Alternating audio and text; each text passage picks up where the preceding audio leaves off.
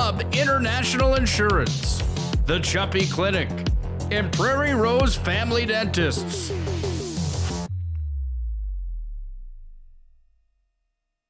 At Prairie Rose Family Dentists, we treat our patients like family. We have 14 highly experienced dentists with incredibly caring dental teams. We have more locations, more services, and extended hours to make sure your dental needs get fulfilled, your questions get answered, and you have the comfortable and high-quality experience you deserve. Call us or visit our website to schedule an appointment today. Prairie Rose Family Dentists. We are family.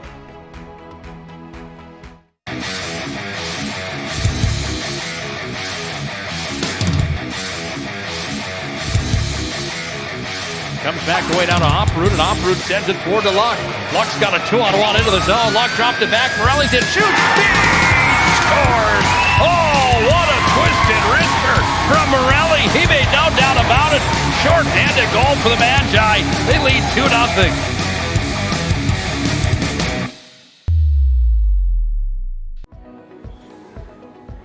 Carson, timeout. Who calls a timeout in this game? Me, I'm icing the kicker. Really? It'll give us more time to talk about First Western Bank and Trust. Like our convenient online banking. Along with smart trust service options. We're all about hometown service with bankers that know you and the community. Okay, go ahead and kick. I don't believe this. First Western Bank and Trust. You can bank on us. If your eyes could talk, they'd tell you life is better with LASIK. No more reaching for your glasses. No more dry eye from overwearing your contact lenses. Right now, Bismarck LASIK is offering free consultations for LASIK procedures. Break free from the daily hassles and expenses of glasses and contacts. Life is clearly better. Book your free consultation today with Bismarck LASIK and see the difference. Call 222-2020 or schedule online at bismarcklasik.com. The best part about working at BNC National Bank is developing relationships. I love working with people. We've been here for over 25 years. We've grown just like our communities we're in. But we still have that personal connection with our customers. And that's why we can find the best solutions for them. It feels great seeing projects around the community and knowing we're a small part of making that happen. We're helping people buy their first homes. Plan for the future. From startups to big business. We're part of the community. And we're proud of it. Yours truly, BNC. You remember where this goes? I don't know. Are you sure it was a clicking and not a zzz, zzz? I think your quash litter valve's stuck. Do you even have insurance? If we soak it, it should be good. No matter how much you know or don't know about your vehicle, trust the experts at Tires Plus. Real answers from real mechanics. Inspections are free to ensure your vehicle is always in peak condition. Thinking service? Think Tires Plus. Whether you're looking for a full-service financial plan or planning for farm or business succession, Planning Team Financial Advisors is here to help you work toward achieving your financial goals. With locations in Bismarck, Garrison, and Center, our full-service team of professionals are dedicated to helping you work towards achieving your financial goals. Visit us online, planningteam.com. Securities offered through LPL Financial, member of FINRA and SIPC. Investment advice offered through GWM Advisors, LLC, doing business as Goss Advisors, a registered investment advisor. GWM Advisors, LLC, and Planning Team Financial Advisors are separate entities from LPL Financial. The North Dakota Safety Council is dedicated to preventing injuries and saving lives by offering hundreds of safety courses. The NDSC helps workers return home safely every night and make sure schools are ready for any emergency. Our first aid training and defensive driving courses help save lives. We empower people through personal protection courses and operational risk assessments for businesses. We're a private, nonprofit organization committed to making North Dakota's homes, schools, communities, workplaces, and roads the safest in the nation. Learn more at ndsc.org. This broadcast presentation on the PSP Network is brought to you by BNC National Bank, Planning Team Financial, Sport Clips, Tires Plus, Bismarck LASIK, First Western Bank and Trust, Jobbers Moving and Storage, The Medicine Shop, Hub International Insurance, The Chuppy Clinic, and Prairie Rose Family Dentists.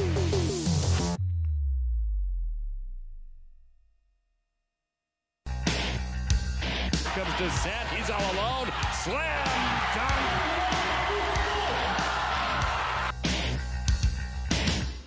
Nice right-handed pass inside. Step back, Heinert, and she gets it to go. It's time for North Dakota High School basketball on the PSP Network. Gross crosses over. Fake the pass. Flips it up. Scored, and he's fouled. Oh, what a nifty move there. Now cutting into the lane is Lundy, but Fricky does it herself. Nice move by Maggie. Here comes William Ware. He's going to go up and two-hand slam dunk. Took off from about 6 feet out, maybe 7, and just elevated the two-handed jam.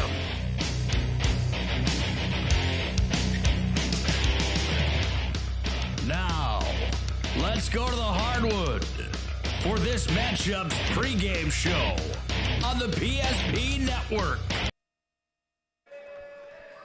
Good evening and welcome to Legacy High School for a PSP Network high school basketball broadcast. I'm Chuck Clairmont alongside Scott Woodmansee, and tonight we have the Mandan Braves will be battling the Legacy Sabres in a girls and boys doubleheader. The Sabres girls are riding a 3-game winning streak, while the Mandan girls just had their 3-game winning streak snapped by Minot on Tuesday night.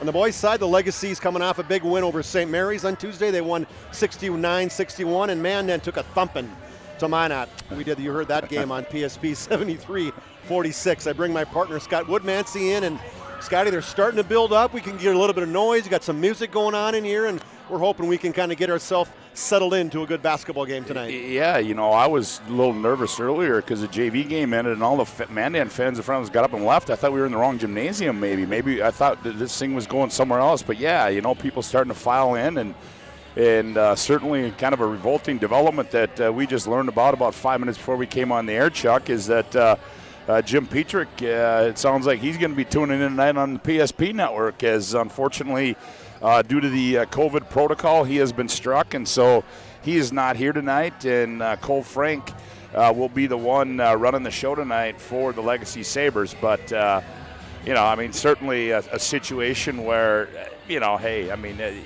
Coach Petrick, but, Cole, there's a reason why you're an assistant coach.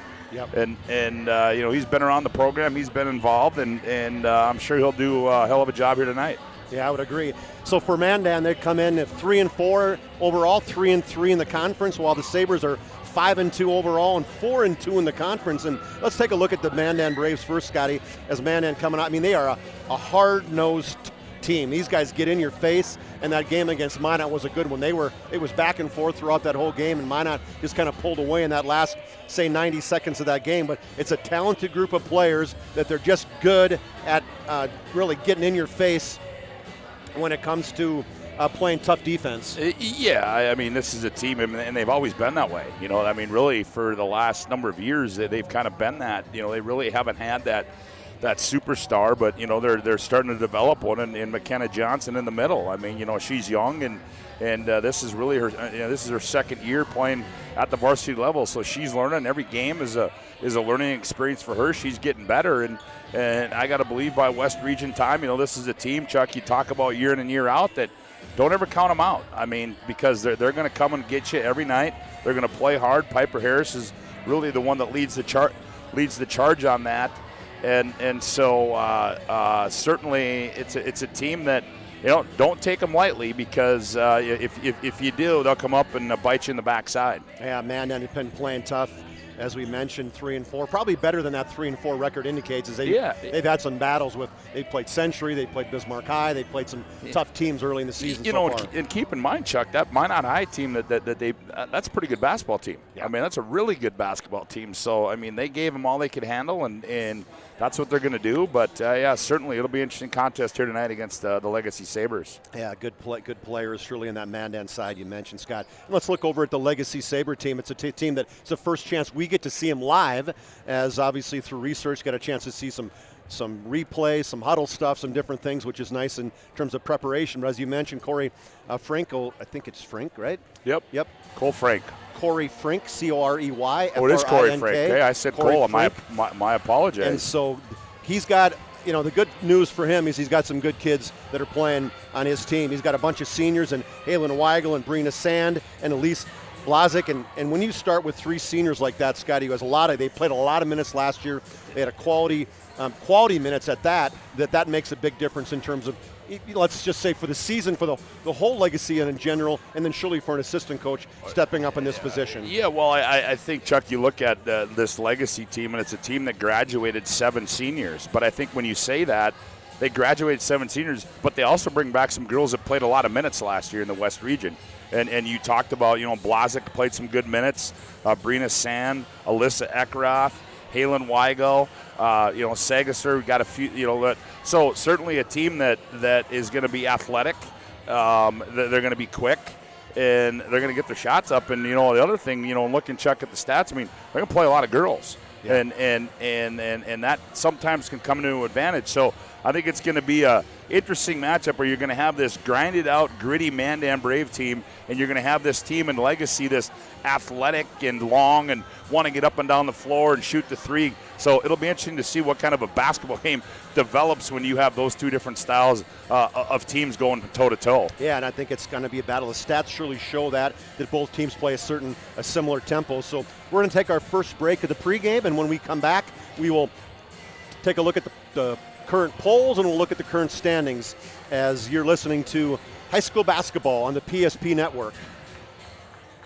The best part about working at BNC National Bank is developing relationships. I love working with people. We've been here for over 25 years. We've grown just like our communities we're in. But we still have that personal connection with our customers. And that's why we can find the best solutions for them. It feels great seeing projects around the community and knowing we're a small part of making that happen. We're helping people buy their first homes. Plan for the future. From startups to big business. We're part of the community. And we're proud of it.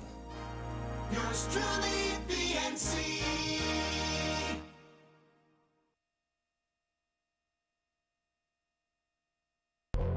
This broadcast presentation on the PSP Network is brought to you by BNC National Bank, Planning Team Financial, Sport Clips, Tires Plus, Bismarck LASIK, First Western Bank and Trust, Jobbers Moving and Storage, The Medicine Shop, Hub International Insurance, The Chuppy Clinic, and Prairie Rose Family Dentists.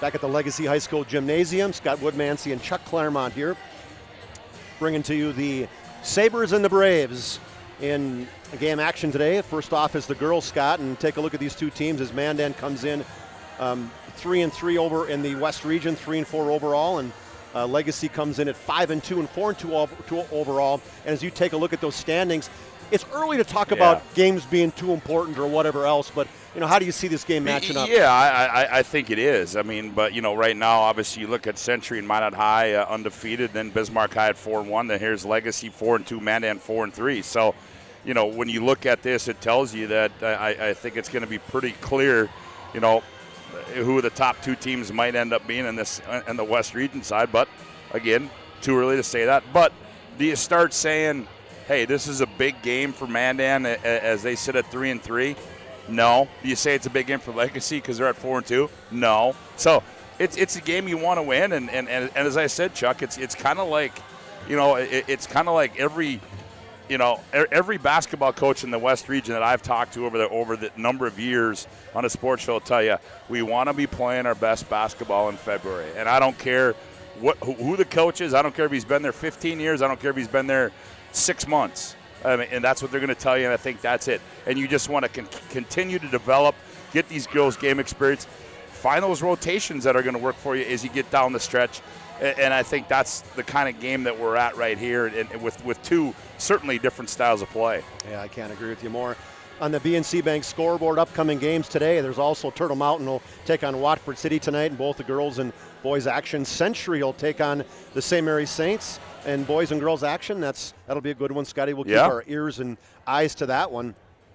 And then we have Minot and Bismarck High up there. That's Bismarck High will travel up to Minot on the boys' side, and they'll have a battle there. And Williston boys will take on Jamestown. And then we have this game tonight, Mandan and Legacy. So yeah, then they flip that tomorrow, Chuck, is the Bismarck High girls go to Minot tomorrow for a matchup. So that certainly will be a big one. And I know our colleague Scotty K is going to be on the call for both of those. So you can catch that game tonight too as well on the PSP network. Yeah, lots of options here as we get into this pregame show. And, as we've taken a look at both of these two teams, Scotty, keys to the game as we're, nearing in the tip-off, still got about 5 minutes to get to that. But as we were kind of reviewing these two basketball teams, one of the pieces that I noticed is Mandan struggles a little bit taking care of the basketball sometimes. And I take a look at that as that could potentially be one of those keys to the game that Mandan struggles. I know that Legacy, they play a lot of people. They like to get in your face in terms of defensive. Well, and I think, you talk about turnovers, Chuck, and when you look at these numbers, Mandan's turning it over 22 times.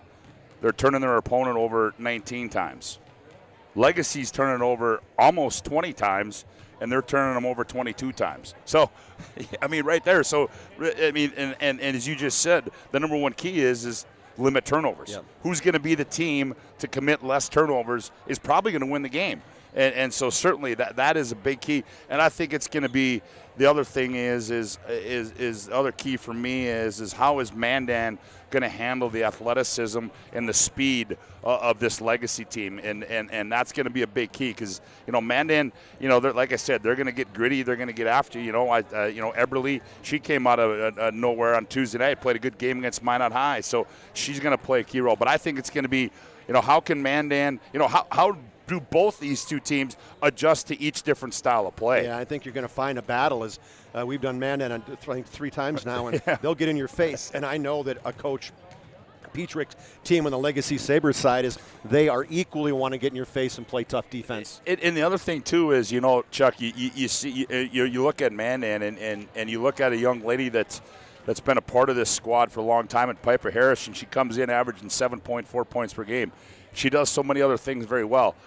You just got a feeling at some point that she's got to come out of the shell and knock and put in about 22 one of these nights. And is that going to be a night tonight? I don't know, but I think Piper Harris could be another key for the Mandan Braves tonight. Yeah, and the last key, Scott, that to me is, we touched on it in terms of coaching. Jim Petrick, he's usually good for, to me, in my mind, 3 to 5 points a game just because of what he does and the motivation and everything. He's, to me, one of the best coaches in the West region and possibly the entire state. And with him gone tonight and maybe not a lot of chance surely during the week in terms of prepping for that and how that works, to me that is the key to the game as well. Yeah, it certainly is, and I think really it's for the girls. It's a different voice in a game situation. You're going to have the same voice that you hear, a day in and day out of practice, but now that voice is going to be the voice in a game situation. And yeah, Jimmy, you've done a hell of a job here at Legacy. I think it just we don't have to say much about that. But certainly. Will it play a factor in it? It may. I don't think it's going to be much, but it certainly could play a factor in how this game ends up. Yeah, those are our keys to the game. And hey, we're going to take another timeout. We're going to take a Hub International Insurance timeout. Call Hub International Insurance today for all your personal and business insurance needs. They are located at Boulder Ridge Road in Northeast Bismarck. So that's Boulder Ridge Road, Northeast Bismarck. It's Leif Olson, Josh Cattell. They do your personal insurance needs. And then it's Michael Borman for your commercial insurance. Call Hub International at 355-3100. Take our last time out. When we come back, there'll be the anthem coming up, and then we'll also do these starting lineups. I know there's something, sportsmanship reading that not everybody does that, but they'll be doing that tonight. Hey, and I got to tell you too, real quick, Mandy Sheldon came over to me and said she was really glad that you two got that family tree figured out on Tuesday night. So she kind of started to get in my, and I said no, that wasn't me. No, that was not me. That was Chuck and Todd. So she was happy you guys got that family tree finally figured out. We weren't looking at our notes, right? We were just talking out loud. I said, whoa, wait a minute, it's Hudson Sheldon and it's Morgan Sheldon, and she said, "Lay off my husband tonight, will you?" I said, "Whoa, wait! Now you're going a little too far." You're definitely going a little too far. So we will take a short time out, and when we come back, we'll talk a little bit more about in the pregame about these teams. You're listening to high school basketball on the PSP Network.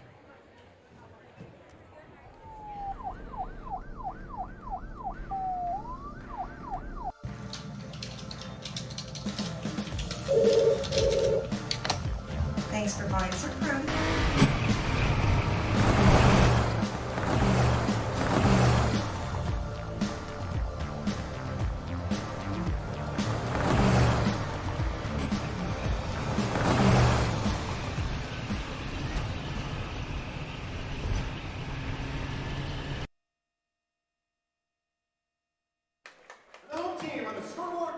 Back at the Legacy High School Gymnasium, I was trying to think if they had.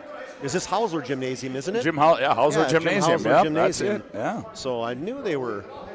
Yeah, Hauser Gymnasium. Well, when you were around as long as Jimmy Hauser, he deserves it, right? He deserves something named after you. He deserves something named after him.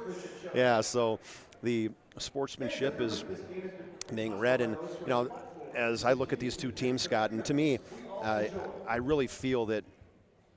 Bottom line is you got a lot of good athletes. When you take a look at other sports that these two teams have played, there's a lot of kids playing. Piper Harris, Jordan Toman, they're all playing volleyball. Other guys are playing in track. And we'll take a break, a national anthem break. We come back with the tip-off. If your eyes could talk, they'd tell you life is better with LASIK. No more reaching for your glasses. No more dry eye from overwearing your contact lenses. Right now, Bismarck LASIK is offering free consultations for LASIK procedures. Break free from the daily hassles and expenses of glasses and contacts. Life is clearly better. Book your free consultation today with Bismarck LASIK and see the difference. Call 222-2020 or schedule online at bismarcklasik.com. The best part about working at BNC National Bank is developing relationships. I love working with people. We've been here for over 25 years. We've grown just like our communities we're in. But we still have that personal connection with our customers. And that's why we can find the best solutions for them. It feels great seeing projects around the community and knowing we're a small part of making that happen. We're helping people buy their first homes. Plan for the future. From startups to big business. We're part of the community. And we're proud of it. Yours truly, BNC.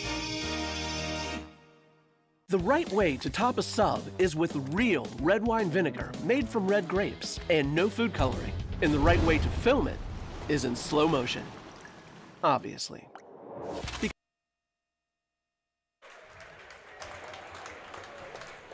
All right, great job of that rendition of the national anthem. Yeah, really good job. I like it when they sing it. She's out of here now. She came flying up those steps. I did my job. I'm out. Time to go. If it was only that easy for us, no kidding. Yeah, easy. Yeah, time to go. Oh, how about that intro song? You've heard that before, huh? Boy, music to my ears. A little sweet Georgia Brown. I like that, huh? No doubt. That is. You heard that like every day for how long? 3 years. 3 years. That's absolutely right. Hey, Fans Tonight's game is brought to you by the Medicine Shop of Bismarck. They're proud to support local athletes. The Medicine Shop offers free delivery, and you can get your flu shot at the Medicine Shop. We'll take a look at the starting lineups. First for the Mandan Braves, they'll go like this. First at one guard will be Piper Harris. She's a 5'4 senior. At the other guard will be a 5'9 senior Jordan Toman. At the forward spot will be a 5'10 senior Morgan Sheldon. And at the other forward spot will be Faith Eberly. She's a 5'6 senior. And the center tonight, the number 5, you want to call him that, the 5 spot, will be McKenna Johnson. She's 6'2", and she's a freshman, and she's averaging a double-double in the season, 12 points, 13 rebounds, and she is the real deal, Scotty, and we'll be calling her name a ton. Well, now for your hometown Legacy Sabres. They'll go this way. They'll go at one guard, will be a 5'8 senior, Halen Weigel. At the other guard will be a 5'8 junior, Addison Sagasser. At one forward spot will be a 5'10 senior, Brina Sand. She'll be going to BSC in a volleyball scholarship next year. At the other forward will be Alyssa Eckroth, a 6' senior. And then at the center spot, where she will be battling against the freshman McKenna Johnson, will be Elise Blazik. She's a 5'10 senior. So it's for the Legacy Sabres, you got 3 seniors and 2 juniors, and for the Mandan Braves, you got 4 seniors and then sprinkle in a freshman, and that freshman's McKenna Johnson. Mandan will play, they'll probably play 8, maybe 9 people, and as Scott mentioned before, Legacy Sabres, they like to go deep. They like to play a number of players, probably going to get on the 10 side is where we're going to see on that side in terms of players. So Hey, you know the gal that's probably got the most important job in this gymnasium is the gal that's standing at the end of the line when they come around for starting lineups. That's 5 different intros that she's got to memorize. I mean, and the way they go left, right, foot, left, right. I mean, it's unbelievable. So kudos to that young lady, whoever she is. Also fans today, we've got Megan Ronnie on the camera. Thanks to Megan for finding the right spot tonight. Nothing, we were just giving Megan a bad time as she went to the wrong school initially, but hey, she's here, and we're happy that she's here. Brandon Beater will be the man behind the scenes on our production side, and we're about ready to get the tip off. The tip is up, and it's going to be controlled by Brina Sand. Ran down by Sabres in the backcourt. We're a long way away here, Scott. Yes, we are. My eyes are going to be they're going to be challenged. You're going to have to squeeze them. We're going to have to get locked in. Is in the corner to Sagasser, now tipped by Piper Harris. Harris is going the other way, left-handed, wild shot, and boy, she's spun it in as Piper Harris gets the first basket of the game. Well, that's what you want to do. When you turn it over, Piper Harris making a difference right away. You want to convert, and that's exactly what she did, giving them a 2-0 lead. Man-to-man defense for the Mandan Braves. Up high to Blazic, quick spin around to Weigel, and Weigel buries the 3. Well, that's number 13 on the season for her, so that's how you answer it. Come back and you bury a 3. And then Brina Sand steals it on the full court pressure that Legacy does so well. Weigel has it. She's her dribble stopped over to Blazic. Blazic left-handed dribble up high, and he's going to get an elbow in the back by Jordan Toman. She got in foul trouble, Scott, on Tuesday, and that hurt the Braves because she's one of those aggressive defenders. Mm-hmm. Just underway, 17:05 in the BNC Bank scoreboard. The Sabres lead it 3-2. Up high in the dribble, Sand, now to Eckroth. Eckroth shoots a 15-footer from the free throw line. Long rebound. Blazic, good hustle by her as she tracks it down. Back to Eckroth now. Jump stop. Pirouette. Going to be blocked. I thought it was blocked out of bounds. Nope, they're going to say she just missed it wide. That's what the Mandan or the Legacy officials are saying, or coaches are saying. Wait a minute.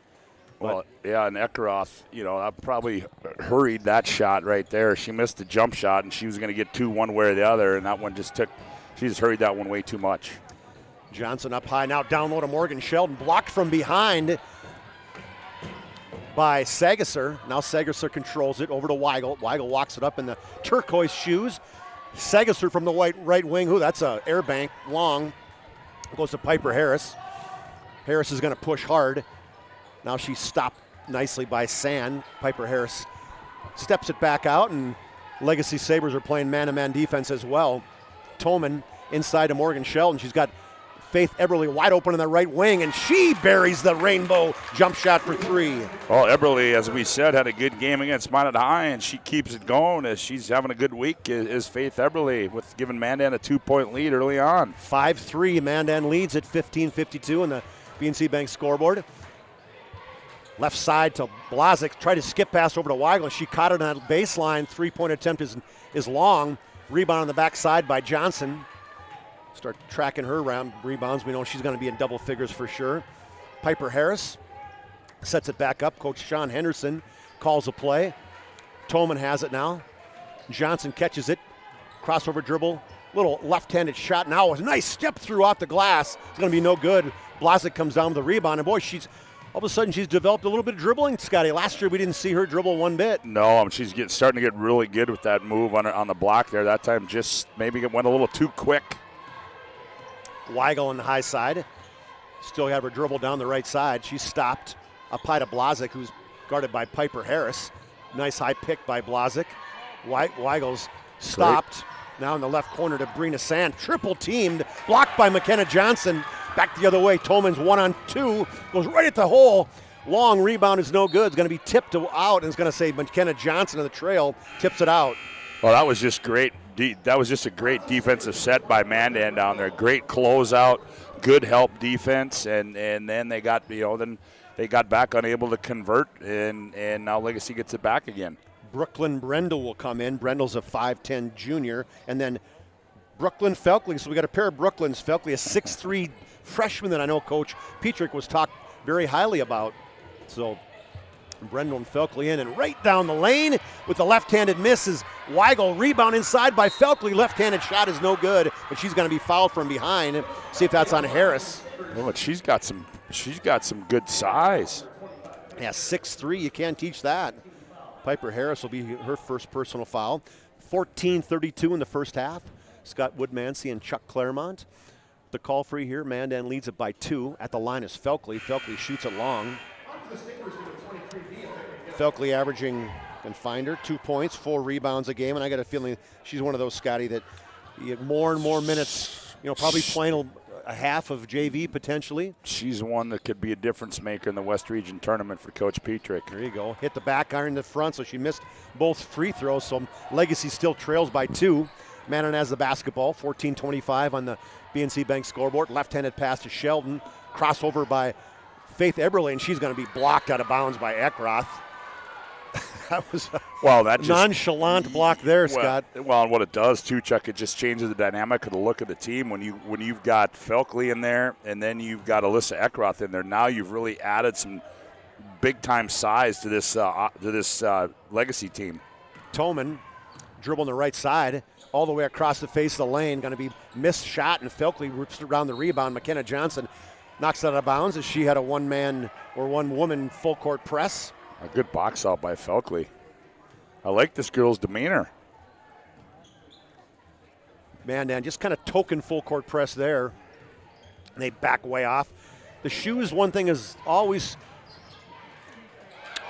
big time as the shoes for Legacy, but good block by Johnson. That's her second of the game, and Mandan's going to push the other way.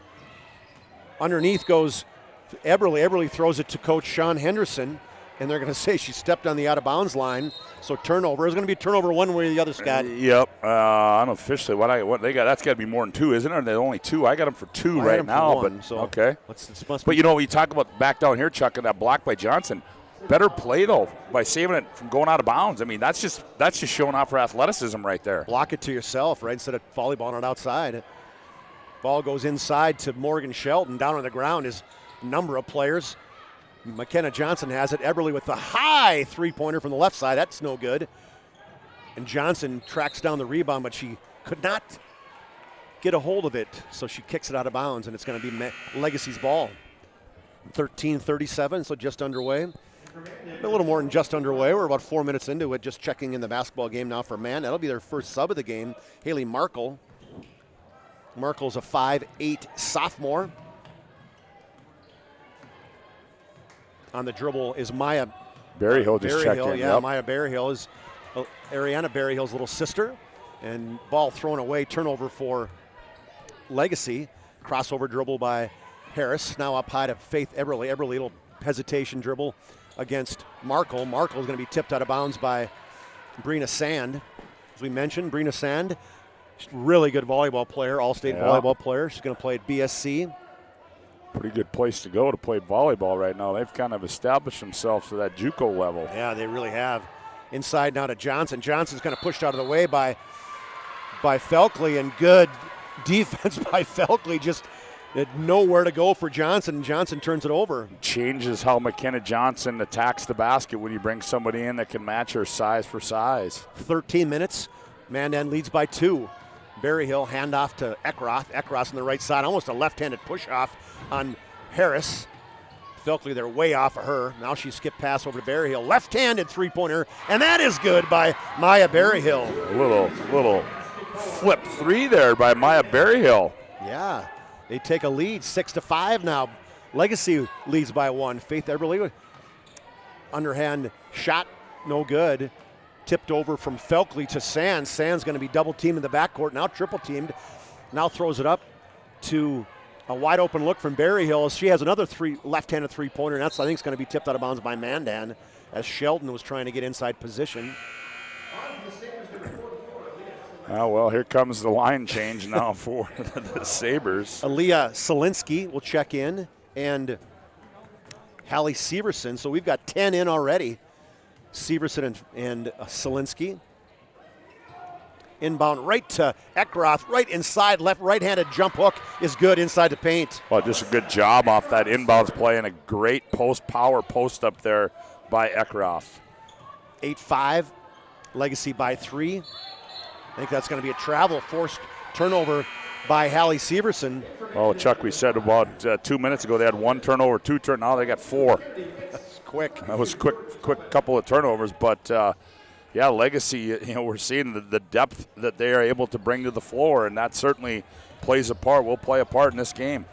Hallie Severson guarded by Haley Markle. Markle comes in, she's really hard defender. Great crossover dribble by Burial. Right-handed jump shot is no good. Rebounded by Tolman. Tolman double teamed in the backcourt. Now got rid of it to Harris. Here comes Harris across the timeline. Right down the middle, runs into 2 defenders, and back the other way goes Legacy. That's blocked off the back. Rebound, put-back attempt by Blazik. She misses it. Then they're going to be a foul from behind. Yeah. I think they're going to get it. Ekroth, Scott? No. Would they get that on? I think they got it on Aaliyah Solinsky. Oh, right? yeah, they did. That was on Solinsky. Wow, okay. And that's just, that is her second team. I didn't see who got the first personal. First personal, apparently I didn't either. No, they got 2 team fouls already up there or not already, but for Legacy, and I've only got 1. So man-to-man press as Legacy leads by 3 over Mandan. 11:30 left in the first half. Pass to the left side to Markle. Markle spins the right, almost picked off by Ekroth. Now back out to Harris. Harris pass over the right side to Tolman. Tolman 3-point attempt. That's an Eniine over. Rebound down low by Kennedy Ritz, who's in the game now. Well, they're challenging all my names. yeah, Maya Sheldon in there as well too, Chuck. I don't know if you got her from Mandan. I did not. Thank you. Maya Sheldon is the cousin to Morgan Sheldon. If you just joined us, Scott Woodmansee and Chuck Clairmont on the PSP Network. We got the call tonight. We'll try to get some updates. Lots of games going on a Friday, a chilly Friday night. Not as chilly as last night. No. Or the not night chilly before. In Grand Forks, or the night before. 28 below. On the line is Sand. Sand, her first shot of the game. Great box out by Tolman. Rebound by Mandan. Now Tolman sets it back up. See if Mandan sets up a play. Tolman down the right side. Splits the defense. Throws up a long air bank. Two-handed pass, length of the court. Now back to Blazik, and she's going to be fouled from behind. Great overhead pass by Solinsky. Well, that was just good. That was actually Severson, Chuck, that ran that one down, the lead pass, and good recognition and not trying to grab it and go up and shoot it. And she found Blazik on the trail. Nice little bounce pass. Went up and got hammered. She can shoot too. Boy, I like the hustle that Blazik's showing right now. Blazik hits that first free throw. Slow going with scoring yeah, man, tonight. That's been in a drought, man. Blazik hits the first free throw. Second, nothing but net is that one as well. So it's a 5-point lead.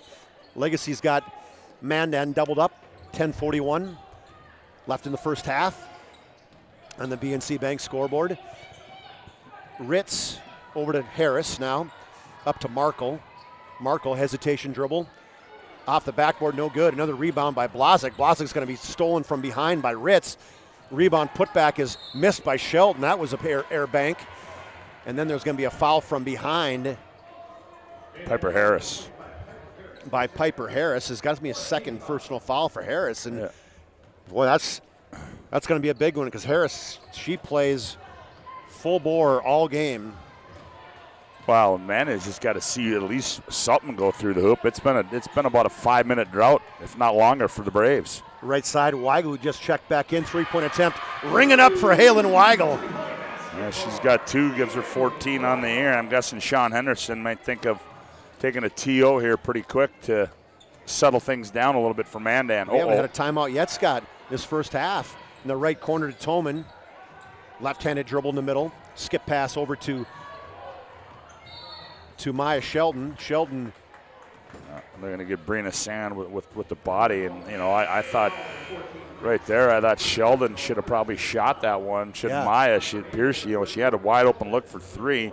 Well, I've watched her enough. She's not afraid to shoot. She's attempted 9 3-pointers. Seems to be a pretty confident girl, but missed it there or didn't pull the trigger on that one. That was a foul on Sand, as you mentioned, Scott. Oh, then they freed her up, and Maya Sheldon was able to slip down in that low block and get her first 2 of the ball game, and a big hoop there for Mandan as they needed that bad. On the out-of-bounds play, high arcing 3-point attempt by Brina Sand from that left corner. She missed it. Mandan's running.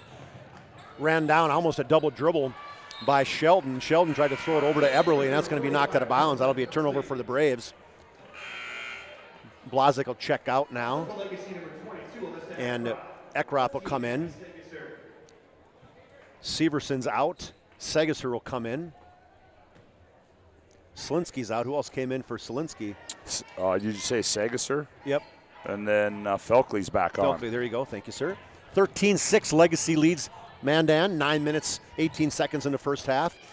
Felkley dribbles to the left side, spins. I thought she kept the pivot foot. The official was going to say she drug it. I did too. From behind, I thought she just kind of established it and was just doing, kind of using that pivot foot. Sorry, Chuck. Unofficially, the 4th turnover for Legacy. Mandan's gets it across the timeline. Pressure, just switching defense by Legacy, and it's going to be a foul. It's just a bad reach in on Segesser, Scott. Yep, that's not a good foul. Uh-oh. Oh, there you go. Just making sure they didn't sit in front of the camera there, Scott. Got to protect our cameras, right? First foul by Segesser. Down low, a little step back by McKenna Johnson.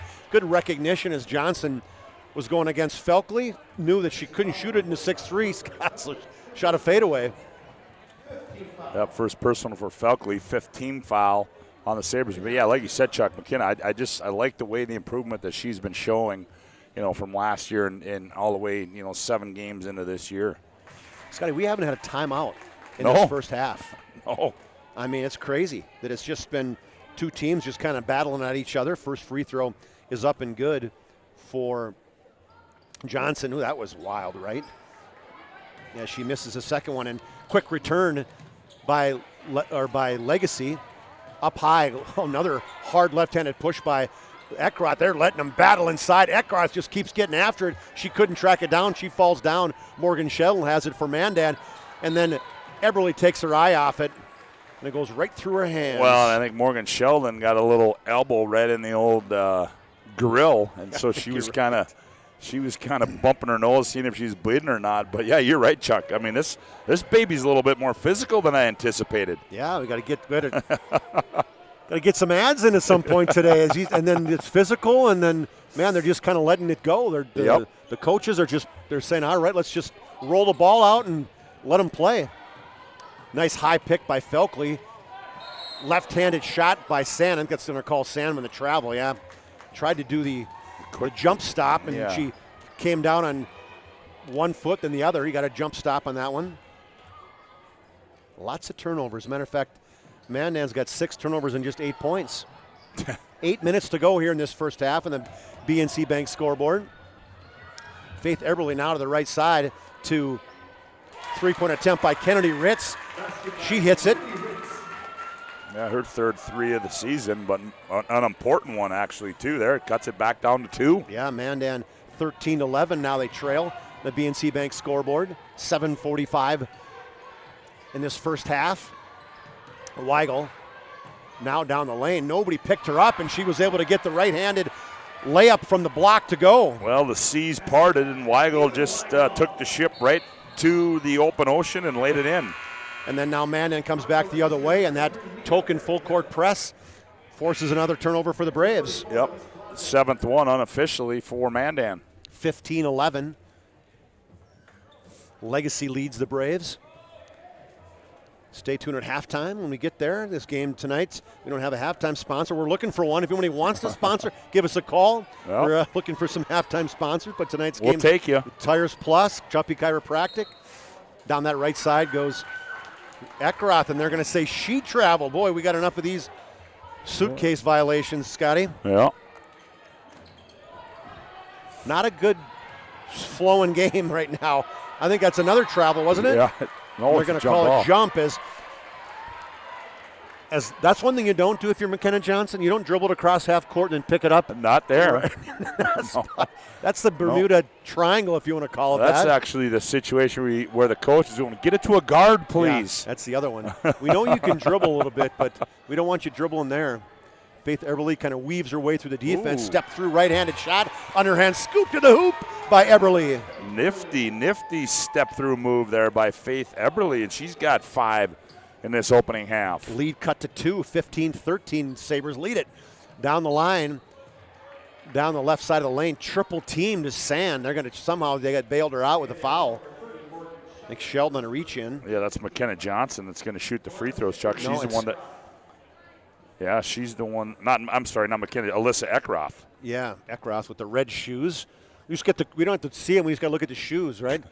As the free throw attempt by Eckroth is in and out. Boy, she sure came on strong last year as a sophomore. Scott, we never even heard about Alyssa Eckroth, and she came on strong, almost in double figures, I think, as a sophomore. Put a ton of time in. I know her mom works here at Legacy, and averaging 13 and 6 so far this season. There's a better one. Finally gets a point to go. As yes, we finally have a timeout. We're going to take a full timeout. It's a Hub International Insurance timeout. We will break 16-13. The Sabres lead by 3 on the BNC National Bank scoreboard. You're listening to the PSP Network.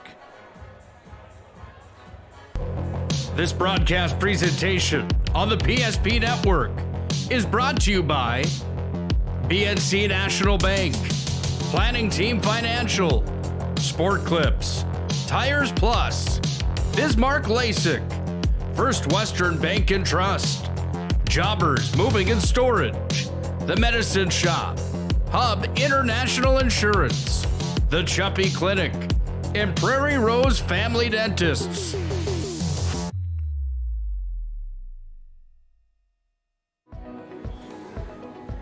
Carson, timeout. Who calls a timeout in this game? Me, I'm icing the kicker. Really? It'll give us more time to talk about First Western Bank and Trust. Like our convenient online banking. Along with smart trust service options. We're all about hometown service with bankers that know you and the community. Okay, go ahead and kick. I don't believe this. First Western Bank and Trust. You can bank on us.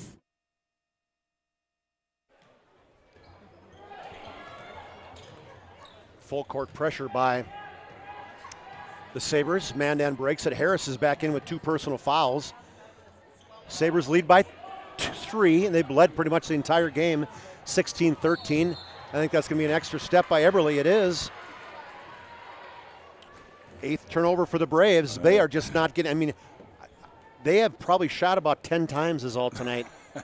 You can't score if you don't get a shot up. Yeah, well, and they've had some good looks, and they've just passed them up, and then they've attacked it tried to attack the basket and then turn it over.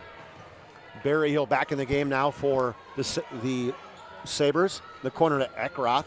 Tolman's in now for Mandan too. Nice step through for Alyssa Eckroth. Yeah, the defense there, that was Tolman overplayed that time. Eckroth got by and up and laid it in for 2. 18-13, Sabres lead it. Piper Harris has the basketball. 5 points, they trail. As a crossover dribble by Markle. Up high now to Tolman. Inside to McKenna Johnson as she wheels to the right side. Good defense by Blazek. Weigel in the basketball game now for Legacy. Inside to Eckroth. Eckroth throws up a wild one. And they're going to call a foul on who? Ooh.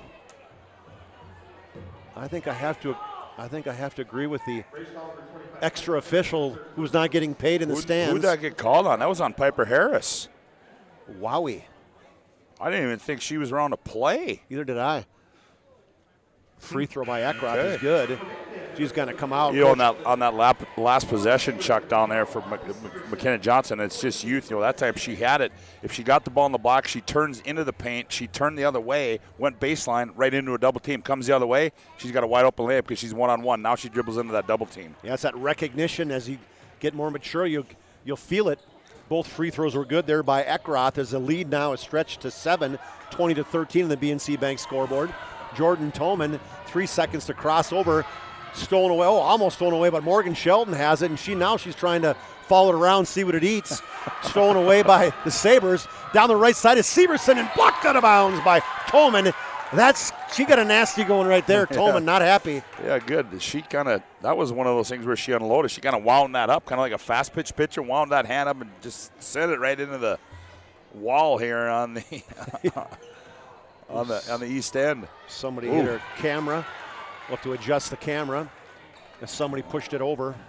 Oh, yeah. Well, okay. One of the Sheldons. Thanks, We won't talk about the Sheldons. Apparently, we're going to talk about the Sheldons. Down inside is going to be blocked by Eberle. Throws it over to Eckroth. Eckroth now to the right side to Severson. Severson steps back. Left-handed three-point attempt by Berryhill. Front edge is no good. There we go. Oh. There you go. Scott Woodmansee, our technical engineer, as he goes down to help us on that one. First foul by... You used two words there that don't apply to me, technical and engineer. It's not part of your vocabulary. No, it's not. Geez, these guys, they threw a... So Alyssa Eckroth, she's having a free throw fest now, as that's her 5th free throw, 4 of 5, and a chance to get 5 of 6 as she's got, hit the front of the rim and rolled over. 7 points now for Eckroth, 8 for Weigel to lead all scorers, 9-point lead now. Ugh. I think it's just the whole bleachers. You got people, the way they jump, how those bleachers are. Yeah. Well, there's somebody sitting in front of it now on it. 30-second timeout, Mandan. We're going to take a 30-second timeout. We'll take a 30-second timeout as well. 22-13, Legacy leads by 9 on the BNC Bank scoreboard. You're listening to the PSP Network. The North Dakota Safety Council is dedicated to preventing injuries and saving lives by offering hundreds of safety courses. The NDSC helps workers return home safely every night and make sure schools are ready for any emergency. Our first aid training and defensive driving courses help save lives. We empower people through personal protection courses and operational risk assessments for businesses. We're a private, nonprofit organization committed to making North Dakota's homes, schools, communities, workplaces, and roads the safest in the nation. Learn more at ndsc.org.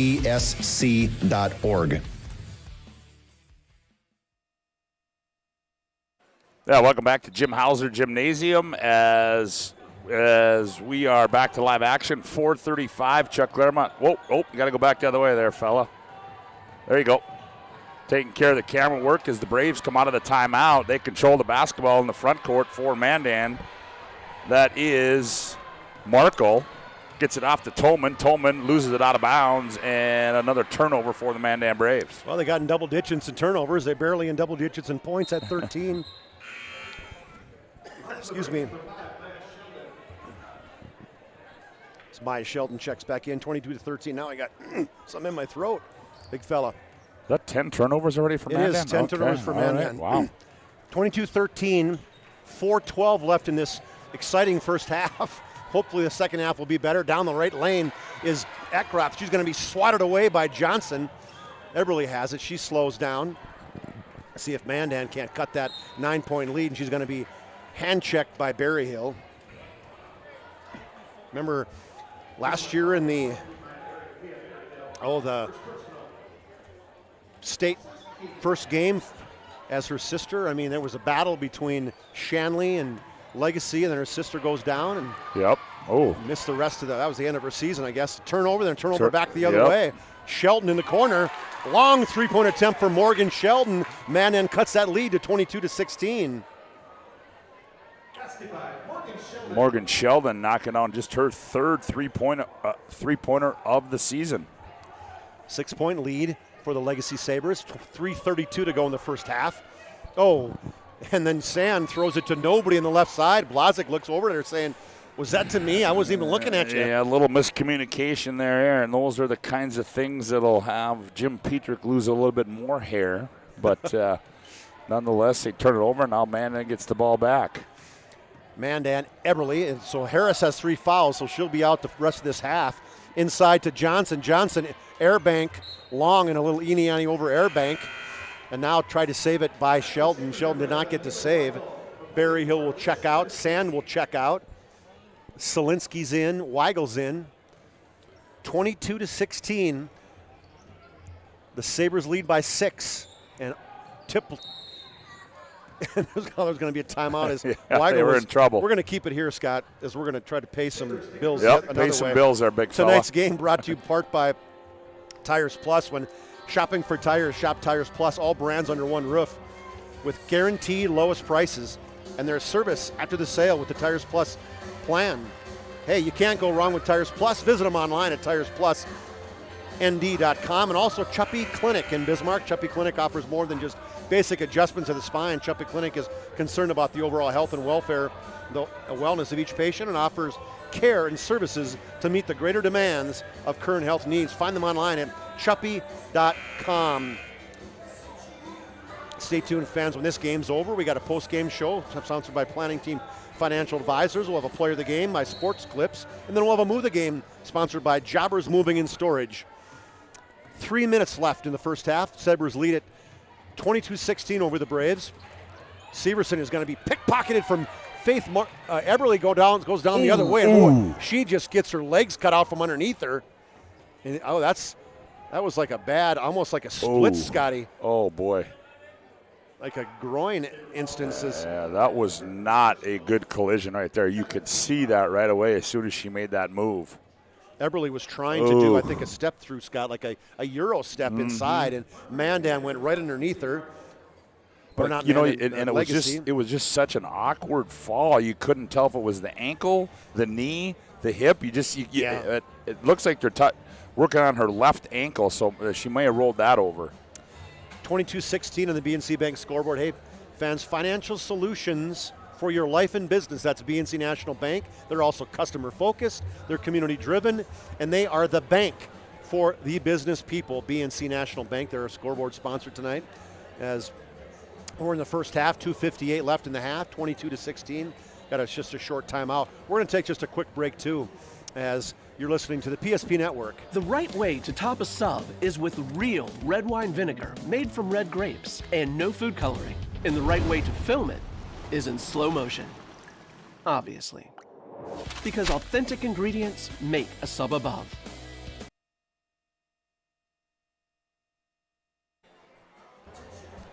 See if we can't effort some scores for you as we take a look at some of the first half stuff. It was right away out of the gate, Mandan scores the first basket, but then it was kind of the rest of this first half has been a lot of legacy. And, you know, Mandan with Piper Harris playing, what do you think, Scott? If it's 18 minutes in the first half, you think Piper Harris has played 5? Yeah, well, yeah, I don't think it's been much more than 5 minutes, but yeah, you know, she goes out with 3 fouls. Now you got another player in Eberle who's a gal that been playing pretty good basketball for Mandan, and now she's going to come up hurt. So, well, the key is that she's trying to step up now. She's a tough girl. She's walking really gingerly on that left leg, or she's not walking on the left leg, so she'll be helped off. Gets a nice cheer from the fans. Checking in the game now for Mandan is Haley Markle. So it's Markle, Toman, Johnson, Sheldon, and Sheldon. Morgan and Maya both are in the basketball game for the Braves. Shooting free throws will be Haley Markle as she comes in for Faith Eberle. She is really walking off gingerly. That's a big loss, Scott. She is, not only is she a scorer, I mean, averaging 10 points a game, but she's also an emotional leader, one of them for this Mandan team. So far, not much. Well, also can tell folks, too, day one of the Rotary Tournament is underway down at the Bismarck Event Center. I will be down there tomorrow. Oh. Got to do some research, big fella. Yeah, I know. You got to. Yep. So Markle steps in, hits the free throw. It's nice. She comes in and takes care of it. Now, Faith Eberle's going, I get credit for that, right? Is that Markle that's at the line? Haley Markle, right? No, looks like it was. Oh, yeah, it was. I'm sorry. You're right. Yep. She knocks them both down. Yeah, she hits both free throws. 22-18. Mandan chips away, and that was a previous 9-point lead, so 5-0 run for the Braves. And the Braves got double teamed. Oh, almost stolen away up top by Johnson, but instead Sand keeps a hold of it, and then they're going to get a riding time by Sheldon with that left hand on the back of Weigel. That'll be her second. 8th team foul. First personal foul for Maya Sheldon. 8th team foul, so Weigel will go to the free throw line. Well, she'll get an opportunity for a bonus free throw. Let's take a look what she's shooting on the season. Haley Markle is just 5 of 15. Oh, that's not Haley Markle. Let's try a different team, right? I got the wrong team. connected to the wrong. Weigel misses the front end. They get a steal and then a block by Johnson. Wow. So, yeah, Markle misses and big block inside by Johnson. Mandan got a chance to cut this lead to 1 or to 2. 2:29 in the first half inside to Johnson. Johnson, there she turns, wheels against Blazek, and she's going to be fouled.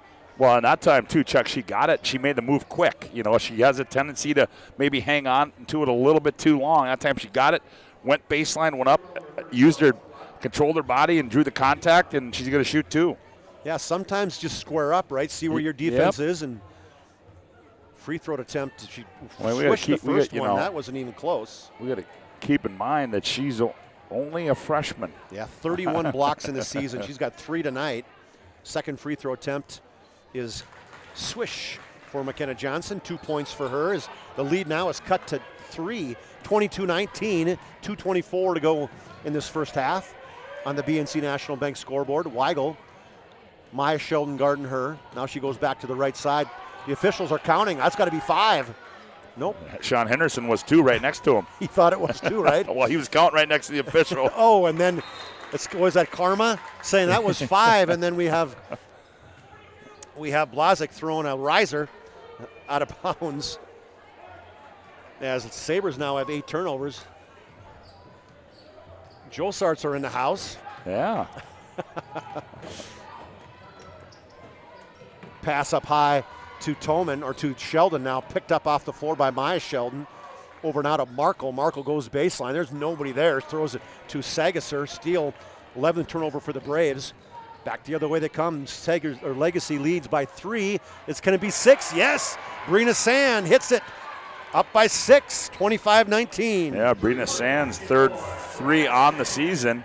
And big hoop there for the Sabres as Mandan was cutting into that lead.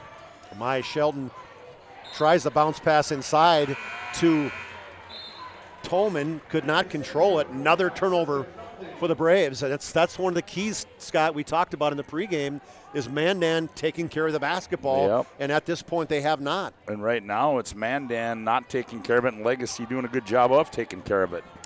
25-19, 120 on the BNC National Bank scoreboard. We're in the first half. Scott Woodmansee and Chuck Clairmont. Sand has it. She wanted to shoot that one. Instead, she goes right down the lane, almost a travel over to Weigel. Weigel off the front of the rim. Do not believe Mandan touched it. Nope, they did not touch it, so Mandan will get possession. Berryhill will come in. Weigel will come out. Slow moving first half. Neither team really getting into a flow. No, not at all. I mean, good defensive pressure too, but just those this is what's kind of happened is both teams just not taking care of the basketball, almost out of bounds, but Morgan Sheldon was able to track it down. Markle now to Maya Sheldon. McKenna Johnson wants it. She's got inside position. Immediately double, triple teamed. Throws it off the front of the rim. Stolen or tracked down by Toman. Toman puts up a 15-footer. She misses. It's going to be rebounded by Berryhill. Berryhill runs right over the top of Maya Sheldon, who draws the foul, the offensive charge by Berryhill. Yeah, that was good. That was good recognition there by Sheldon, but it wasn't very good recognition by Berryhill because she just had her head down and she was just going full tilt right up that far sideline. 25-19. Mandan trails by 6 to the Legacy Sabres. Tipped out of bounds there as Berryhill went over the back of Tolman. Boy, if you're Sean Henderson, Chuck, you probably say, God, we didn't play very well in this first half, but, look where we're at. Yeah. We're only down by 6. It feels like they're down by 20. You know what I mean? As many does. turnovers as they had. Corner to Maya Sheldon, who's played a lot of minutes in this first half. They really wanted to get the ball inside to Johnson. They didn't, and that's going to be blocked out of bounds, I think, by Berryhill. And I think you saw the reaction from Sean Henderson there, Chuck, and I think they're just too late. Yeah. When the pass comes, it's just got to be boom, boom. You get the pass in the wing. You got to look inside, give it to her right away. Yeah, a little frustrated. That's going to be tipped away by Sand. Can Sand track it down? Boy, she is. She's a 200-meter runner.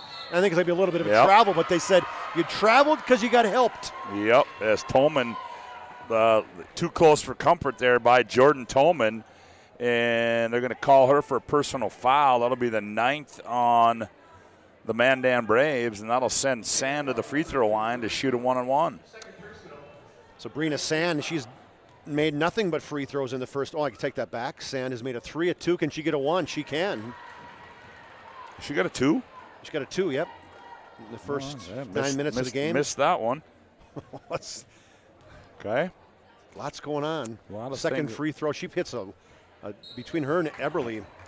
They shoot high archers. That's going to be missed, but I think it's going to be Eckroth over the back. Yep. Right? So then they're going to go all the way to the other side and say, okay, I guess we'll shoot 2 free throws on this side. And that's her first personal, and that is the 10th team foul. And they're going to say that's her second, Alyssa Eckroth. That's her second. There was the foul I was missing. See? Yep. We'll get her pulled together here sooner or later. Yikes. Well, there's I call those a flashlight jump shot on that one. It's barely got over the rim, line drive. The velocity was high on that release. But you know what? Doesn't matter. There's no description column, right? On the Nope, there certainly scorebook. isn't. It shows as a 1 with a circle on it in my scorebook. You either circle it and put an X in it, or you circle it and leave it blank. And that one we put an X in. Second free throw is good as Morgan Shelton now has 5. Mandan, that lead is 5 by Sabres, 26-21. 14 seconds. This could be the last possession of the first half. We'll see if the Sabres can get the last shot before they turn it over. Almost a travel. Now they're going to call like an illegal pick, I think. Yeah, legal pick by... Who was that on? Sand? Sand. I thought she was dribbling. She was. That was a hook, I think, maybe. Was that? All right. Well, one... Yep, that might have been a hook. We're a long way. I feel like we're at, at a football stadium right now, Scott. They designed this, not for us necessarily. 2.7 seconds in the first half. 1 dribble, 2 dribbles, and stolen away. Perfect way to end the first half. Another turnover for the Braves. That's their 13th.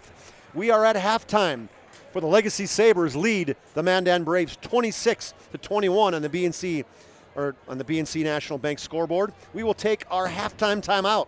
Timeout sponsor tonight is Hub International Insurance. Contact your local Hub agents, Leif Olson and Josh Cattell, for your personal insurance needs. I wonder if Josh Cattell's down in Frisco. I don't know. What's his favorite buys in this weekend? He's become part of the referee society, so he might be blowing the horn somewhere tonight. Okay, well, hey, for Hub International, call 355-3100 and ask for Michael Borman for your commercial insurance needs, Leif Olson or Josh for your personal insurance needs. We're at halftime with the Sabres lead the Brave 26-21.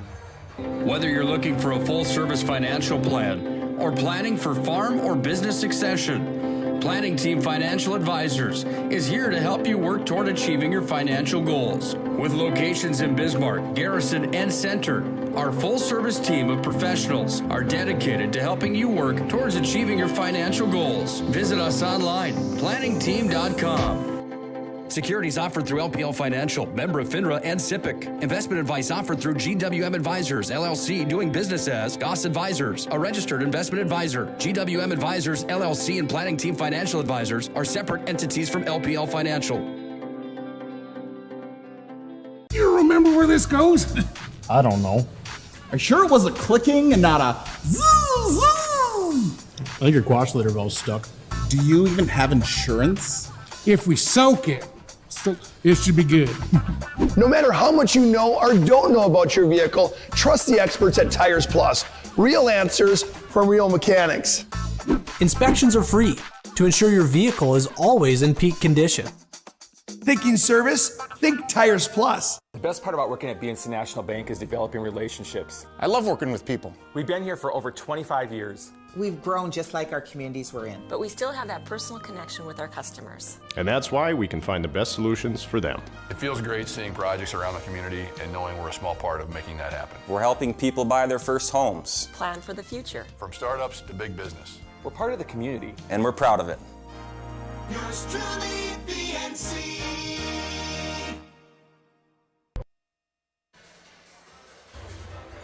Back at the Jim Hausler Gymnasium and campus of Legacy High School, Chuck Clairmont and Scott Woodmansee on the call for you, as well as Megan Ronnie. She is our camera operator, and Brennan Beater is our production, what do we want to call him, superintendent?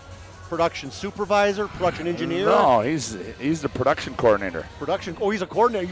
You just demoted him to coordinator. Okay. No. Brandon, you're a coordinator. Oh, so. He's just the producer. Oh, he's a producer. He's a producer. That's what we're going to call him with. Yeah. Okay. as we're at halftime where Legacy leads 26-21 over Mandan. And that first half is, as you and I like to say, UGLY, Scott. I don't know if there's any, as we were, you look at these games and you look at MVP of the game, the player of the game by Sports Clips, you look at our move of the game by Jobbers. Right now, I don't know if I have any for either one. I don't know if we've had a move of the game. The only move we're having is without the basketball and a lot of travels. Well, and the only moves that are being made is they're getting turned over. Yeah, watch this. Yeah, watch the step. What happened here now? Come back and we'll help you out. I mean, it's one of those things where you're just trying to not turn the basketball over, and that's exactly what Mandan's doing. And they got to be able to get a hold of that. But with that being said, I'll tell you that they're within 5. It's 26-21. I mean, like you said, Chuck, that you'd think they're down 20. They'd be down 22. Yeah. But it's only 5 points, and you didn't play very well. You're Sean Henderson. You got to feel good. Now you got to contend with, you got Piper Harris with 3. You got Eberle. You lose 2 of your key players. Now what kind of adjustments do you make at halftime, knowing you won't have those 2 back? Yeah, and that's the thing. You talk about adjustments. Corey Frink is he's the adjusted new coach as he stepped in for Jim Petrick. If you just joined us, as Jim Petrick is on COVID protocol, so will miss the game tonight. So Corey Frink's, he stepped in for the Sabres. The Sabres actually got outscored the last 9 minutes, 14-13 by Mandan, believe it or not, as the Sabres still lead at 26-21 as they led 13-7 through about 9 minutes, and now it's 26-21 at half. We'll take a halftime break. When we come back, Scott will dig into the numbers, and he'll tell you who is the leading scorers and who is on track for our PSP Sport Clips Player of the Game. You're listening to high school basketball on PSP Network. The best part about working at BNC National Bank is developing relationships. I love working with people. We've been here for over 25 years. We've grown just like our communities we're in. But we still have that personal connection with our customers. And that's why we can find the best solutions for them. It feels great seeing projects around the community and knowing we're a small part of making that happen. We're helping people buy their first homes. Plan for the future. From startups to big business. We're part of the community. And we're proud of it. Yours truly, BNC.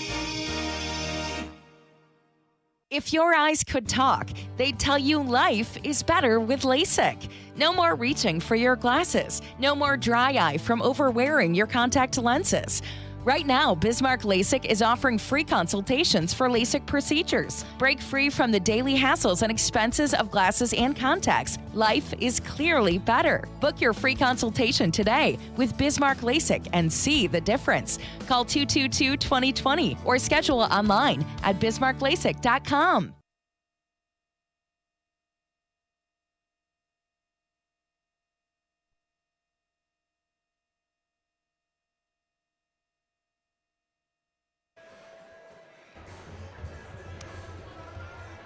Back at the Jim Hauser Gymnasium, Chuck Clairmont, Scott Woodmansee, where the Sabres lead the Braves 26-21 at halftime. Scott, you got a chance to put together the numbers. We got them all added up. Yeah, barely. Let's tell us what they look like. Well, first of all, for the Mandan Braves, they, nobody in double figures, led by Faith Eberle, who ended up leaving the game with an injury. She's got 5, and also Morgan Sheldon with 5 points. Piper Harris with 2.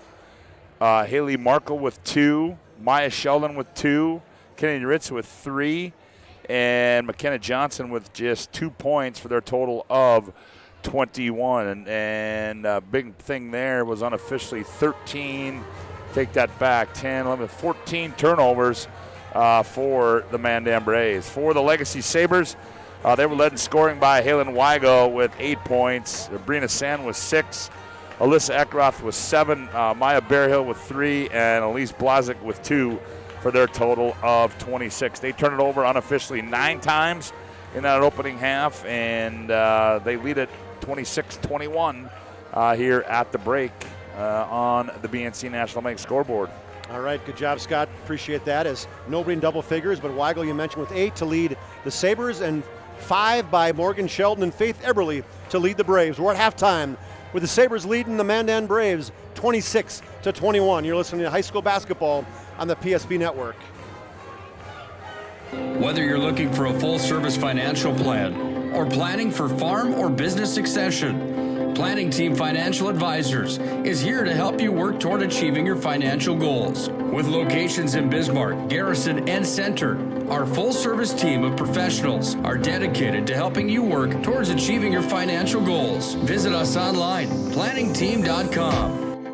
Securities offered through LPL Financial, member of FINRA and SIPC. Investment advice offered through GWM Advisors, LLC, doing business as Goss Advisors, a registered investment advisor. GWM Advisors, LLC, and Planning Team Financial Advisors are separate entities from LPL Financial. You remember where this goes? I don't know. Are you sure it was a clicking and not a zoom, zoom? I think your quash litter valve's stuck. Do you even have insurance? If we soak it, it should be good. No matter how much you know or don't know about your vehicle, trust the experts at Tires Plus. Real answers from real mechanics. Inspections are free to ensure your vehicle is always in peak condition. Thinking service? Think Tires Plus.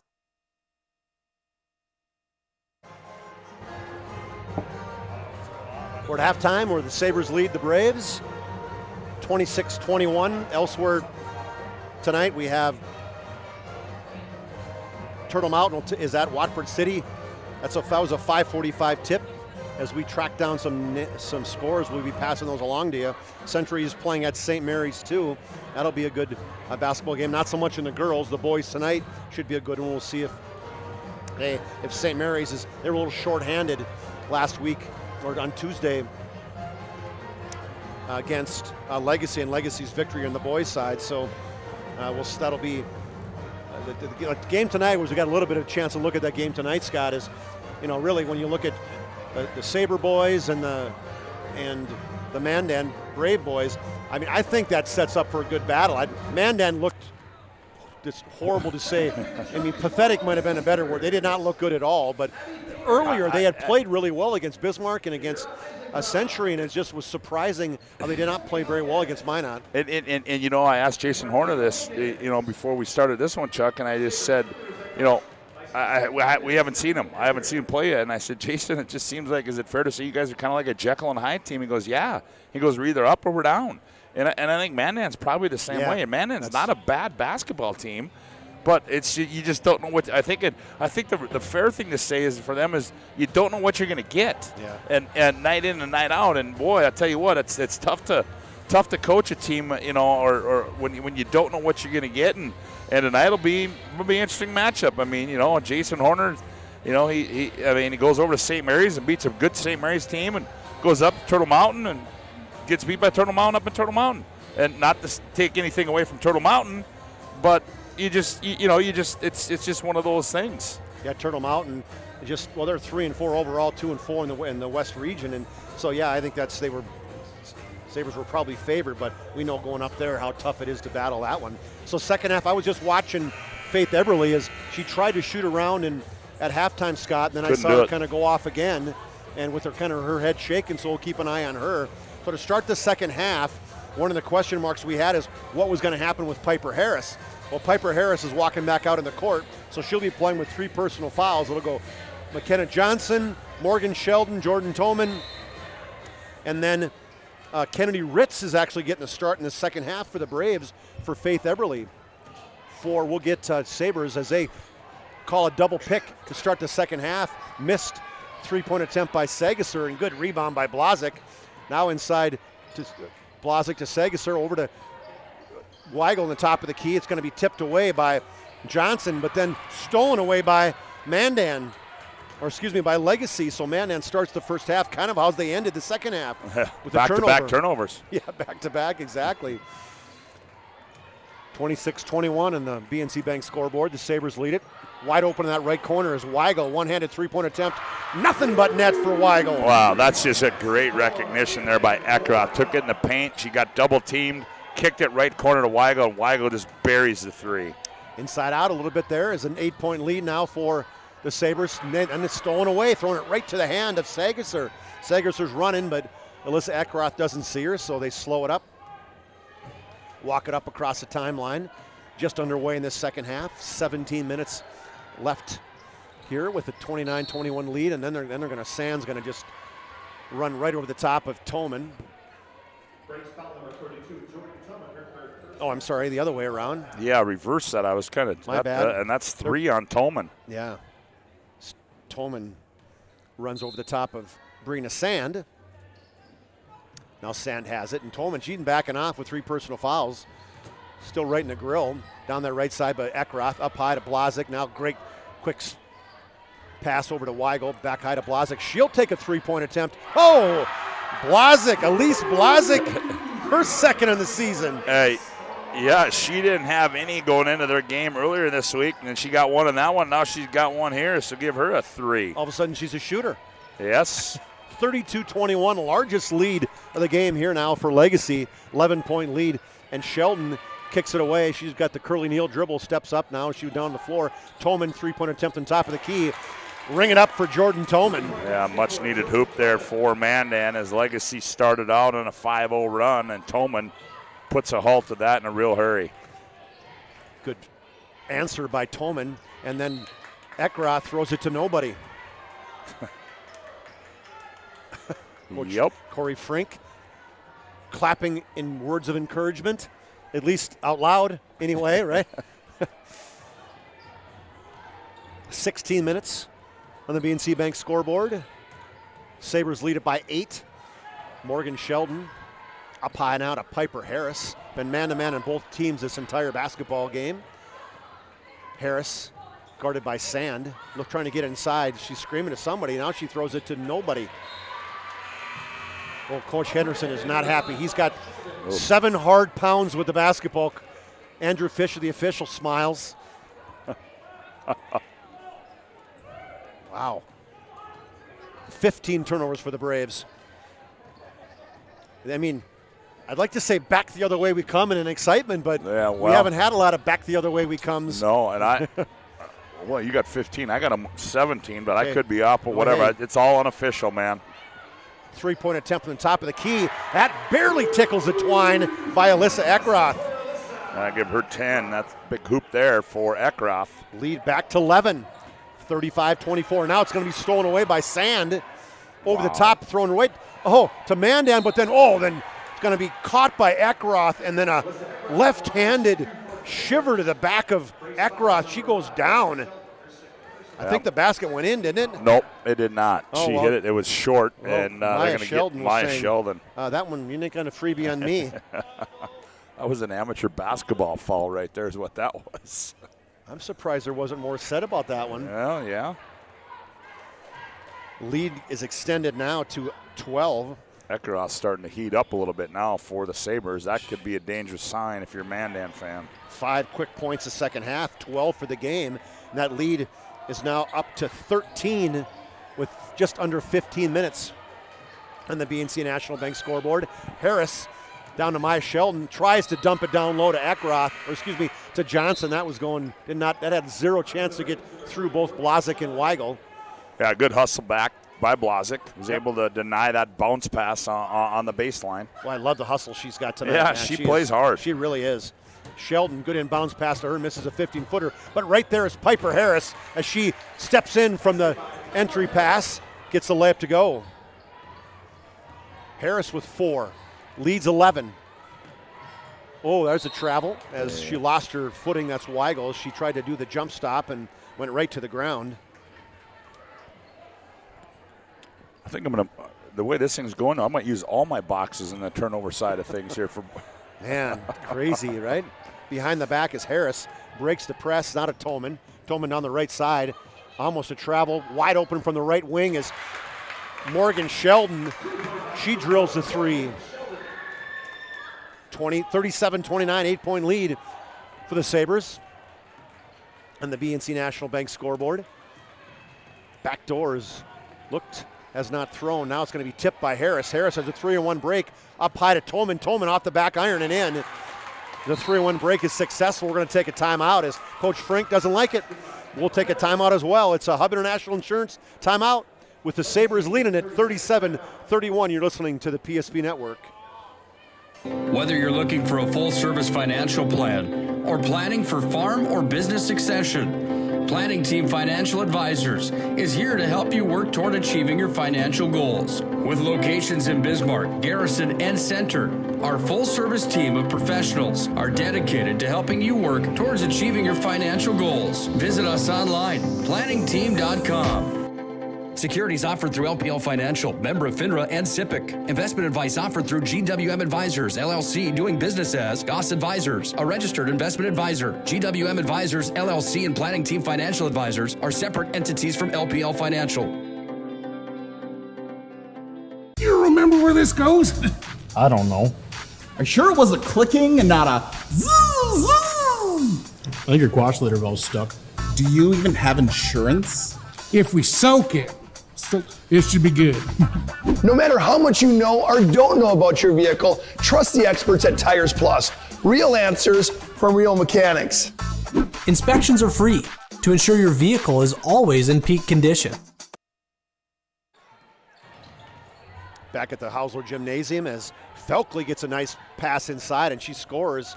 As we were in that timeout, they switched it up to us on a 30-second timeout. Now Tolman loses a handle and throws it out of bounds.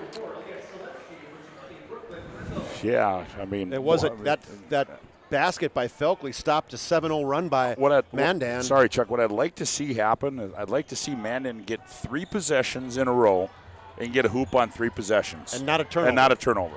I mean, we're gonna mark it right here. Okay, yeah, that 13-16. We're gonna see what happens. Okay. Nice pass to the left side to Berryhill as she spins in a 3 from that right baseline.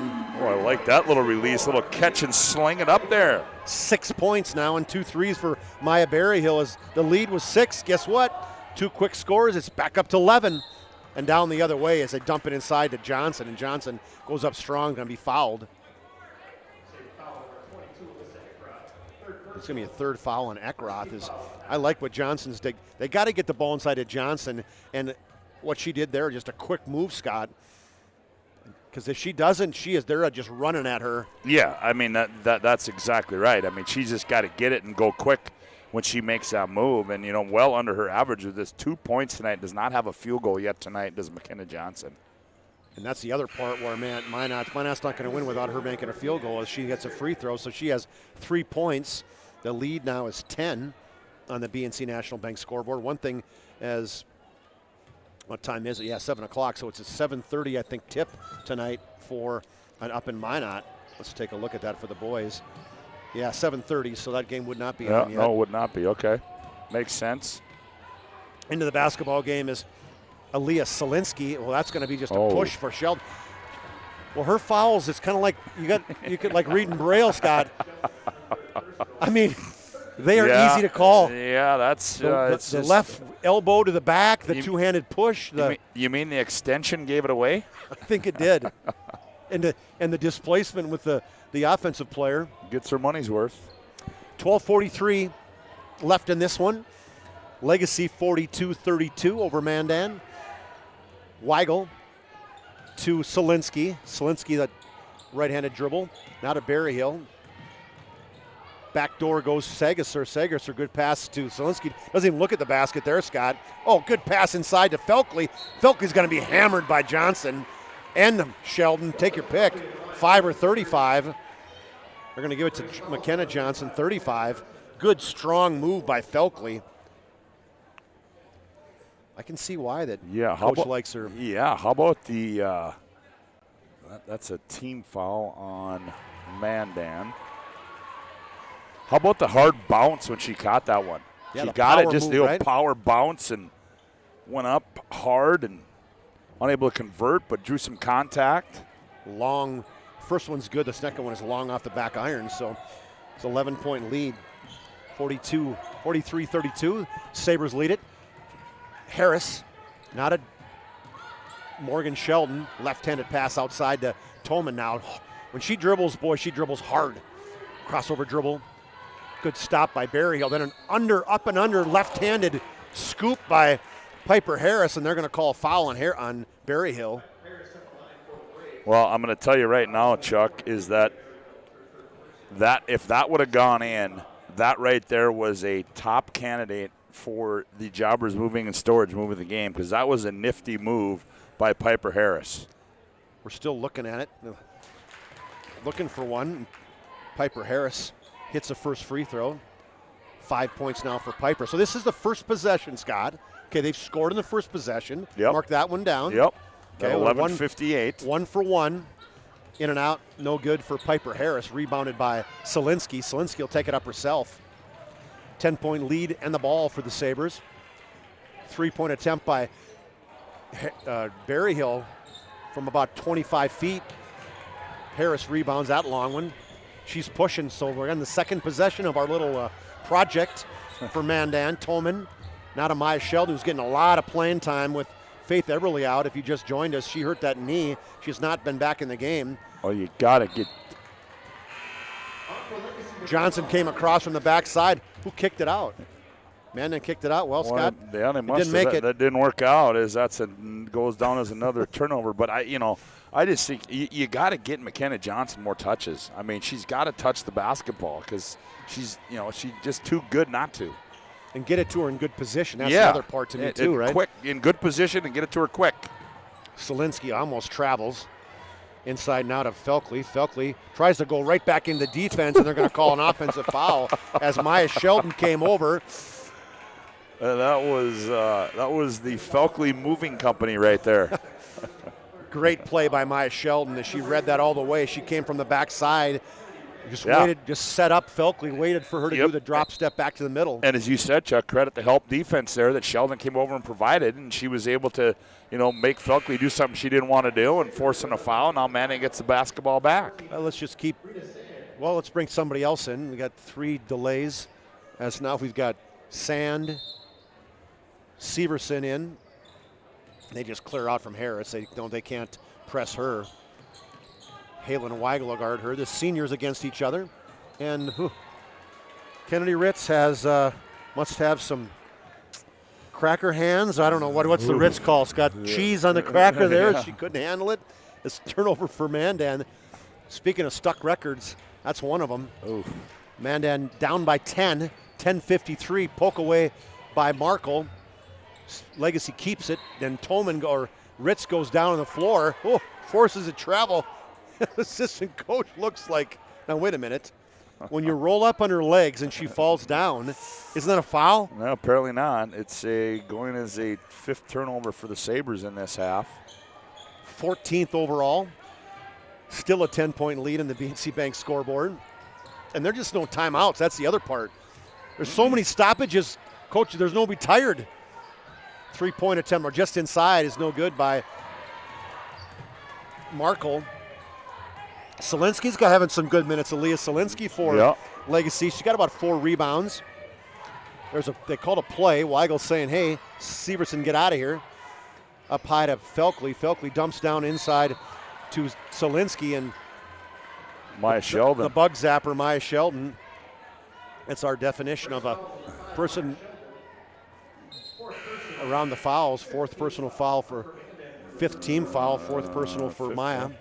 5th team foul for. She will come out with her head down, not happy. 10-point lead for Legacy. 3-point attempt for Solinsky. She buries it from the top of the key. Her first basket of the game. And her 3rd 3-pointer of the year. 46-33. Nice pass to Johnson. Johnson waited for it. Fortunately for Mandan, got tipped right back to Markle. Harris sets up a play. She's screaming. Not a Ritz. Ritz tipped away as she tried to throw a telegraph pass. Solinsky had it. Sand on the run out. Catches it. Left-handed shot. Fouled inside by Haley Markle. Well, I agree. Whatever you just were thinking, I agree. You just waited too long. You don't even know how to respond, right? You just caught it, and you waited for the defense to catch up to you. Get it, go up, score it right away, and maybe you draw some contact and get the end one. Yeah, I was thinking on the other side that for Mandan, just you telegraphing passes. I mean, it's just a turnover fest, and that's one thing Coach Henderson, I would bet he's going to look at these over the weekend. They might be coming in and watching these films and saying, gals, you got to get something figured out. Sand hits the second one, and she hit the first one, Scott? Nope, missed the first, made the second. So Brina Sand has 7. 47-33. Legacy leads by 14, 9:36 to go on the BNC National Bank scoreboard. This one's been a mutter. Mandan has been in the mud all game. High-low entry, down low to Johnson. Johnson, nice wheel to the right side. There. Right around Blazik. Finally, they got her the ball in the block, and she was able to do something with it, and when she converted with it. Yeah, they got to keep doing that. Watch one possession in a row, Scott. We'll keep track of it. Yeah, she's... Brina Sand inside to Blazik. Blazik skip pass in that right corner to Weigel. Weigel three-point attempt from the baseline. Ringing up for Halen Weigel. She is in fuego. Don't leave her alone. 14 now for Weigel. She leads all scorers. 24-point quarter or 9-minute there for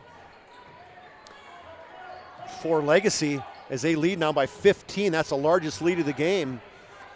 Tried to dump it inside. Just telegraph passes and a little bit late as Johnson kind of flashed the middle. She was open early. Yeah.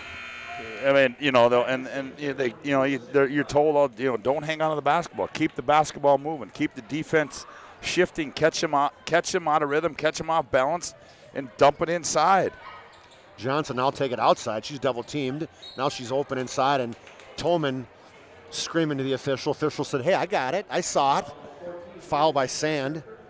Third personal for Brina Sand. 6th team foul, so one more that's just the 4th team foul for Legacy. Mandan's got 6. Oh, whoops. 8:33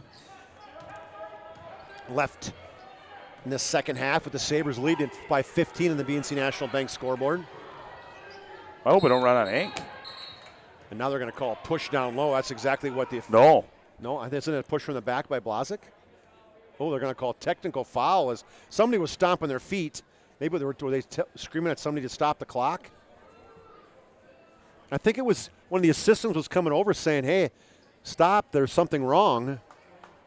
It's the score. Well, the person who's keeping score, she stood up saying something's not right. You got something in error. And the official didn't like it. He teed up the bench. So Tolman, yep, she went to the free throw line. She missed the free throw. Well, that was a musical chairs thing there. I don't know. I'm not sure what they were. The complaint by the bench was.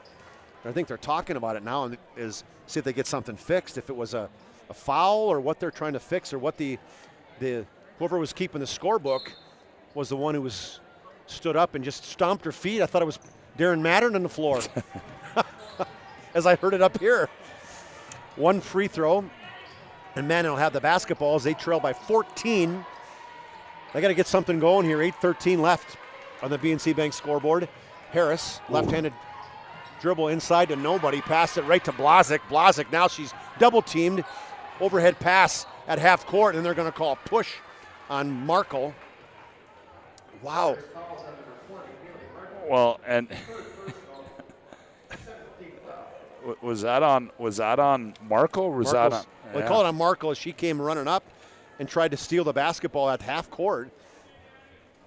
Did not get it. And, of course, that's the 7th foul for Mandan as Legacy's now going to go to the free throw line shooting a one-on-one.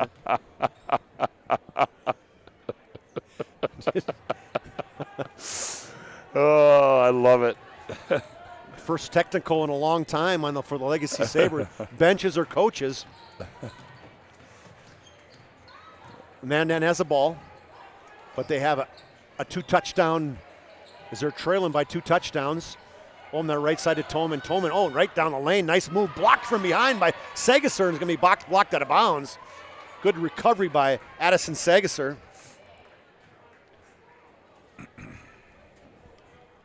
.738 on the BNC National Bank scoreboard. Well, does Mandan have a little run in them? Well, they're going to need to get one going here pretty quick. Entered in. Now Piper Harris steps in. Get the ball inside to Johnson. Johnson wants it. She's screaming. Tries drop stepping, left-handed shot, and they're going to call a time clock violation. So Mandan's figuring all kinds of ways to turn it over. Hey, fans, tonight's game is brought to you by Tires Plus. When shopping Tires Plus, When shopping for tires, shop Tires Plus, all brands under one roof with guaranteed lowest prices, and there's service after the sale with Tires Plus plan. Hey, you can't go wrong with Tires Plus. Visit them online at tiresplus.com. Chuppy Chiropractic Clinic. Chuppy Clinic of Bismarck, they offer more than basic adjustments of the spine. Go to chuppy.com to check them out online. And a three-point attempt in the corner by Segesser. By great, Addison Segesser. Yeah, great pass and just a really quick release that time by Addison, getting her first points of the night. 53-36, that 17-point lead now for the Sabres. Hey, who needs Coach Jim Petrick? This Corey Frink's coming in. Apparently Corey does. Is he going to be one? Yeah. There you go. Good job getting the ball inside to McKenna Johnson as she finishes on the right side. Another basket for her. 7 points in the game. 6:44 on the BNC National Bank scoreboard. And right down Broadway is Alyssa Eckroth, and she's hit in the forehead. It's going to be fouled. She'll go to the free throw line. McKenna Johnson's going to foul her. Well, and she's been kind of MIA. She got a quick 5 to start this half, and now she goes back to the free throw line as the foul, as you said, goes on McKenna Johnson. Free throw is no good. Fans stick around afterwards. The post-game show by the Planning Team Financial Advisors, helping clients work towards financial freedom. That's Planning Team Financial Advisors. We're also going to have the Sport Clips Player of the Game, and the Jobbers Move of the Game is Alyssa Eckroth. Second free throw is good for her. We're still looking for the Jobbers Move of the Game, Scott. I don't think we've tracked one of those down yet. Yes, we are. Right down the lane, right-handed shot is adjusted by Felkley. Back in the hands of Markle. Now a three-pointer for Tolman. It's going to be just crotched. Rebounded by Felkley. Felkley's running the lane. She wants it back. She said, hey, how about into me? And then down the lane goes Eckroth. Fouled by McKenna Johnson. Kind of deja vu here, Scott, as Johnson with the foul. Eckroth will go to the line. Yeah, good job of running the floor that time by Alyssa Eckroth. Got the ball back and got herself to the free throw line where she's been pretty successful here tonight. Yeah, and that BNC Bank scoreboard, the lead is now 17, 55-38. BNC Bank is customer-focused and community-driven. That's BNC National Bank. Free throw, second one is good for Eckroth, so she makes both of them, extends that lead now to 18. That's the high water mark of the night. Yes, it is. 56-38, 18-point lead, 6:12 left in the BNC National Bank scoreboard. Mandan needs something. They need a spark. They're just leaving Tolman wide open. She does not want the three. She takes the running one-hander hard off the backboard, and there's going to be a timeout. We'll take a timeout, too. A full timeout on the Hub International Insurance timeout. As call 355-3100, ask for Michael Borman. He's your commercial guy. Leif Olson, Josh Cattell, they're your personal insurance guys. On the BNC National Bank scoreboard, it's Legacy 58, Mandan 56, Mandan 38.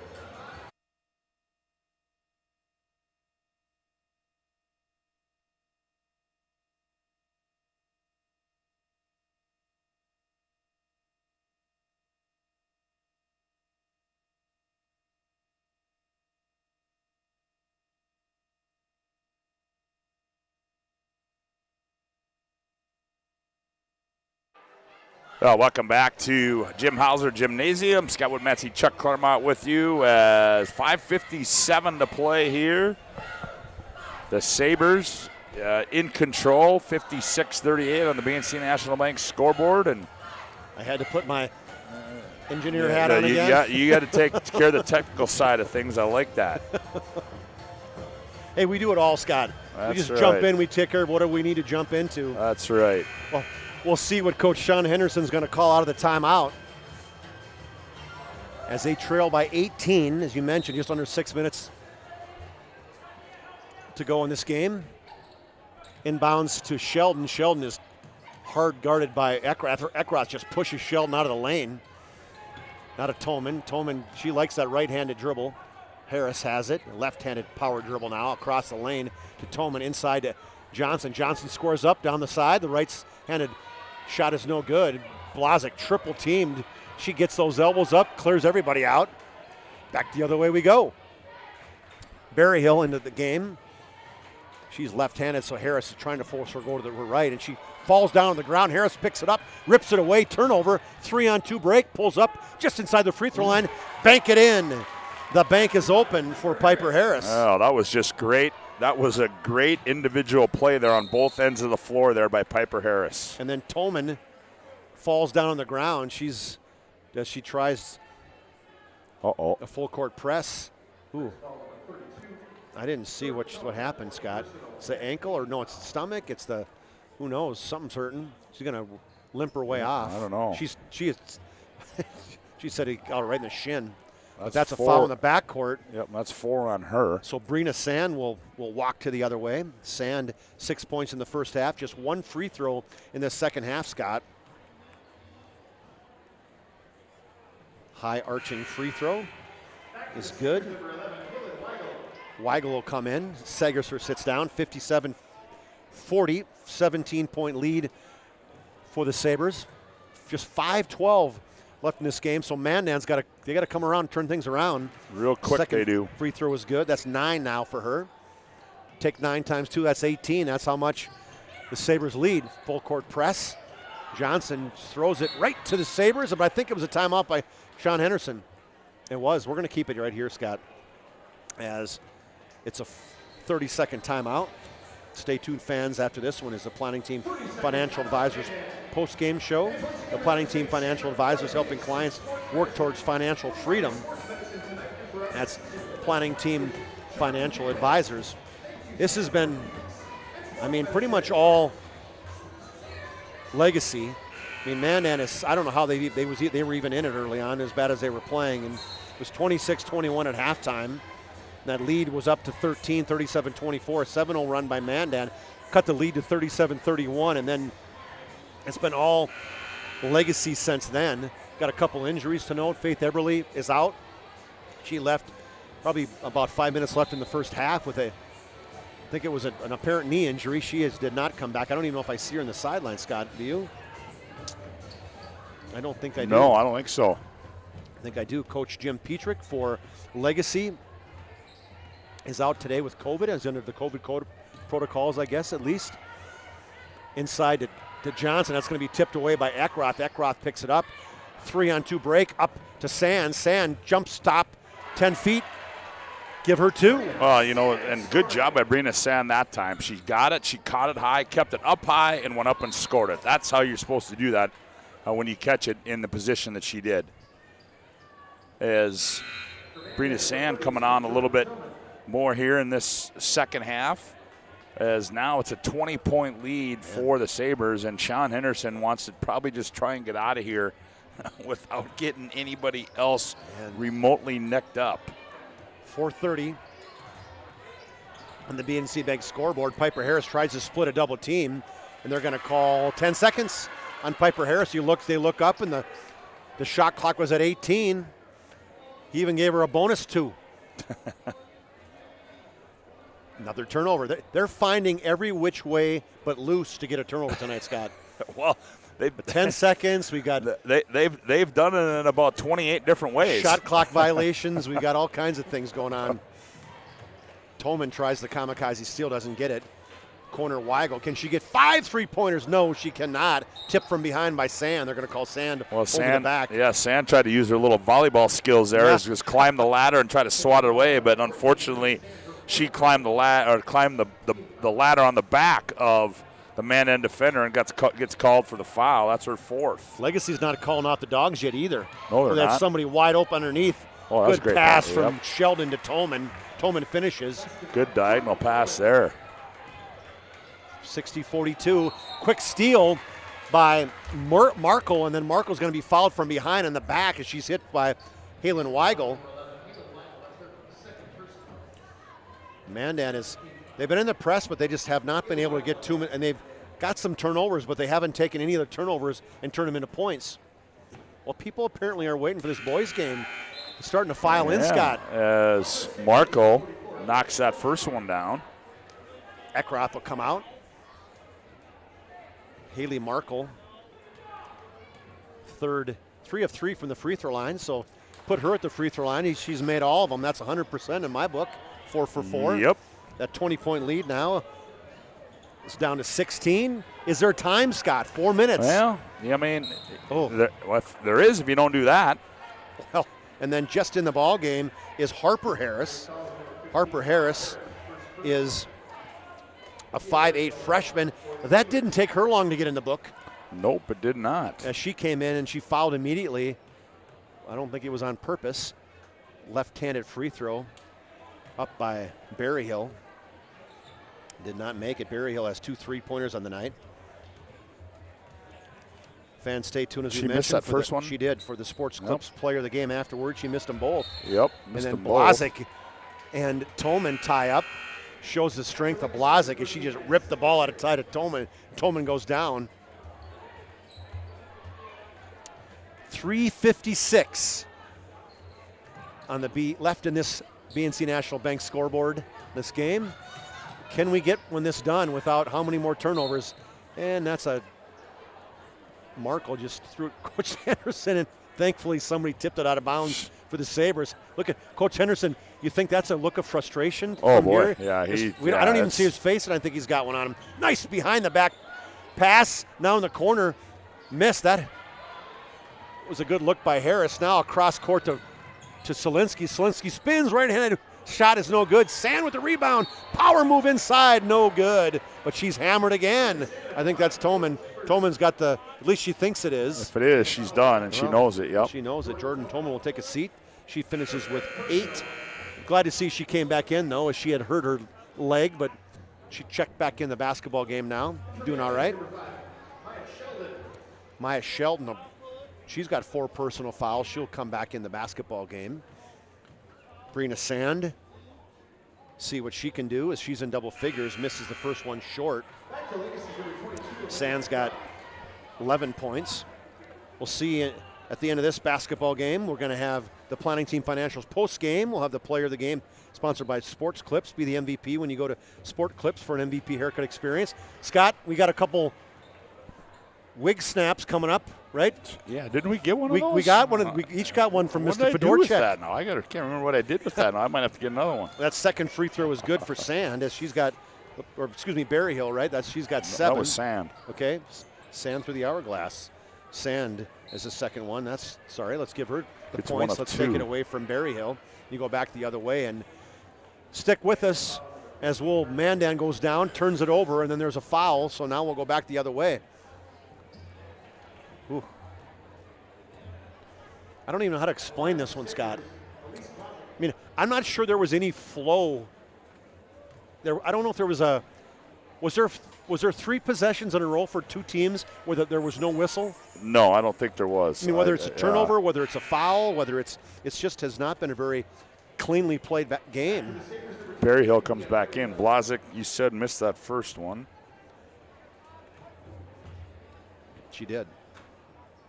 Blazik did not get either one of them to go, so at least Blazik, she'll stay with 5 points, 61-44. The Sabres lead by 17, 3 minutes left in the BNC Bank scoreboard. Behind the back, Piper Harris. There's a scoop to the hoop and a foul by Alyssa Eckroth. There's my play right now. Behind the back from left to right down the lane, underneath the armpit of Alyssa Eckroth. And a foul, and Piper Harris will go to the line. Can she get in double figures? She can. There you go. Mark that one down, Scott. 3:04. I mean, can we give a... Sure we can. We can give it to whatever we want, right? We're in charge. We run the show, man. There's no rules or regulations, are there? 14 points is the leads down now. Cross-court pass to Eckroth. Eckroth down the lane. There's a miss. Tip from Blazik. Harris comes down with it. She bats it over to Markle. Markle dribbles it up. Big possession. Harris wants his step back. Didn't get it. Markle now down the right side against Sand.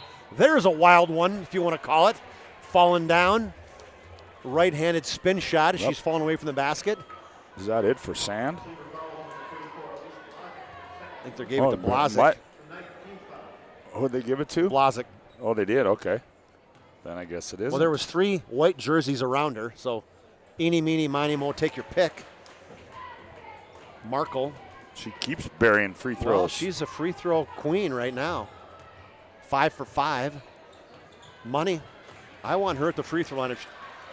She is money. 6 for 6 now for her. The lead's down to 12. Berryhill, crossover dribble to the finish in Sand. There we go. Sand from Berryhill with the finish. That was a fast break executed to perfection right there. Great hustle by Brina Sand to fill on that right side.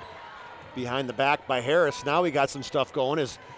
That one's no good. Berryhill, there's a push. 3-on-1. You got Blazik open. Blazik with the finish, and that one's good. Tac-toe. Timeout. 30-second timeout. We'll take a timeout too. With the Legacy leading by 16 on the BNC National Bank scoreboard. You're listening to the PSP Network. This broadcast presentation on the PSP Network is brought to you by BNC National Bank, Planning Team Financial, Sport Clips, Tires Plus, Bismarck LASIK, First Western Bank and Trust, Jobbers Moving and Storage, The Medicine Shop, Hub International Insurance, The Chuppy Clinic, and Prairie Rose Family Dentists.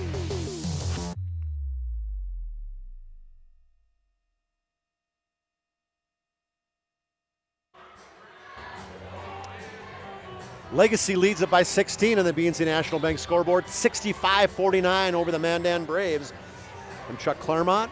My partner next to me is Scott Woodmansee of 25 years on the broadcast. Ooh, that's a long time. That's a long time. You know, as many years as I've been coming to this gymnasium, we sit here and we watch this. They got these steps, and there's the 2 high steps here.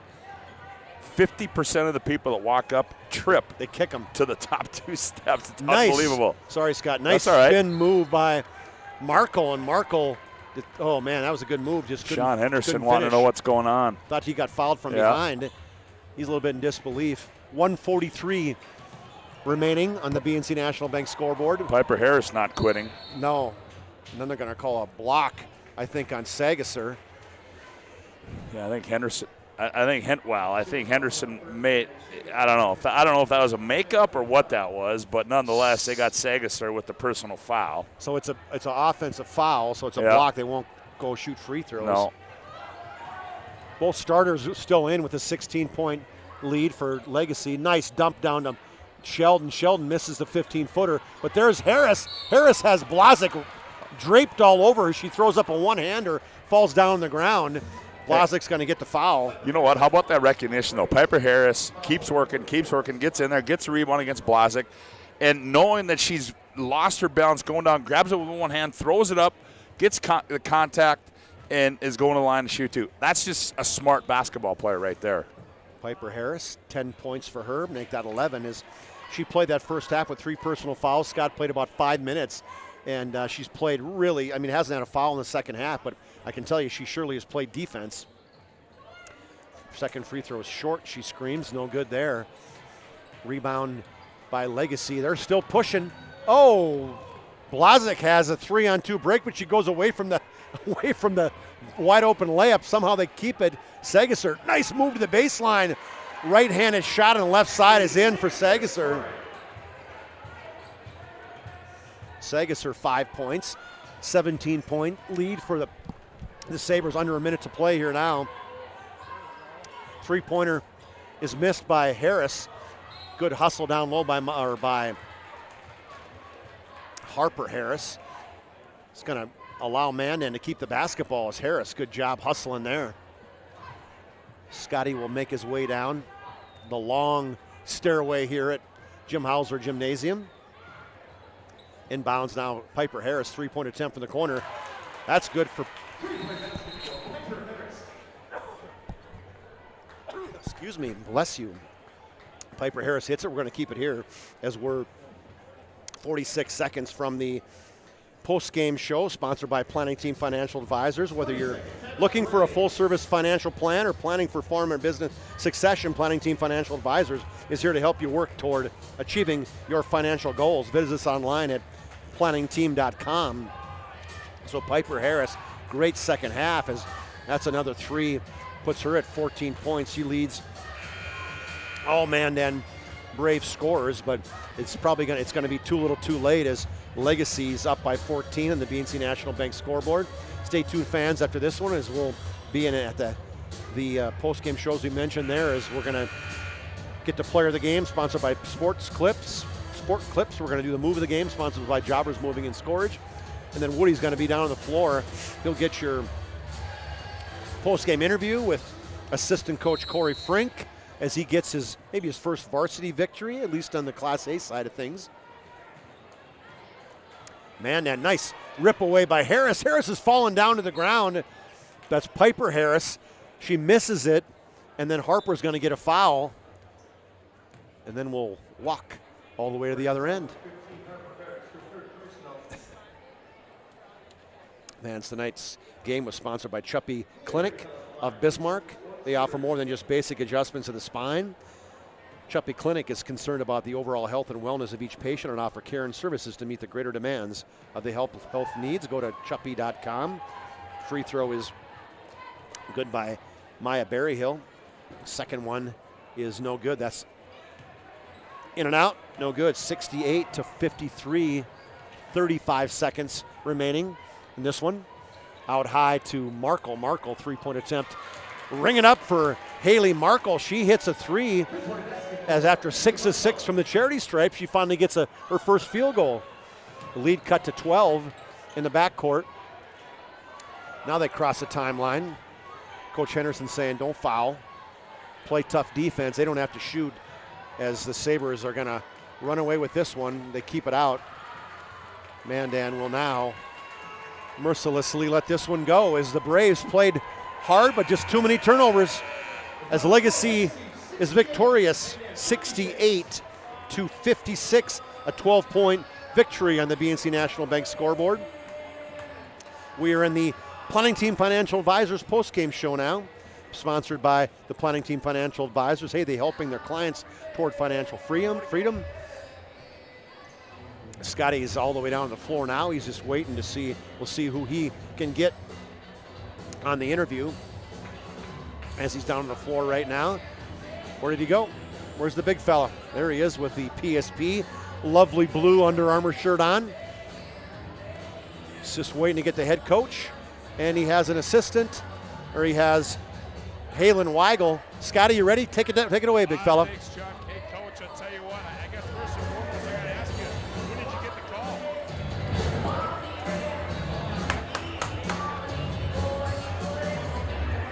Well, we have technical difficulty on that one, as Scott Woodmansee on the interview. Great, so. Well, and certainly, and you did a pretty good job of that, but, certainly that first half, not a pretty first half. I mean, I think Chuck and I described it as UGLY both ways, but nonetheless, you certainly made some adjustment in the second half. You came out and really turned things up a notch. Yeah, I guess one of the adjustments, give Mandan credit, they kind of upped the defensive pressure in that last 5-6 minutes, not being able to get the ball entered to the wings. So we just kind of gave over some options. But the biggest thing for us is that when the ball doesn't go in the hole in our program, we can't take the defensive end off, nor can we stop rebounding the basketball. When we're a little undersized, that's what we praise and we ask every day, that you got to be physical on the boards and you got to do the dirty work, and that's on the defensive end. Well, I thought too, really, tonight, that when you talk about being undersized, when you bring in the young lady off the bench in Falkley, I'll tell you what, I mean, she's a gal that certainly, come the end of this year, she's going to play some valuable minutes for you, and she really is able to bring that added dimension to you guys. 100%. Every second, every minute she gets is just big experience for her. We're grooming her for the future, and we're getting her time now to get her feet wet, get her a little accustomed to varsity Class A basketball, and we challenge her every day, but she's accepting the challenge, and she got a bright future if she keeps working. Coach, you're 1-0. Congratulations. I'll take it, and I only want to be 1-0 too. So. All right, sounds good. Hey, let's bring in Halen. Halen, hey, great game tonight. Mandan comes in here, and really Mandan's a team that they're physical. You guys are a little bit more athletic, want to get up and down the floor. I mean, talk about your guys' performance tonight. I thought we did really well as a team. We knew coming into this that it was going to be a close matchup, and it was going to be down to who did the little things better and who had a better effort. And I think that we overall beat them on the boards, and we just overall played together as a team. Well, and I think, too, a little bit had to do with some of your shooting. I mean, it's one of those things, but, they tell you to go to the corner and hopefully they find you. And there was a couple nice passes you got there, and certainly tonight you had the hot hand tonight. Yeah, our game plan was to drive and kick, and that fits really well with my game because I'm a shooter. And so knocking down those shots really gave me the confidence, and once I got the confidence, I was able to bring my team up for that confidence too. You know, you're about 8 games into this now. How is this group of gals starting to come together as you continue moving through the rest of this season? It's just, wait, repeat that again. No, I just, you know, you're 8 games into this. You got some new girls. You know, I mean, you've been a part of this program for a number of years. I mean, is this group starting to come together and you see some good things moving forward as the season progresses? Yeah, we've certainly grown from the first couple of games from Jamestown to now. They've really come together and stepped up and pushed us during practice as like the younger girls, and they're really starting to get it. I think I'm really looking forward to watch them next year because they'll be good. All right, congratulations. Good luck the rest of the way. Thank you. All right, you bet. Chuck? All right, that was Scott Woodmansee. Good job, Scott, talking to Corey Frink, and then an excellent job by Halen Weigel, the senior. As Halen Weigel has 4 3-pointers, finishes with 14 points, plays a whale of a basketball game.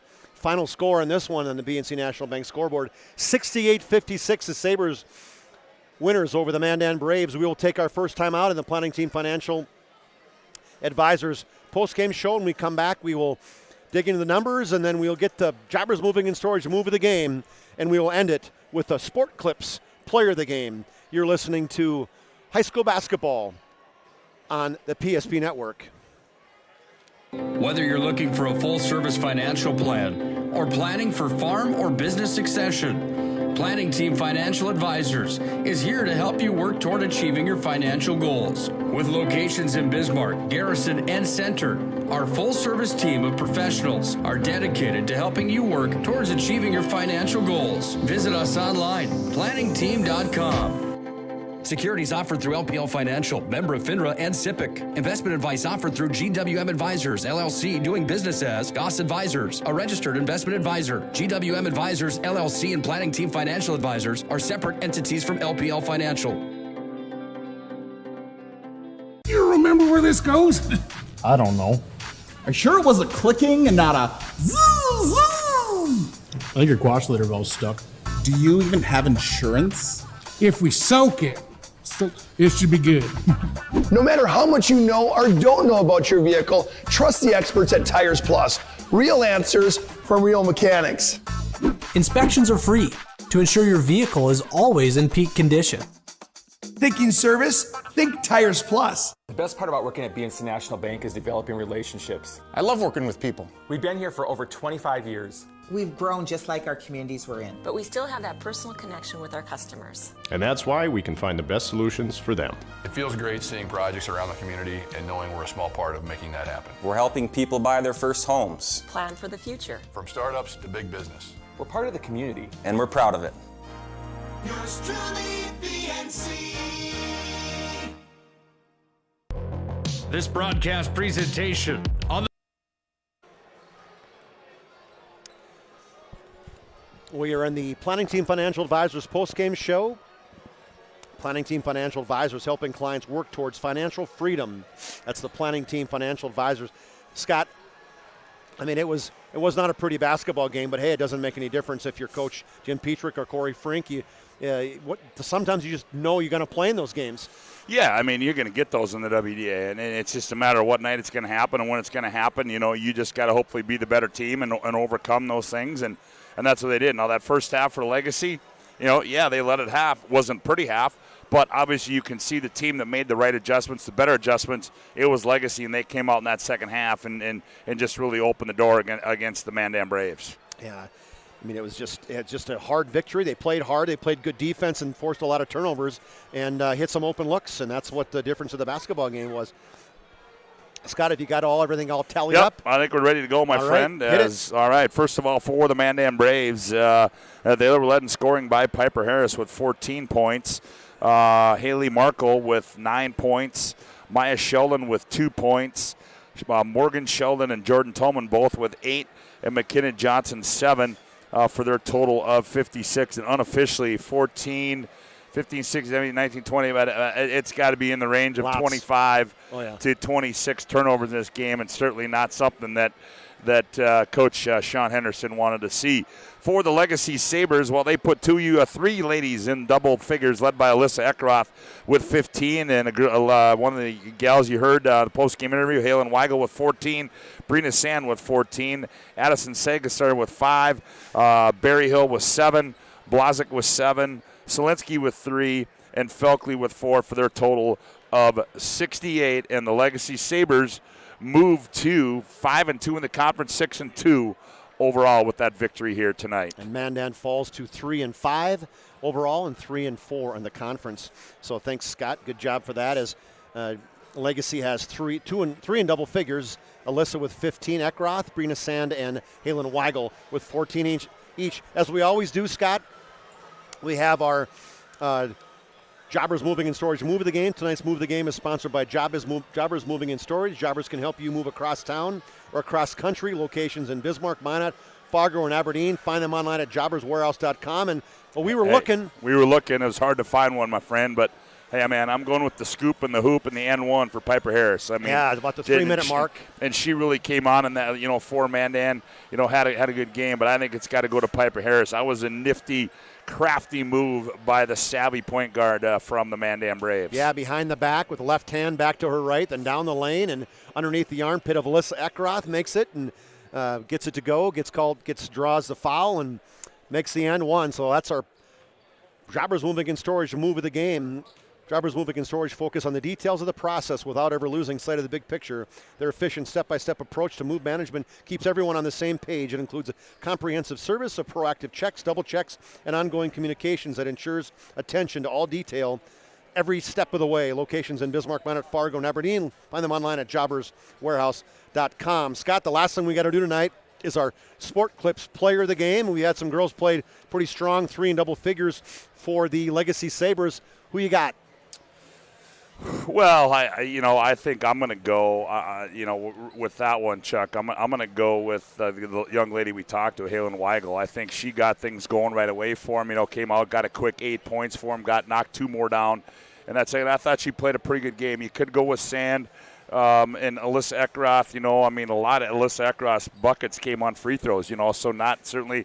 So I'm going to give it to Halen Weigel tonight as the Sport Clips MVP of the game. Yeah, it's a close one. I know Eckroth, I thought she played really well defensively too, but I'm with you. Weigel, those threes were kind of the straw that got things going. So Halen Weigel is our Sport Clips Player of the Game. Be the MVP. When you go to Sport Clips for an MVP haircut experience, nothing comes close to making you feel like an MVP, quite like the MVP experience at Sport Clips. Sport Clips is located at 411 South 3rd Street in Bismarck. And Halen Weigel, congratulations on your Sport Clips Player of the Game. That'll do it for this first one.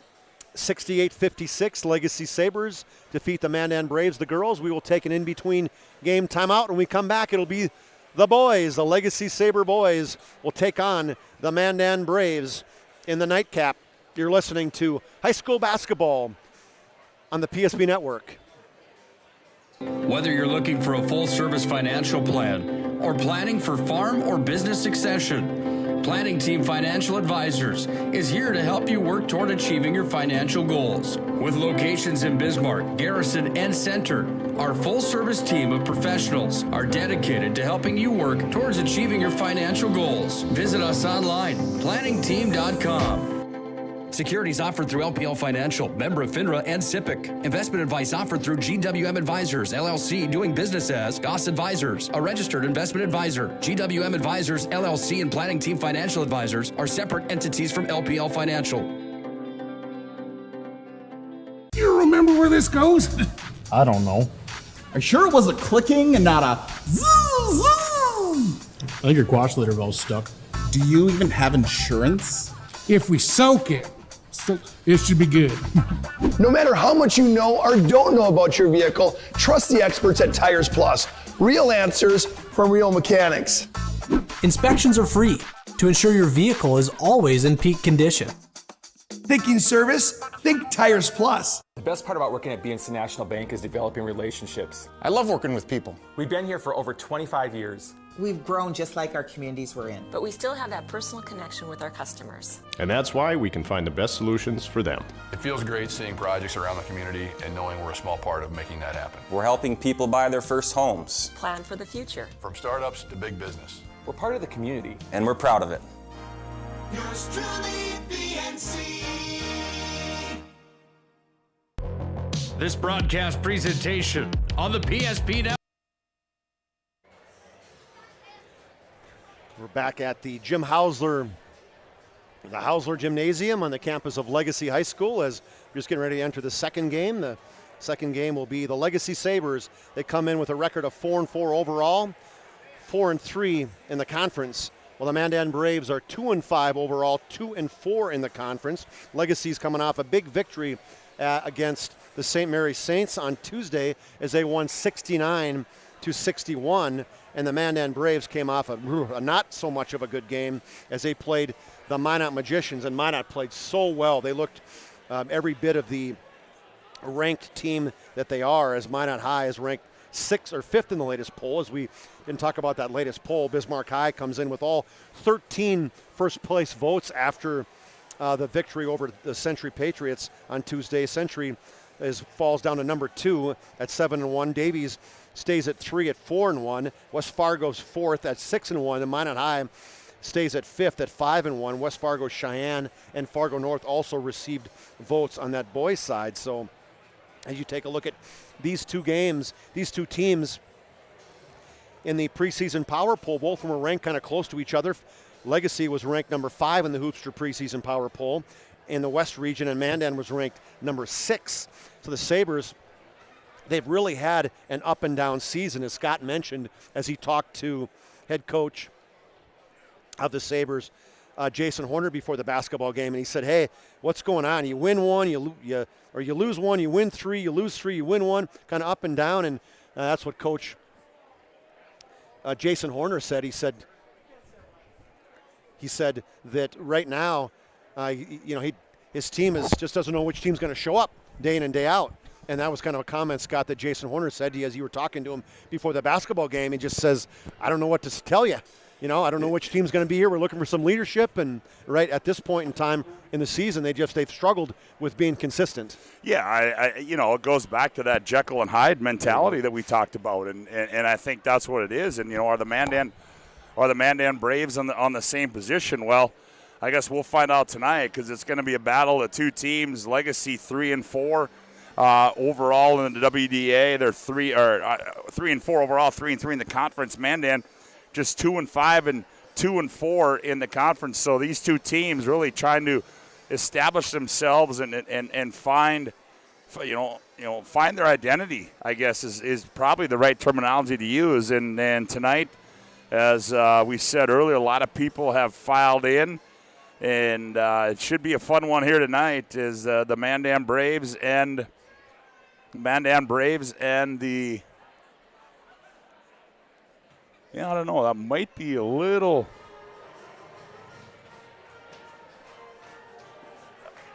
as Chuck Clairmont in the process of figuring out all of our technical difficulties here with our video camera, as I do believe also on the PSP Network, and I know that on the PSP Network, you'll be able to now, the Minot High and Bismarck game has gotten underway, so you'll be able to check that out on the PSP Network as well. Well, we're about 4 minutes away from the opening tip of game number 2, the Legacy Sabres and the Mandan Braves on the boys' side.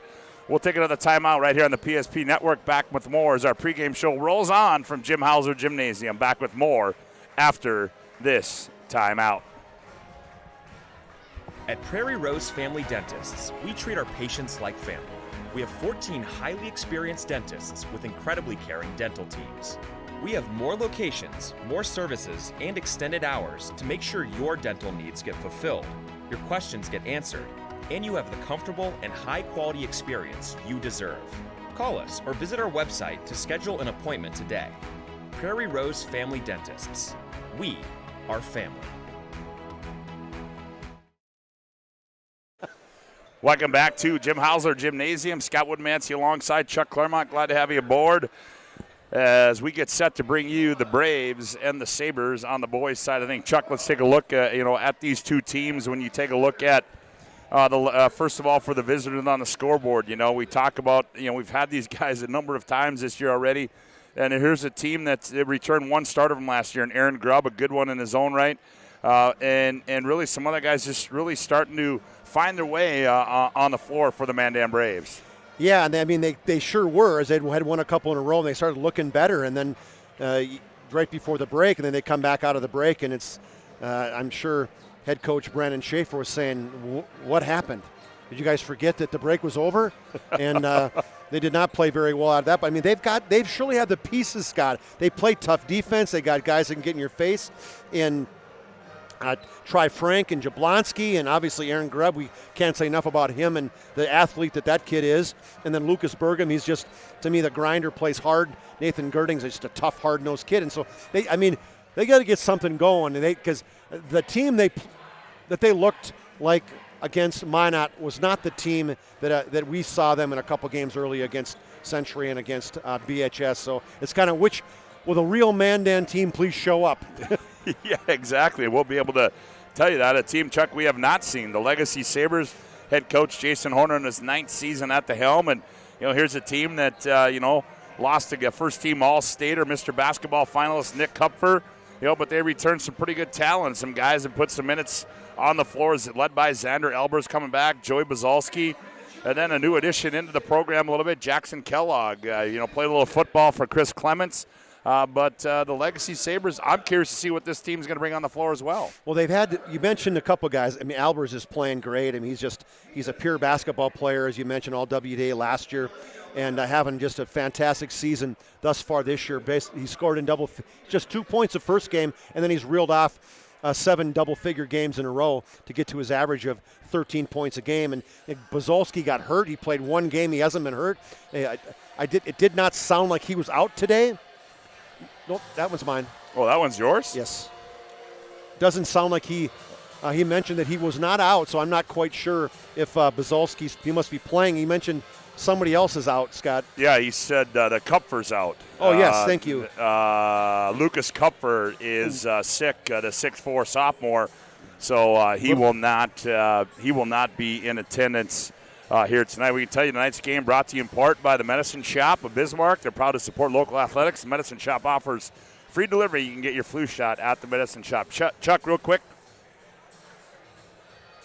Did I cut right into you there? It's all right. Were you done? Were you not done? I know you don't pay attention to me a whole lot. I was trying to break down the players. Well, please do. You said hurry up and finish, right? Is what you're saying? No, please Get do. going. The one thing we mentioned, Jackson Kellogg, you mentioned him, Scotty, is he did not play against St. Mary's as he was kind of sat down. The coach's decision, if you want to call it that, didn't play that. So I'm just looking to see if he's dressed for the game tonight. I think he is. But he's not starting right now, so we'll check out the starters for you, Scott, as you kind of get into it. Then I will track the starters down for you, and I'll let you know.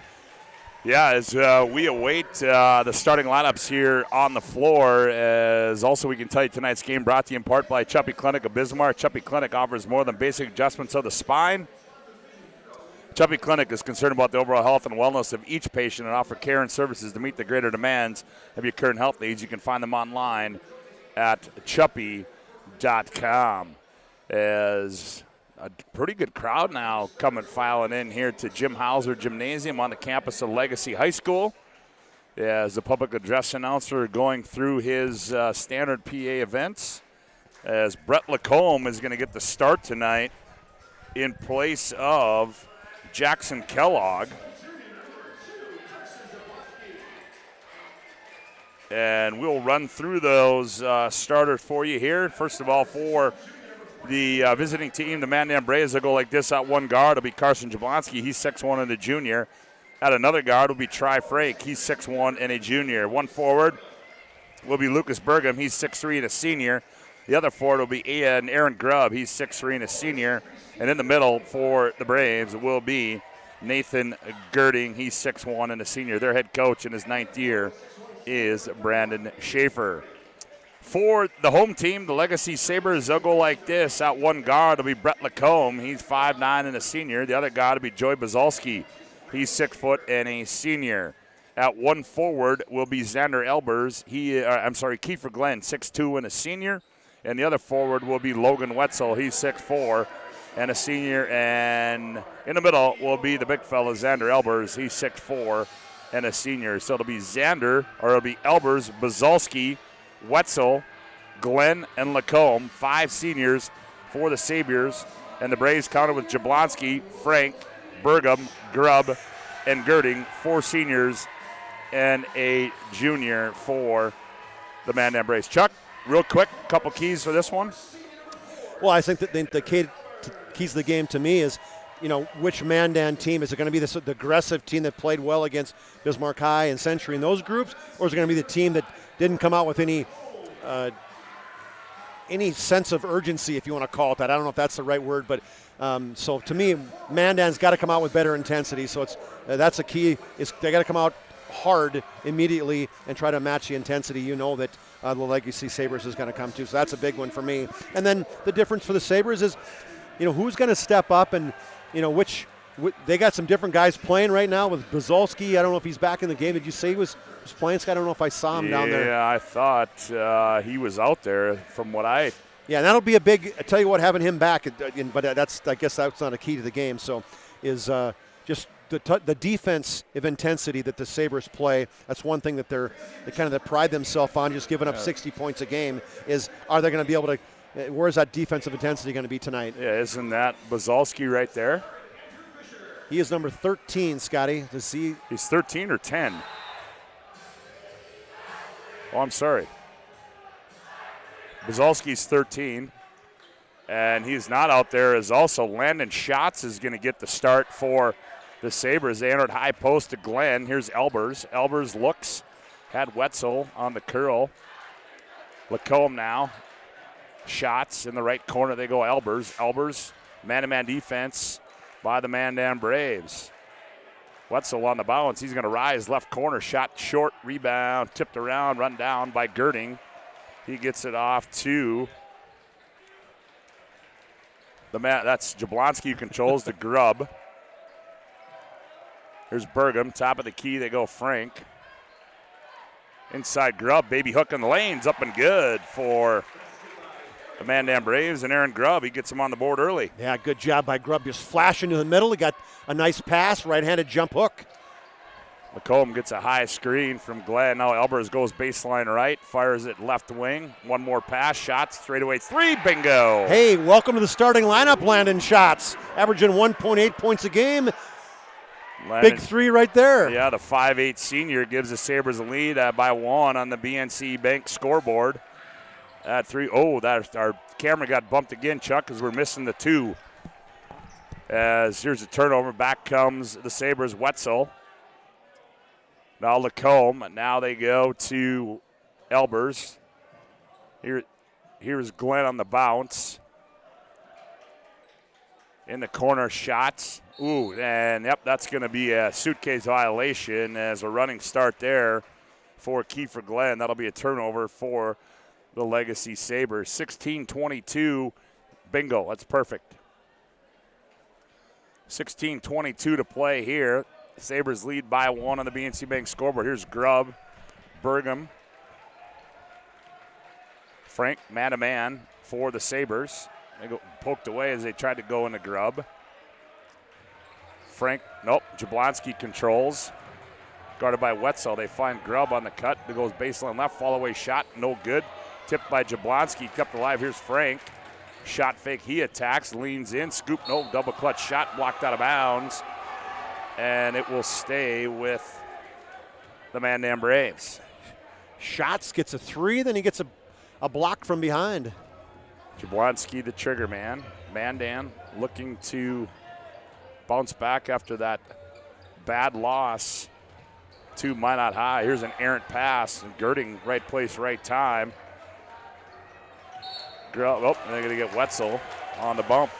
Just good post position by Grubb. And this is one thing that Mandan didn't do against Minot is they didn't establish themselves inside. And you can see early on they want to get the basketball to Grubb, and just lazy foul there by Logan Wetzel going through the arm or the elbow of Grubb. Grubb attacks. Now he runs it down. Here's Pregame. Nifty spin move. Kicks right wing. Frank out high. Pregame, one more pass. Corner to Girding. Girding attacks baseline. Ooh, nifty teardrop shot on the baseline by Girding. Hard to the rack. Actually had two guys on him, Scott, as he threw up a right-handed jump shot from the baseline. Ooh, Wetzel got it. Here's Elbers. He's going to take a long three. Book it for Xander Elbers. Wow, that was in McKenzie, big fella. That was way out there. From downtown Bismarck, Xander Elbers puts the Sabres up 6-4. Double team now comes on Grubb, which not a surprise at all. Grubb operates, flips it up with the right hand. No good. Rebound Glenn saves it in the corner to Wetzel. Baseball pass Elbers. Thought about the skip pass. Didn't attack. Spins. Traveled and will go back the other way. Good try, Elbers, but I love the defense. I couldn't see if it was Pregame came flying over Scott, got in his way. We tried to do the pearl move, but did not keep the pivot foot. Shuffled the puppies, as TD would call it. Lacombe hounds Jablonski. One of the guys Mandan's got to get involved a little bit more is Pregame, I think. He's a good shooter. Girding attacks, and in doing so, he's going to be fouled in the act, and that will be on Xander Elbers. Wow, who put the quarter in Nathan Girding? As a senior, going hard at the basket, left-handed dribble, just turned the corner, kept his head down. Girding averaging 5.5 on the season. Free throw up and good for Nathan. He's got 3 already in this one. That's a 1-point lead on the BNC Bank scoreboard, 14:28 to go. BNC National Bank, customer focused, community driven. Here's Girding, back iron, Wetzel the long rebound. 6-5 Sabres by 1, Lacombe.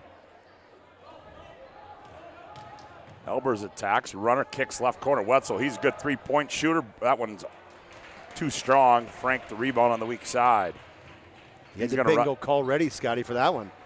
He's going to run it in the front court, hounded by shots. Finds Girding on the curl. Oh, nifty pass. Grubb scored, and he's fouled. What a pass from Girding from the right block to the left block, and Grubb goes up and scores it. Wraparound pass by Girding as he went hard to the hole, wrapped around his defender, and then just good position inside and underneath by Aaron Grubb. Kiefer Glenn gets called for the foul. Kellogg checks in now for the Sabres.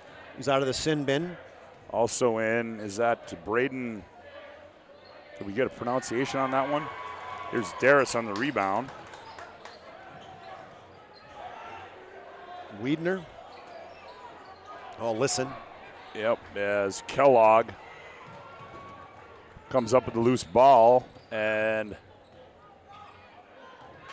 Lacombe works it up the floor, looking high post, this time to Elbers. Here's Wiedner with it. Here's a steal by Darris in the game. Quick pass, Jablonski, layup. Oh, and it's pinned by Kellogg. You know, that's the bad thing about it with Kellogg is the ball was underneath the rim, Scott. It hit the backboard. It was coming off the backboard, and he hit it. It was underneath the rim to me. That was a horrible call in my book because the ball was clearly under the rim. Yep, it sure was. I agree. It doesn't have to be. It doesn't have to be a. I guess we need Cole Higlin here to give us an official word. And it got called from the outside official too on the opposite side. So they're going to give Jablonski the finish. Yep. Elbers back come the Sabres. Kiefer Glenn kicks Elbers left corner. 3 no good. Frank the weak side rebound. 9-6 Mandan by 3. They have the ball. Frank baseline, Girding, one bounce, leans in, shot, missed it, but he's going to be bumped and fouled. And is that going to be Jackson Kellogg? I do believe it is. Nope, it's not. Lacombe. Brett Lacombe gets called for the foul. Good take by Girding as the ball got inside, got to him on the baseline, and he saw an opening and went hard. It's just he's big body. He's not afraid of contact, Scott, and right now he's going right at the rim. That's 4 team fouls on, and Girding converts. So how about the start Girding's got, and Mandan leading this one by 4 at 10-6 on the BNC Bank scoreboard, 12:58 to go. Opening half. Girding knocks them both down. Oh, he's already at his point total at 5, takes a seat. Well-deserved rest for the 6'1 senior. Yep, Rustin Medenwald checks in for Mandan. As we said, also Luke Darris in the ball game as well.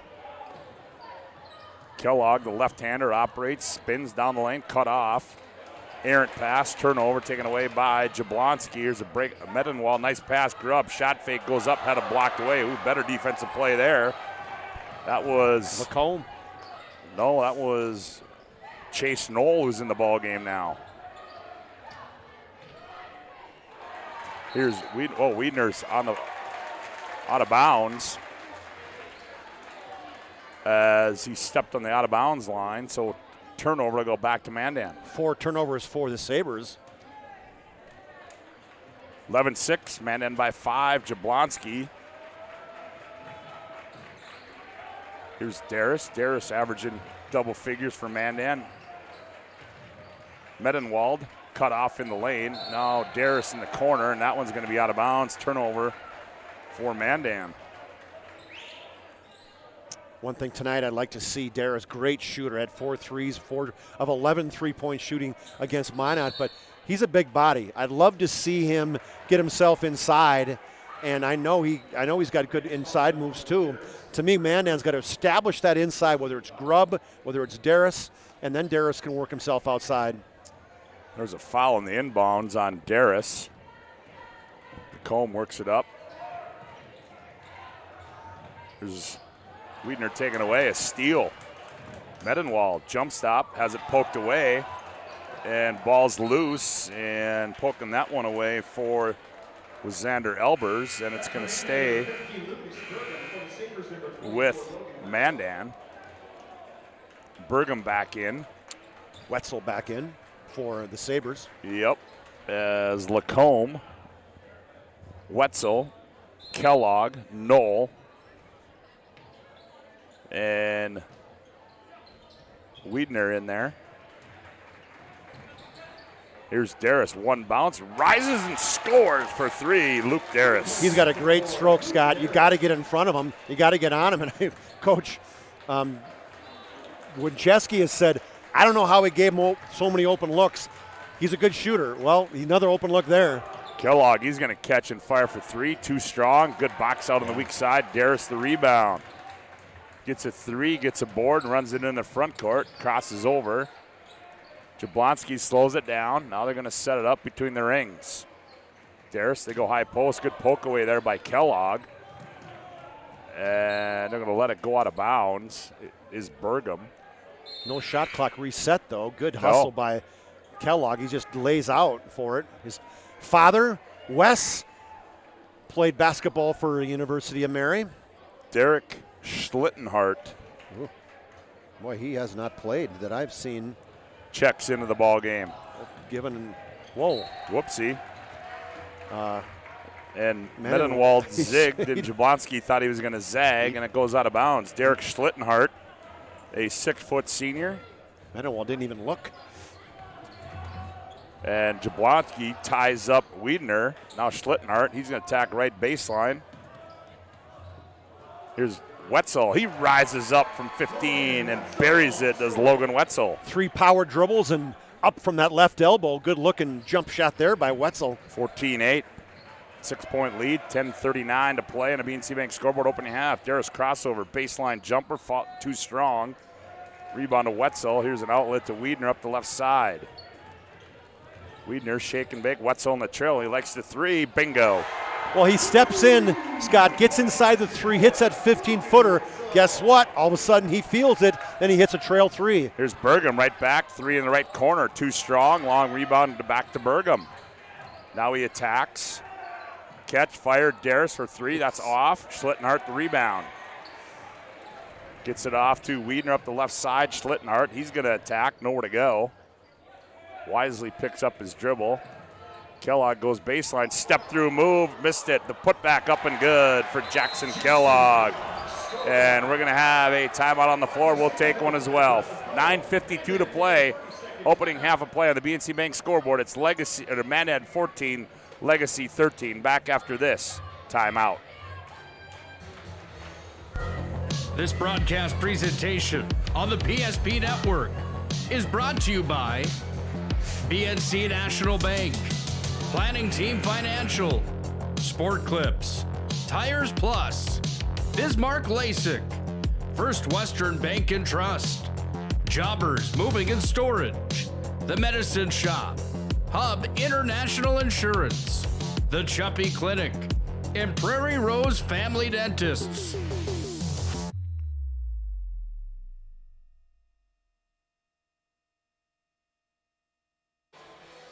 A little run there by the Mandan Bray, or by the Legacy Sabres, and they've cut it to 1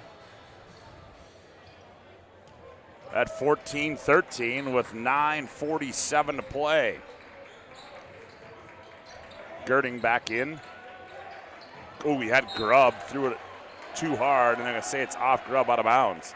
Second turnover for the Braves. He got on the BNC Bank scoreboard up in Minot High. Right now they have the number on the Demons, the number 1 ranked Demons, 30-18 with 4:16 left in that first half. Oh boy, okay.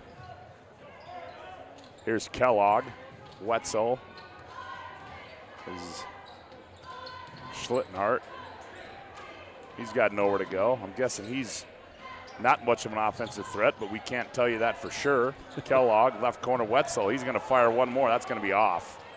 And Lacombe, long rebound, new shot clock, they reset. Well, here's Schlittenhart. We're going to find out. Fires for 3. Kellogg the rebound.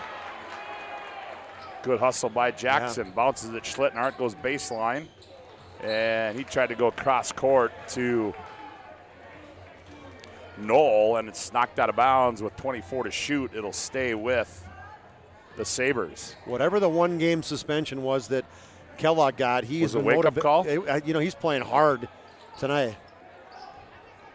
Jackson attacks, free throw line, step through move, scoop shot up off the window and scored it to Jackson Kellogg. Hey, there's the early Jobbers move into the game. Is 2 hard dribbles to his right, step back through with his left hand. And that's 14. I'm sorry. I missed something there. It's 15-14, Legacy by 1. Grubb saved it into the hands of Burgum. Here's Darris, right corner 3. That one too strong. Oh, hit the top iron. Well, I can tell you, when Darris gets in, Scott, he's focused on getting her up. As that was a good look from the three-pointer line. It was a high arching three-pointer. Hit the front of the rim. 15-14, Sabres lead by 1 at home here in Jim Hauser Gymnasium over the Mandan Braves. Kellogg, nifty flop there by Frank. Here's Schlittenhart, left wing 3. That one rolls off. Darris the rebound. 1 and done for the Sabres. Back comes Jablonski on the attack for Mandan. Frank up high between the rings. Finds Burgum on the curl. Catch, fire 3, in and out. Rebound, tipped around Girding. Hard pound to the floor, layup, missed it. Gets his own rebound, puts it back up, missed that one. Oh, nice rebound by Burgum. He ripped it out of the air and went up and scored it, and Jason Horner didn't like that. He wants a timeout. We'll take one too. 7:42 to go, opening half a play on the BNC Bank scoreboard. It's Mandan 16, Legacy 15. Back after this timeout. At Prairie Rose Family Dentists, we treat our patients like family. We have 14 highly experienced dentists with incredibly caring dental teams. We have more locations, more services, and extended hours to make sure your dental needs get fulfilled, your questions get answered, and you have the comfortable and high-quality experience you deserve. Call us or visit our website to schedule an appointment today. Prairie Rose Family Dentists. We are family. Well, Jason Horner didn't like something in that transition as he took a quick timeout. Reminder, our coming up at the end of the game, our Planning Team Financial Advisors post-game show. Planning Team Financial Advisors helping clients work toward financial freedom. 16-15, Mandan by 1 on the BNC Bank scoreboard. Kellogg hounded by Burgum. Glenn operates. Kellogg straight away 3 short. Rebound tipped around into the hands of Lacombe. Wetzel. Left wing 3, bingo. Good hustle by Lacombe, goes down on the ground, gets it, Scott. Then he gets the assist from the dish out to Wetzel. Sabres by 2 at 18-16. Here, almost a steal by Kellogg. Good hustle there. Here comes Medenwald back in for Mandan. As the trigger man will be Frank on the sideline out of bounds in front of the student section of the Sabres. Look down low. Now they come out high. Jablonski almost a steal by Elbers. That was going to be a flush. Frank fires 3 from the right corner. In and out. Wetzel the rebound. Up the left side comes Wetzel. Between the legs. Crosses over. Glenn on the curl. He attacks. Goes up. And he's going to be fouled. And that's going to go against Girding. The slow motion hesitation dribble by the big fella. Yeah. Yes, Kiefer Glenn. So Kiefer Glenn coming in, averaging 5.6 points per game. Would you call it a blow by? I wouldn't call it a blow by. You wouldn't? No. He's coming off a big game. Maybe a slow motion blow by. 20 points against the Saints in that victory, Scott. As he stepped up big time. 19-16. Sabres by 3. 6:49 to go. Opening half play. Glad to have you aboard on the PSP Network. Chuck Clairmont, Scott Woodmansee with you. Second one by Glenn is no good. So he goes 1 for 2 at the charity stripe. Pregame. Jablonski, Frank. Now here's Grubb.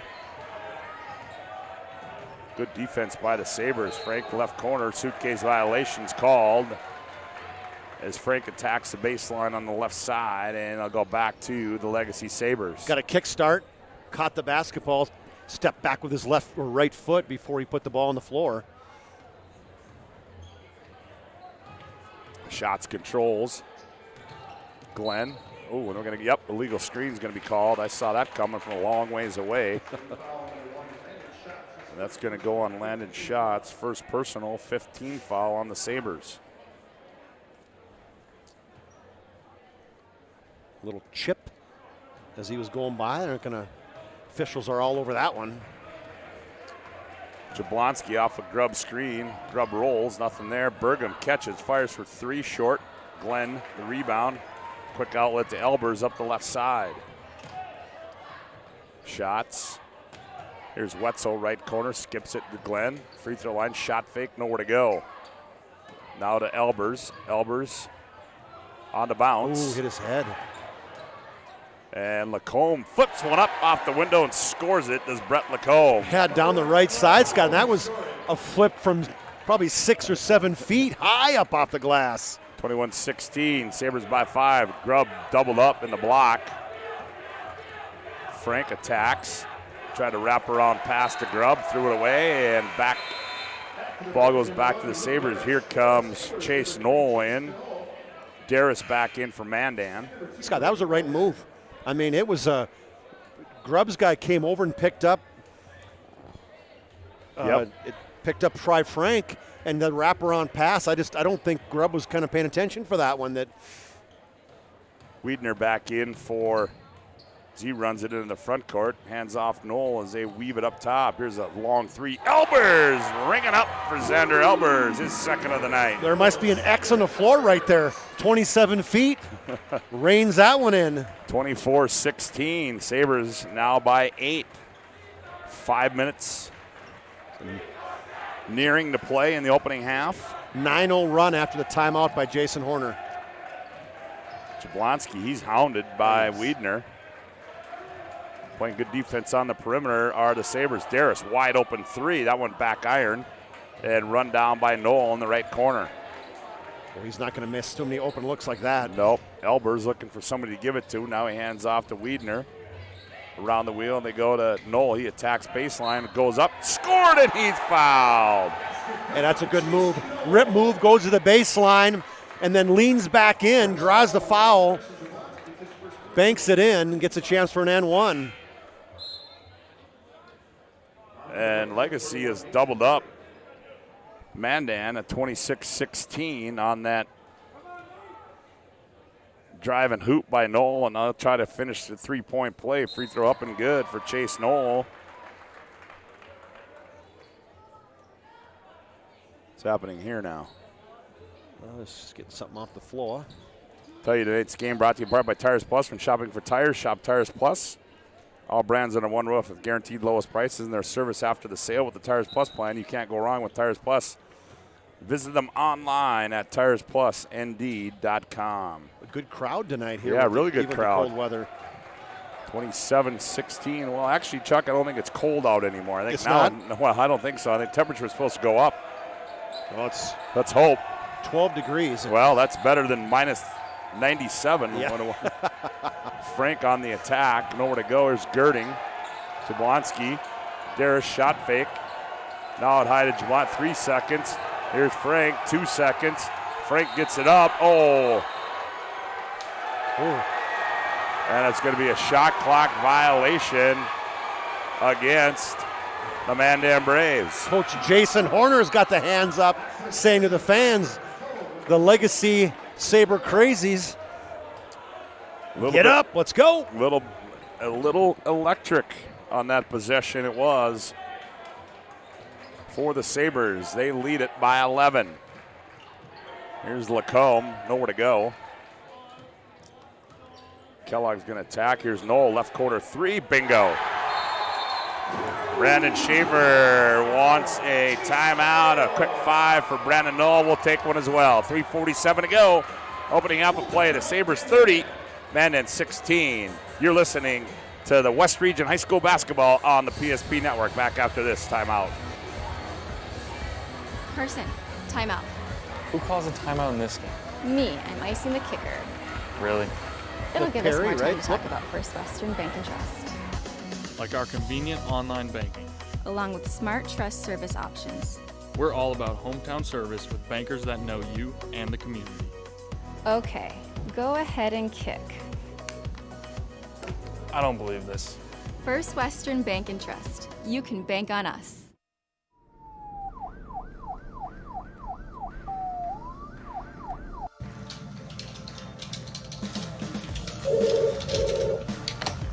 Thanks for buying some fruit.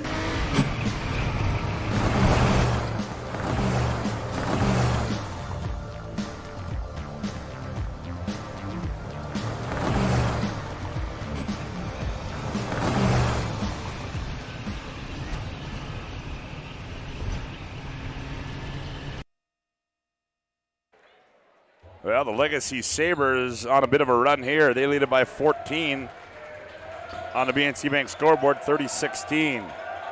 Here's Darius, and Darius is going to throw it out of bounds. Oh. Yep, they're going to say it was not touched by Legacy, so it goes out of bounds. And the Sabres will control in the front court, leading this one by 14. Lacombe turns the corner, nowhere to go. Rip fires a bullet past to Elbers. He was able to gather it now.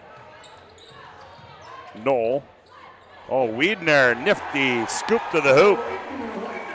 Kind of a funky jump stop, Scott, and then the left-handed spinner, I guess they said is Widener. Widener, okay. My bad. 32-16. Oh, here's a wide open look.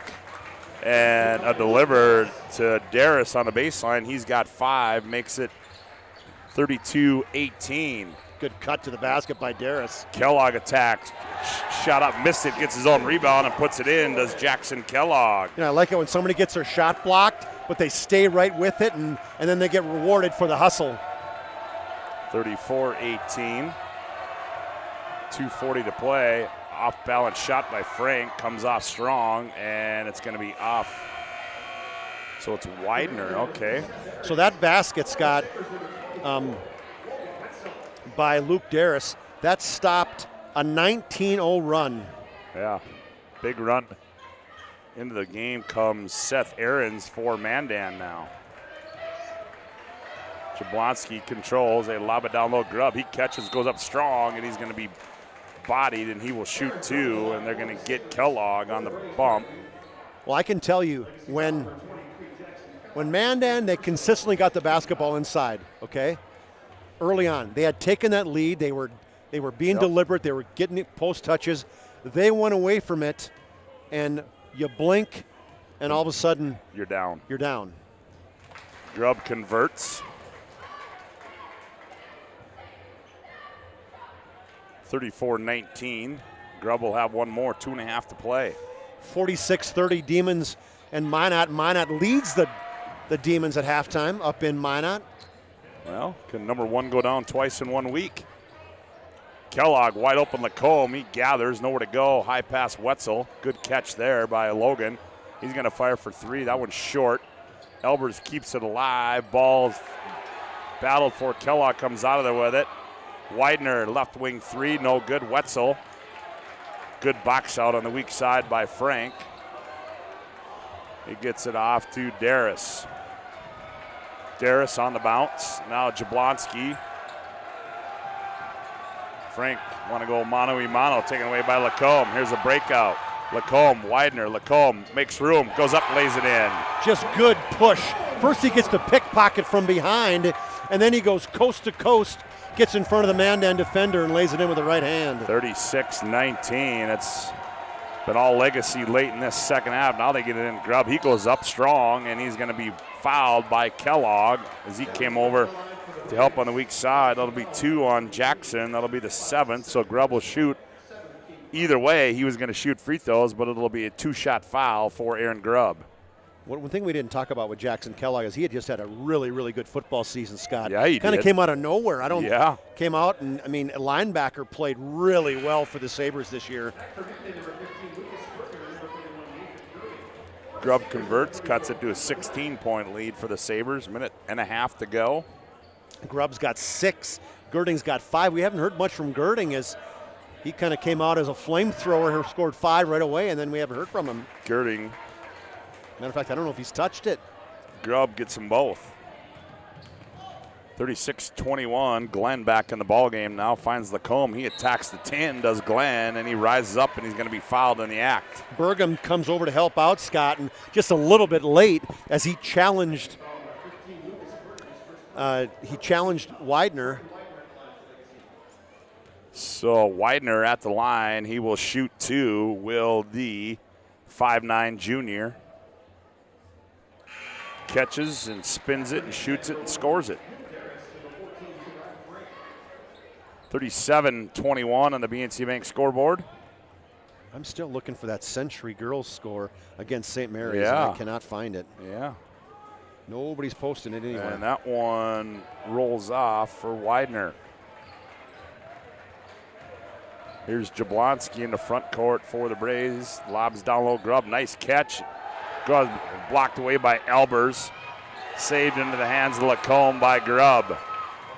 Now off to Wetzel. Here come the Sabres. Minute to play. Opening half. Wetzel thought about it, skips it. Elbers catch, fires for 3. He got another one. Boy, he's got a pretty looking shot, Scott. He really gathers himself, squares up. Good spin. Good skip pass by Wetzel on that one, too. 40-21, I stand corrected. Jason Horner fired up on the sideline as he should be. Good first half for his team, and Widener's going to get called for a reach-in. Yep, Coach Horner kind of clapped, but he said, hey, play with your feet, not your hands. That'll send Seth Aarons to the line for Mandan. I stand corrected. 38 seconds to play. Aarons kind of blocked out here. Converts. We're way up in the perch. Got to look underneath the basket standards. Baskets, poles, people. Yeah, people, exactly. Aarons gets 2. Seth Aarons, I'm not sure. I wonder if that's the first scoring that he's had all year. 40-23. See what Sabres got to shoot it. Here's Wetzel. Skips it. Elbers right left corner. He's going to fire for. Oh, that one's short. Missed everything. Didn't have his legs underneath him on that one. No. Caught it off balance too, Chuck. It's heat check. Jablonski's going to attack. Step away shot. Rattles it in. Does Carson Jablonski in the paint. Needed to do more of that in the first half. He hasn't been attacking enough. Nope. Great move for him. 9 seconds. 8. Here's Wetzel. Down low Elbers. Back to Wetzel. Elbers attacks. Here's Lacombe. Widener, left wing 3. Rolls off the tip by Elbers. That's no good at the buzzer, and that's going to end the opening half of play here from Jim Hauser Gymnasium on the BNC Bank scoreboard at the break.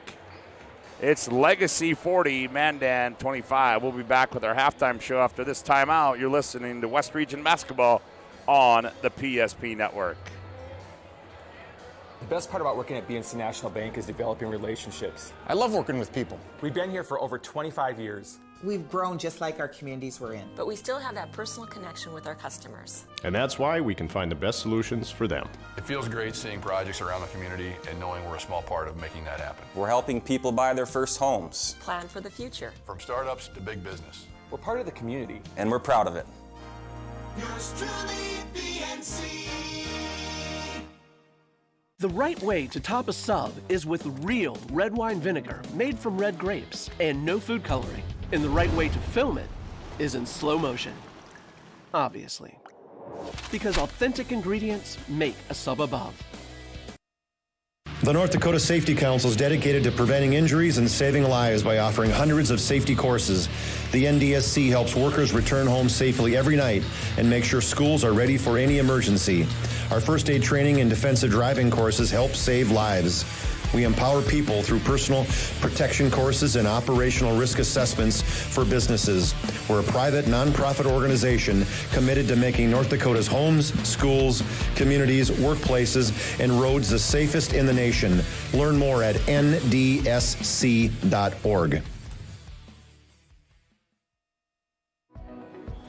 You remember where this goes? I don't know. Are you sure it was a clicking and not a zzz? I think your quash litter valve's stuck. Do you even have insurance? If we soak it, it should be good. No matter how much you know or don't know about your vehicle, trust the experts at Tires Plus. Real answers from real mechanics. Purchase 4 eligible Firestone tires and receive up to $120 in a prepaid Visa gift card. Thinking service? Think Tires Plus. Yeah, we're at halftime at Hauser Gymnasium, where the Legacy Sabres lead 40-25. And Chuck, what was that final of that girls game again that we had earlier tonight? 68-56. 68-56. If you weren't with us, as the Legacy girls won that one over the Mandan girls, and as we said, the Sabre boys lead 40-25. And Chuck, a pretty decent start for the Mandan Braves, but as you talked about it, I think it was a great point you made late in that first half, is that Mandan just quit going inside, and once they did that, boom, there come the Sabres on that 19-0 run, and then here we are at a 15-point lead at the break for Legacy. Well, Mandan had a lead 14-6. They were playing well. They're getting post touches. Grubb was scoring some inside outs, some different things like that. And then, then the bottom fell out. No more touches. Pretty soon it's a 28-4 run, capped off by that 19-0 run to finish it out. And Mandan, pretty soon you blink, you're up 8 and you're down 16. And they're lucky that they score the last 4 points of this half to bring it back to 15, but just not a good finish by the Mandan Braves. They just kind of lacked that intensity that we had talked about, Scott, in pregame, that they had for probably 9 minutes. They had that intensity, and then they just kind of lost it. Lost the look of, to me, the post touches inside. Yeah, that's exactly right. As we can tell you, coming up on the PSP Network, there was supposed to be hockey tomorrow south at Minot, but I believe that has been postponed, if I'm not mistaken. But also you will have tomorrow on the PSP Network, BHS girls will travel to Minot. Our next action will be here locally. Well, I shouldn't say locally, but for us in Bismarck, Todd Domrey's Cole Hickler are going to travel down to Standing Rock. They'll have New Salem Elmont in Standing Rock for you on Tuesday, and Minot will be at Williston in West Region Hockey. As we're at halftime here, 40-25, the Legacy Sabres lead the Mandan Braves. We'll take a timeout on our halftime show. We come back. Chuck Clairmont will have a look at the first half numbers. You're listening to West Region Basketball on the PSP Network. Back with more after this timeout. Whether you're looking for a full-service financial plan or planning for farm or business succession, Planning Team Financial Advisors is here to help you work toward achieving your financial goals. With locations in Bismarck, Garrison, and Center, our full-service team of professionals are dedicated to helping you work towards achieving your financial goals. Visit us online, planningteam.com. Securities offered through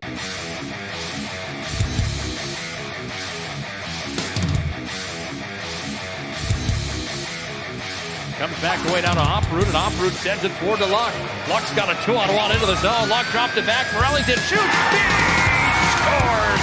Oh, what a twisted wrister from Morelli. He made no doubt about it. Short-handed goal for the Magi. They lead 2-0.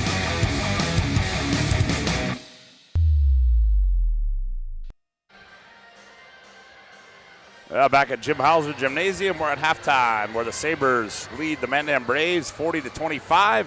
For a look at the first half individual numbers, here's Chuck. All right, thanks, Scott. For the Mandan Braves, Aaron Grubb led him. He had 7 points, 3 for 5 from the free throw line, and he made 2 field goals for his 7 points. Nathan Girding started on fire at 5 points, like right out of the chute. Then he did not score, hardly touched the basketball, so he had 5 at half. Luke Darris at 3 and 2, finished with 5. Carson Jablonski with 4, and then Seth Aarons off the bench with 2 for 2 from the free throw line. Also, Lucas Burgum had a basket for his 2 points, so they're a total of 25. For the Sabres, they had 7 guys in the scoring column. Xander Elbers had 3 threes, long threes, for his 9. Logan Wetzel had 2 threes and a deuce for his 8. Jackson Kellogg, hard-fought game off the bench.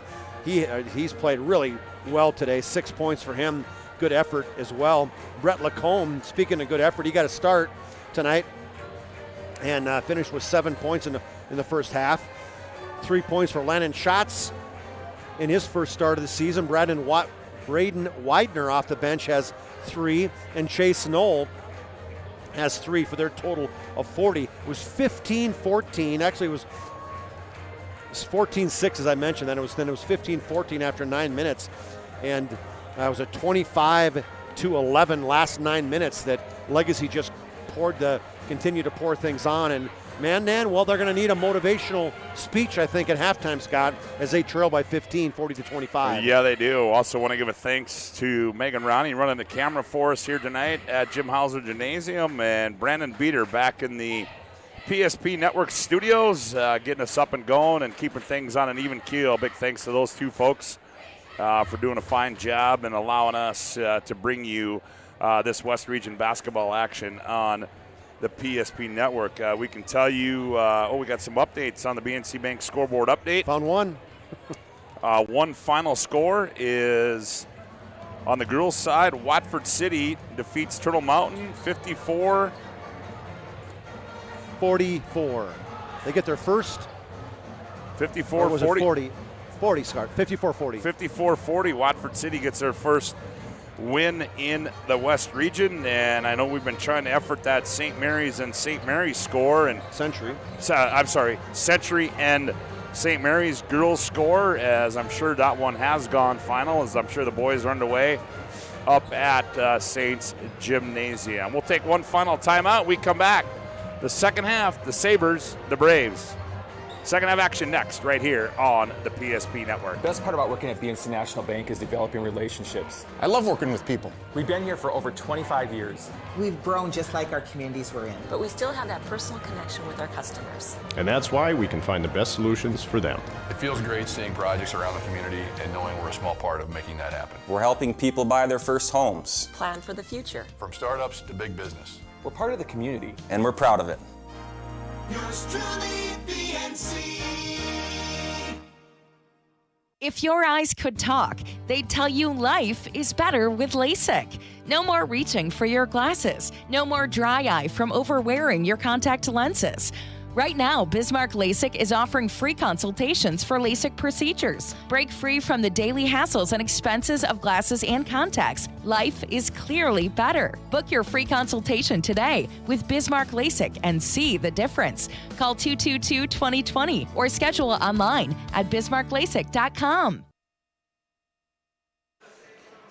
Well, about ready for second half action. We can tell you at the end of the game, we'll have our Sport Clips player of the game brought to you by Sport Clips.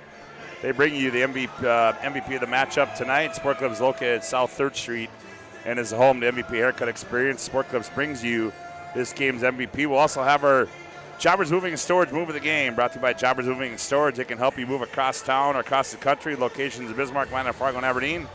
Find them online at jobberswarehouse.com. Also tomorrow, we'll be back with you live from the Stadium Lodge overtime. As I think it'll be a little hockey tomorrow, Chuck. A little West Region hockey action. I'll put my hockey helmet on tomorrow and see what we can really pull out of that baby. You calling it? What's that? Are you calling it? Am I calling what? The West Region hockey. No, I'm interviewing the coaches tomorrow. That's about as far as I can go right now. One step at a time? One step at a time. Slow your roll, big fella. Slow my roll into that. I know you're diving into that wrestling, which is good. And we got John Gums on tomorrow, too. Nice. Live from the Rotary Tournament. Good. Talk a little wrestling with John Gums, so it should be a lot of fun tomorrow. Tried to get Eagle staff, but could not do that. But we'll get a chance to visit with him as we start the second half. Here's a steal right away by Grubb as Wetzel tried to go down low, taken away by the Mandan Braves. First turnover of the second half for the Sabres, and they kick Frank in the corner. Right elbow finds Grubb. He turns. He fires from 13. Back iron and gets the roll. Does Aaron Grubb. He's got 9. Got in the middle of the lane. Good pass by Frank, and Grubb squared up. I think he was surprised he was so wide open. Yeah, he was. Like, oh, geez, okay. Mandan striked first. Here's Elber's left wing 3. Weak side rebound, Frank.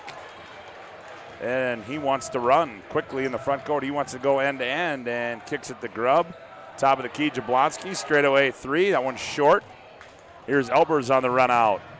Now Wisely slows it up to Xander. Ooh, Lacombe got a running start. Finds Elbers. Oh, nice cut to the basket by Xander Elbers. 11 points for Elbers, and that's what you got to do. You get rid of it. You got to keep moving without the basketball. 42-27 on the BNC Bank scoreboard. Grubb operates, now finds Girding, throws it over his head, turnover Mandan, their first of the half. Well, to me, it's sometimes you got to know what you do well, right? And Grubb's, his game isn't facing the basket from 27 feet and going at it. You're exactly right. And, get yourself in the lane or get yourself in a good spot and don't put yourself in bad spots like that. BNC National Bank, financial solutions for your life and business. BNC National Bank. Lacombe operates, find Elbers, right corner. They go to Widener. His shot is short. No, I stand corrected. That was Shots. Yep. As Shots comes up short, and back comes Mandan. The Sabres turn and play D, and good D there by Lacombe as he knocks it out of bounds. Update on the BNC Bank scoreboard. Minot High leads the Demons 61-42. 12 minutes left in that second half. Ooh, boy. Would that be a big win for Minot? Yep. Long inbounds to Frank. Grubb, he's doubled up as Grubb. He goes up, and they're going to get Lacombe on the reach in. That's just pure strength there, Chuck. Yeah, that's exactly what I was going to say. You get to move into the ball into him in a good spot like that, and, hey, he's going to either get a good look from a shot, draw a foul. Free throw by Aaron rattles in. He's got 10 on the night. Averaging 15 points a game. He's got a high of 31, and that was against Bismarck High, game 2. 42-28, and Grubb buries another one. So a quick 4 for Grubb. Cuts that lead down to 40. Is it 40? Oh, I'm sorry. 29. Sabres attack. Lacombe loses it, and Grubb there. Now Lacombe gets it back. Now attacking is... They find Elbers wide open down low, and Elbers goes up and converts. Does Xander Elbers. Well, it was the pass from Kiefer Glenn, the beautiful pocket pass, bounce pass. Shot on the other end, no good by the Braves. 44-29 our score on the BNC Bank scoreboard. I like how Elbers is moving without the ball now too, Scott. Yep, exactly. 15 and a half left to play in the contest. There's Lacombe. He wants to attack, gets in the paint, finds Wetzel, one more pass, shots, right corner 3, air ball into the hands of Grubb. Oh, he started out, hit his first one, and the next 2 haven't even been close. They haven't been in the zip code. Jablonski attacks, scoop to the hoop, and he got the roll. Nifty move, write that one down. Chuck Carson Jablonski. I think he was trying to hit it off glass and somebody hit his hand. He wanted to foul, but what a move, what a finish. 44-31, Wetzel, Glenn, one more pass. Elber's left corner, three, he answers the bell. I mean, wide open, somehow hiding in the corner, and what a stroke by Albers. He's got 7 in this second half. There's Jablonski on the cut, going to be a push from the backside, yep. You called that up here before the whistle was blowing. Well, it took him long enough. I was going to say, how do you miss that? He had 2 hands on his back. That's going to be 3 on Lacombe. Kellogg will check in. 2 team fouls for the Sabres here. Tonight's game brought to you in part by the Medicine Shop. Proud to support local athletics. They lob down low. Grubb scored, and he's fouled. Back to the block they go. Chuck, and Grubb gets the hoop and the harm. Well, Kellogg was fronting Grubb, and then it just took too long for the help defense to come from the backside, and the strength of Grubb again. Jump stop, head and shoulder fake got Kellogg up in the air. And Grubb converts. Well, somebody stuck in quarter, and Grubb the second half is. He's got, 5, 6, 7, 8, 15 now in the game. Grubb converts. What's he got in the second half? 2, 4, 5, 6, 7? Yep. Or 14 in the game. 7 and 7 is 14. Yeah, that's my math. That's century math, yeah. You had some century math earlier today. Yeah, I know I did. All kinds of it going on. Poke away out of bounds. We're going to get it. Some math teacher from Century is going to call us. Talk about, what do you mean by century math? Well, that's just me making fun of my own alma mater. That's all that is. Wetzel not sure what to do. Elber's left wing 3. That one's short. Kellogg aggressively gets the board. Left-hander puts one up. Elber's the follow, no good. Gets it back, goes up again, and scores it. You call that about a man finish right there. Yes, you High do. up in the air, over the top of everybody. Rips down the rebound and has to do twice off the pogo stick to score. Back to a 15-point lead. Jablonski attacks, and he's going to be fouled. And they're going to get Widener, second personal. Well, this is the Tanner Elbers half, as he's got all 9 of Xander. Jablonski. I knew I was going to do that one time or other. Tanner was his uncle. Passed away in cancer back in 2010. Wasn't a bad basketball player. Yeah, he could hoop it. He could hoop it. He was okay. He was okay. There you go. He'd get his points. Got lots of them. And Jabo gets them both. All right. Jabo, good game. He's got 8. 49-36. Grubb on the steal. Boy, he's somebody lit the torch under Aaron Grubb because he's really stepped it up a little. Here's Jablonski on the cut. Nowhere to go. A little mismatch there down low against Kellogg. Left elbow. Here's Grubb. He operates. Medenwald for 3. That one rolls off. Kellogg, the weak side rebound. Quick outlet. Glenn, high school hideout, attacks. Layup, got it. What a pass by Kellogg. Recognize it up ahead to Glenn. Finish with the left hand. And we got a timeout on the floor. We'll take one as well. 13:34 to go. And this, actually, you know what? Was that a full timeout? Yeah, I think it was. We'll take one. 13:34 to go on the BNC Bank scoreboard. Legacy 51, Mandan 36. You're listening to West Region Basketball on the PSP Network. Back with more after this timeout. The right way to top a sub is with real red wine vinegar made from red grapes and no food coloring. And the right way to film it is in slow motion. Obviously. Because authentic ingredients make a sub above.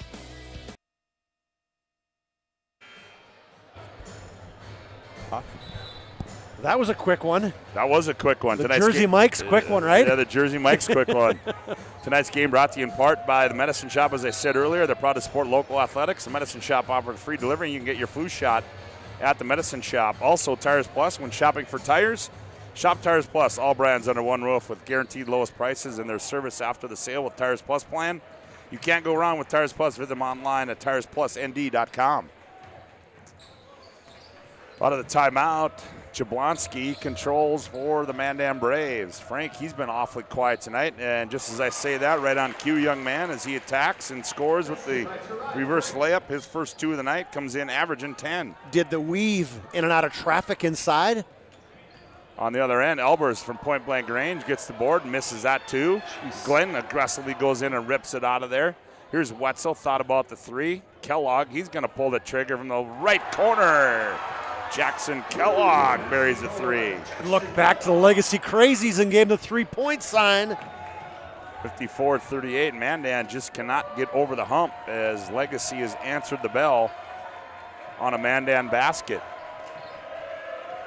Jablonski's going to try to change that. He fires from the right side for three. Kellogg, the weak side rebound. Jackson's going to bring, oh, nice pass. Elbers, oh, Elbers should reverse it. He didn't, but what a great find by Kellogg.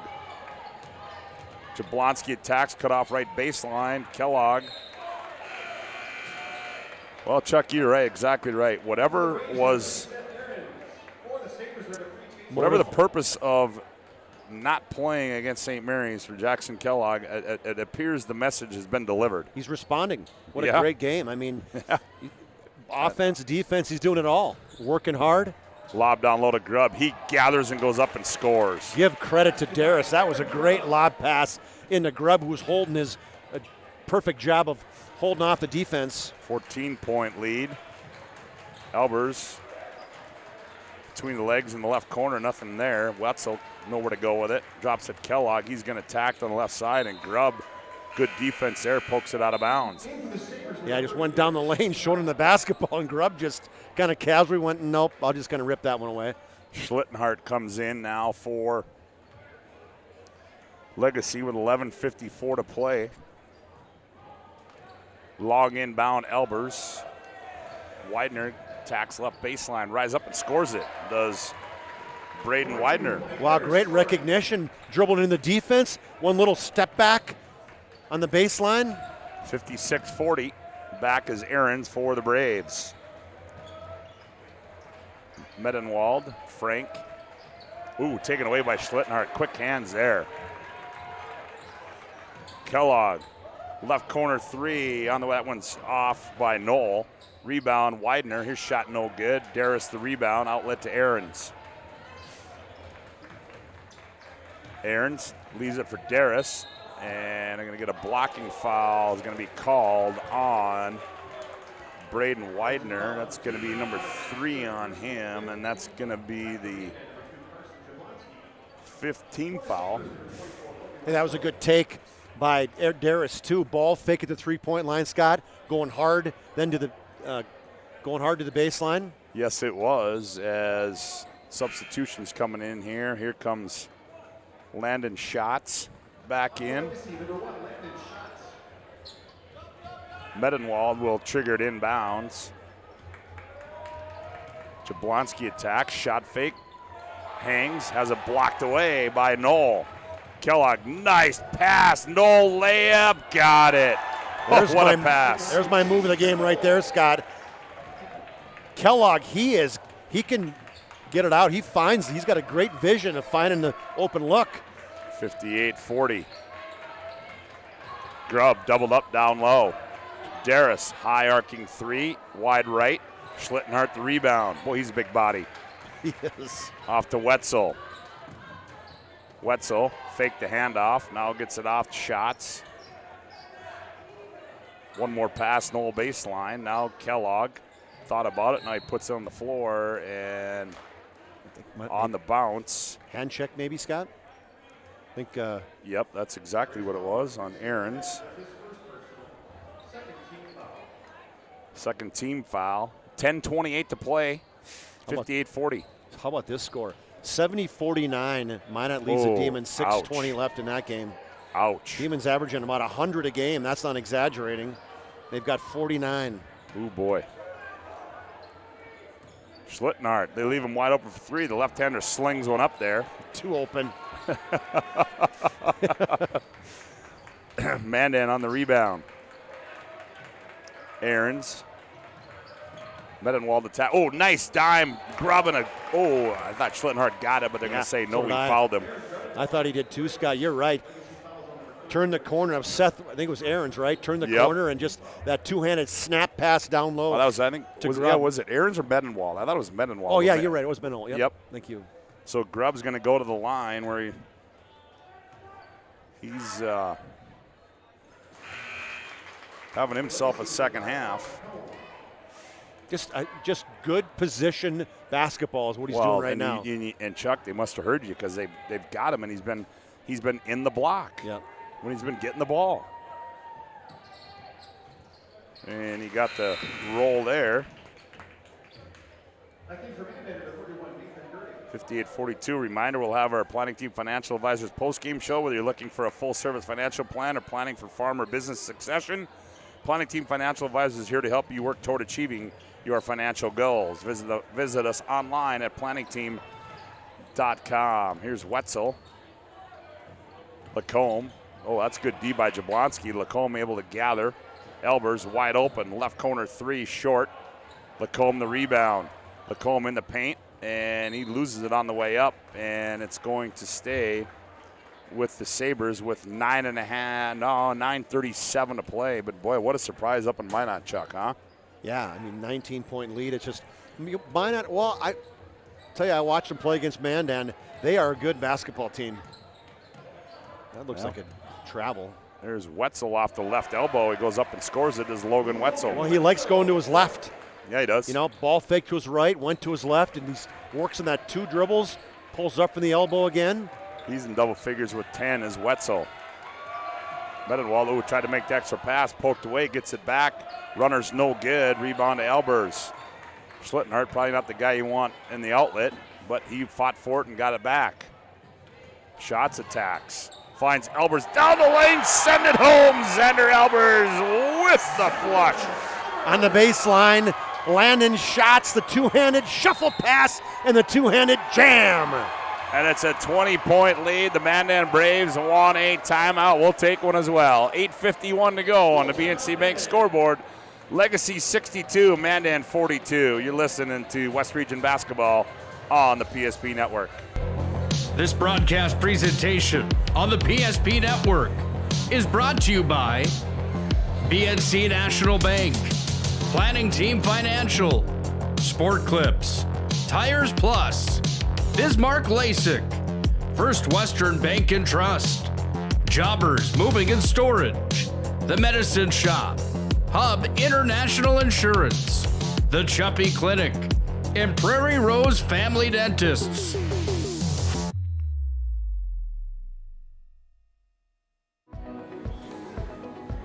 Carson, timeout. Who calls a timeout in this game? Me, I'm icing the kicker. Really? It'll give us more time to talk about First Western Bank and Trust. Like our convenient online banking. Along with smart trust service options. We're all about hometown service with bankers that know you and the community.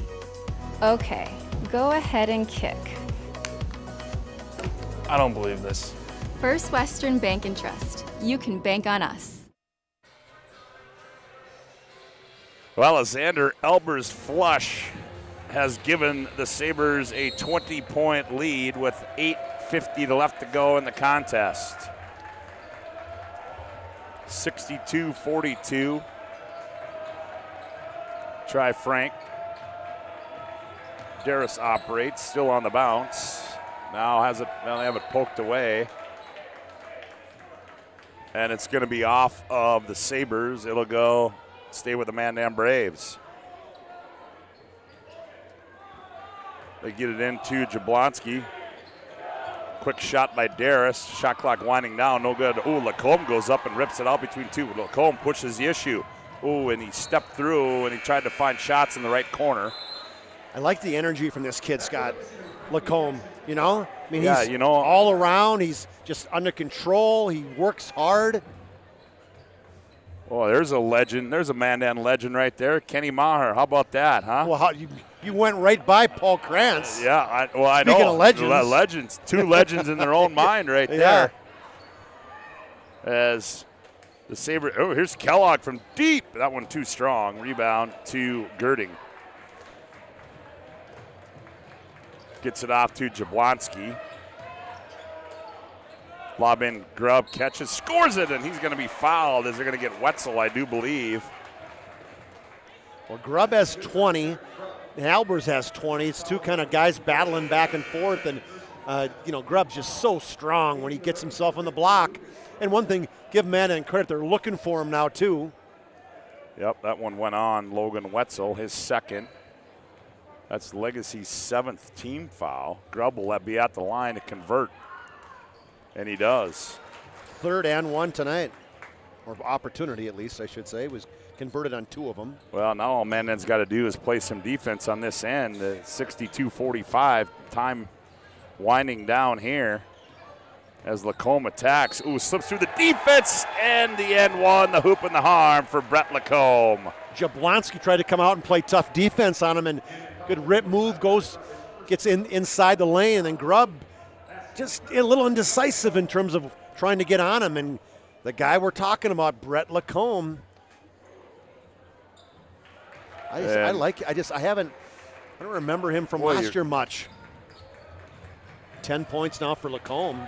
Back to a 20-point lead. On the other end, ball's loose. Kellogg finds it, saved into the hands of Kellogg. What are we going to get? And we're going to get a quick timeout by Jason Horner. I believe it will be, what will it be?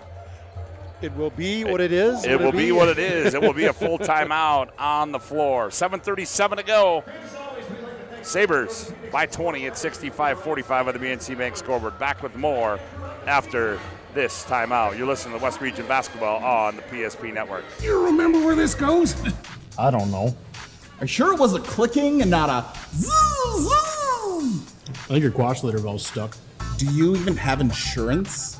If we soak it, it should be good. No matter how much you know or don't know about your vehicle, trust the experts at Tires Plus. Real answers from real mechanics. Purchase 4 eligible Firestone tires and receive up to $120 in a prepaid Visa gift card. Thinking service? Think Tires Plus. 65-45. Tonight's game brought to you in part also by Cheppy Clinic, who offers more than basic adjustments of the spine. Cheppy Clinic is concerned about the overall health and wellness of each patient and offer care and services to meet the greater demands of the current health needs. Find them online at Cheppy.com. And that was a Hub International Insurance timeout. Call 355-3100 and ask for Michael Borman for your commercial insurance needs. And for your personal insurance needs, ask for Leif Olson and Josh Cattell. That's Hub International Insurance, 355-3100.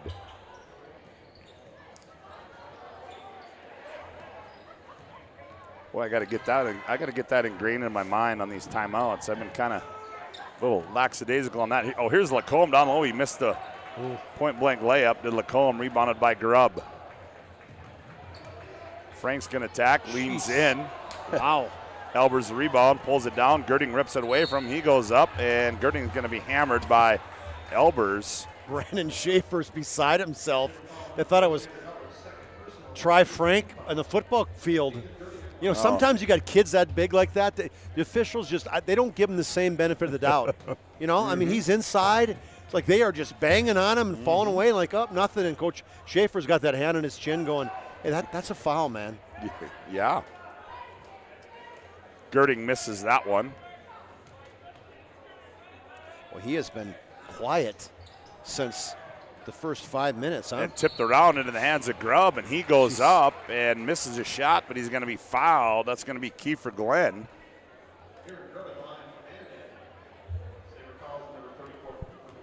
Yep, Kiefer Glenn picks up the foul. Reminder, our Planning Team Financial Advisors post-game show coming up, as well as our Sport Clips MVP of the game, and then also our Jobbers Moving and Storage move of the game. How about the second half for Aaron Grubb? Yeah, Grubb 21 points. 65-46. Second one on its way and good. 65-47.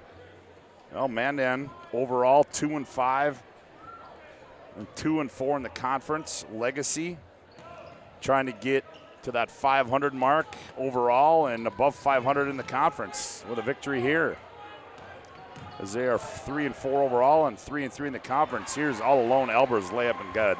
Pregame overplayed him. Great recognition. He goes to the backdoor cut, and Lacombe bounce pass layup. 67-47. Girding. Here's Pregame. Where's he been the whole game? He's been down with his namesake governor, not related. down in Frisco, Texas, apparently. 67-50. Kellogg's going to attack. Flips one up, and he's going to be bumped by Girding. So the Demons making a valiant comeback, 74-65 with 45 seconds to go there. Oh, but boy. I think that's going to be too little too late. So number one's going to go down again. On Tuesday, as the Demons won 106, 103, something like that. Kellogg puts himself into double figures with that free throw there, makes it 68-50. Well, I'll tell you what, Chuck, I have not seen Legacy play this year, but I'm impressed right now with what they put on the floor here tonight. It's play hard. You know Jason Horner's team's going to play hard. Yep. And they got some guys. Obviously, Xander Elbers, he's ultra athletic. Kellogg plays hard. I mean, they got some other grinders in the Kiefer Glenn and guys pushing with the Clicombe. I mean, it's got pretty good quality basketball team. You know, and then you try to get Bazalski back into the lineup, and you get some kids some action that are going to help you down the road, as we're going to have a jump ball on the Kellogg in there once again. Boy, he's really played hard. So I'm trying to find Bazalski on the sidelines. Well, I don't know. We should recognize him. He's been playing since he's a freshman.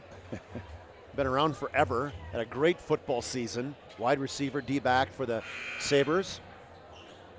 Yeah, I don't know if he's on the end of the bench. Here comes Chase Knoll into the ball game. 6'3" junior. What? Maybe it's him. Inbound out to Pregame. There you go. Good power move there by Luke Darris underneath. He's got Darris 7. Gets himself inside.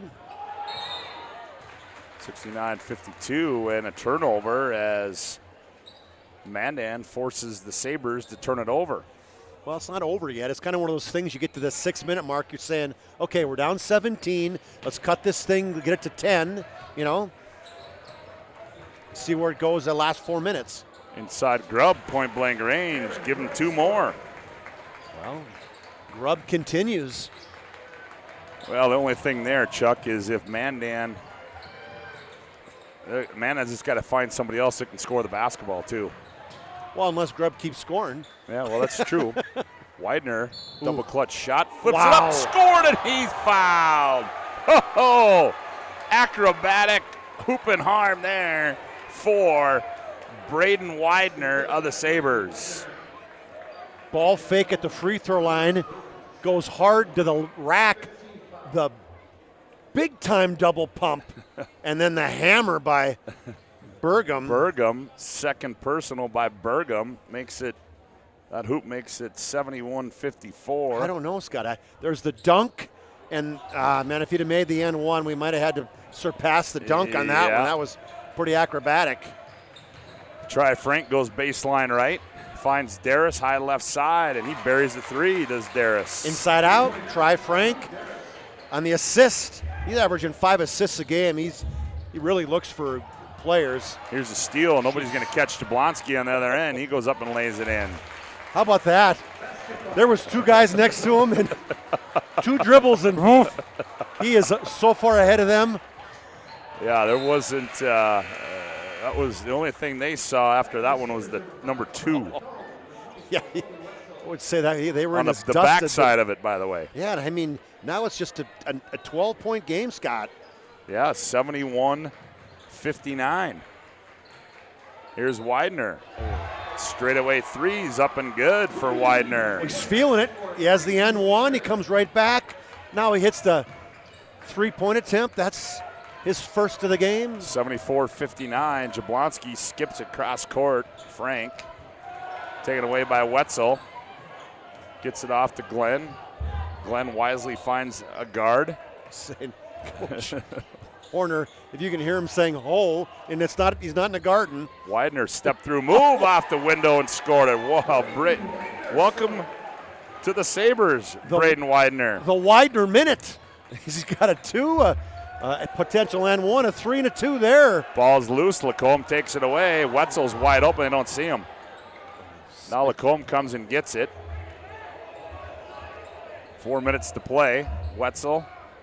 Elber's going to fire right corner. Three. Why not? Elber's left corner, left wing, right wing. He's draining them for all over. 79-59, and we got a full timeout on the floor. 4:01 left to play on the BNC Bank scoreboard. It's Legacy by 20, 79-59. Back with more after this timeout on the PSP Network. The best part about working at BNC National Bank is developing relationships. I love working with people. We've been here for over 25 years. We've grown just like our communities we're in. But we still have that personal connection with our customers. And that's why we can find the best solutions for them. It feels great seeing projects around the community and knowing we're a small part of making that happen. We're helping people buy their first homes. Plan for the future. From startups to big business. We're part of the community. And we're proud of it. Yours truly, BNC.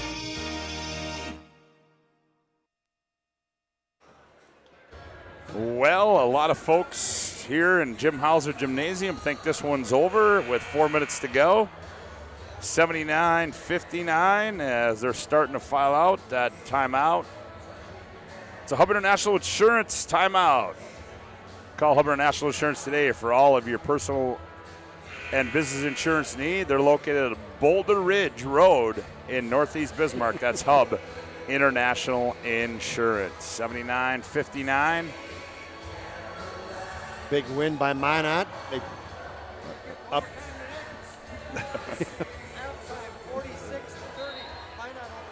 Game's over. Game's over. Game's over. Minot won.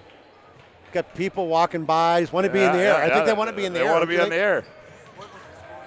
I don't know. They turn it off too quick. Here's Pregame from like the left side. 11-point game, sorry. 3 is. Sorry, we don't mind the multiple conversations we have a tendency to carry on. Well, hey, just wait till Jerry Wilson walks by. We'll have it'll be another conversation. Boy, every time Mandan. I didn't see that. Was that Elbers? Yes, it was with 2 more. Why wouldn't it be? He's trying to get to 30. High. He's got 20 points was his high coming into it. Now he's got 27. 81-59. Here's Frank's layup, missed it. Rebound to Widener. He gets it off to Wetzel. 3:13 to play. The clock drips down. Glenn. Wetzel. Ooh, that's a good read there by Pregame. He steals it. Trying to hang on to it. Blocked away by Wetzel on the other end. And back come the Sabres. Ooh, that would have been 30, huh? Had he converted that, he might not know it. Here's Lacombe. There's Elbers. Loses it. Wetzel, one more pass. Widener, he's going to attack. Off the 10 and scored it.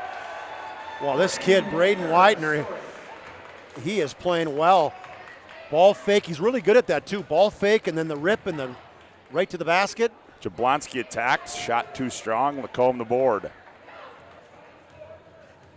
83-59, and it appears, for all intents and purposes, that the Sabres are going to win this one.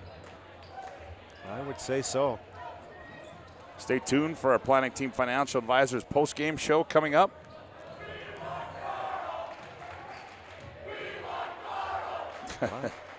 Here's might be 30 right here, as that one's too strong, run down in the corner by Pregame. They want Donald is what they're saying. I don't see a Donald, but I don't know who that is. Are you sure it's Donald? I don't know.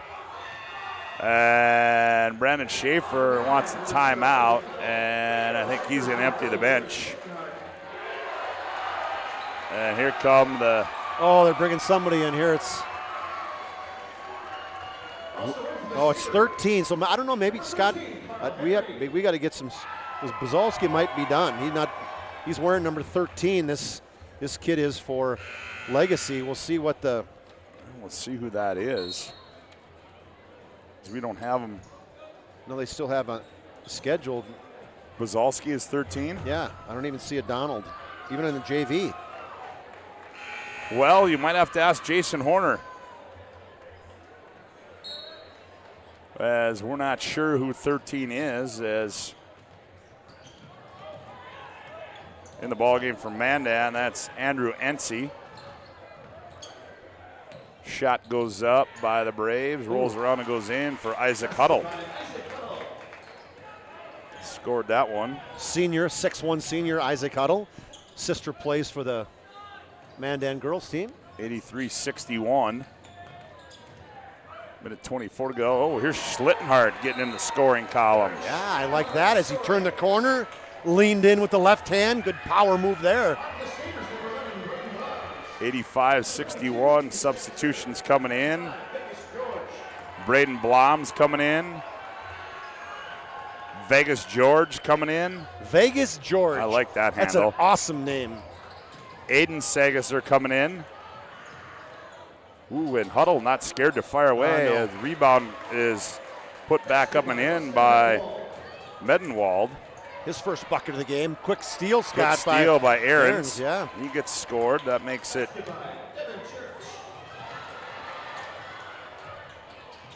85-65. Here's another steal. Aarons. Shot fake. Huddle goes up. Missed it. Yeah, like you said. Huddle, good baseball player. 22 is Sagasser gets called for the personal foul. 85-65 is the score with 53 seconds left to play. Huddle comes in and gets a quick three. Hey, when you come in, put her up. Why not? Fire away. 85-66. Huddle with a quick four makes it 85-67.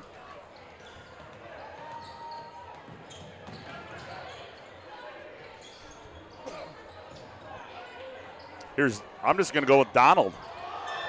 How about that? Want him to, you got to shoot it, Between Donald. The Come legs. on, man. The left wing three on the way by Bloms is no good. Aarons turns and fires. That one's no good. Rebound run down by Schlittenhardt. And Jason Horner says back it out up to Vegas George. Schlittenhardt, as it appears that Legacy might just bounce this one out. 15 seconds, 14. 10, and that's exactly what's going to happen as the Sabres are going to win this one here by a score of 85-67. That'll take us into our Planning Team Financial Advisors post-game show. Whether you're looking for a full-service financial plan or planning for farm or business succession, Planning Team Financial Advisors is here to help you work toward achieving your financial goals. Visit us online at planningteam.com. Chuck has made his way down to the playing floor. He'll try to get a few words.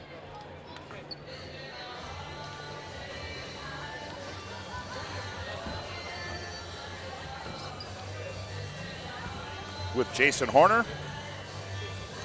And I'm guessing it's going to be Xander Elbers or it might be Braden Widener. We'll soon find out. As Chuck is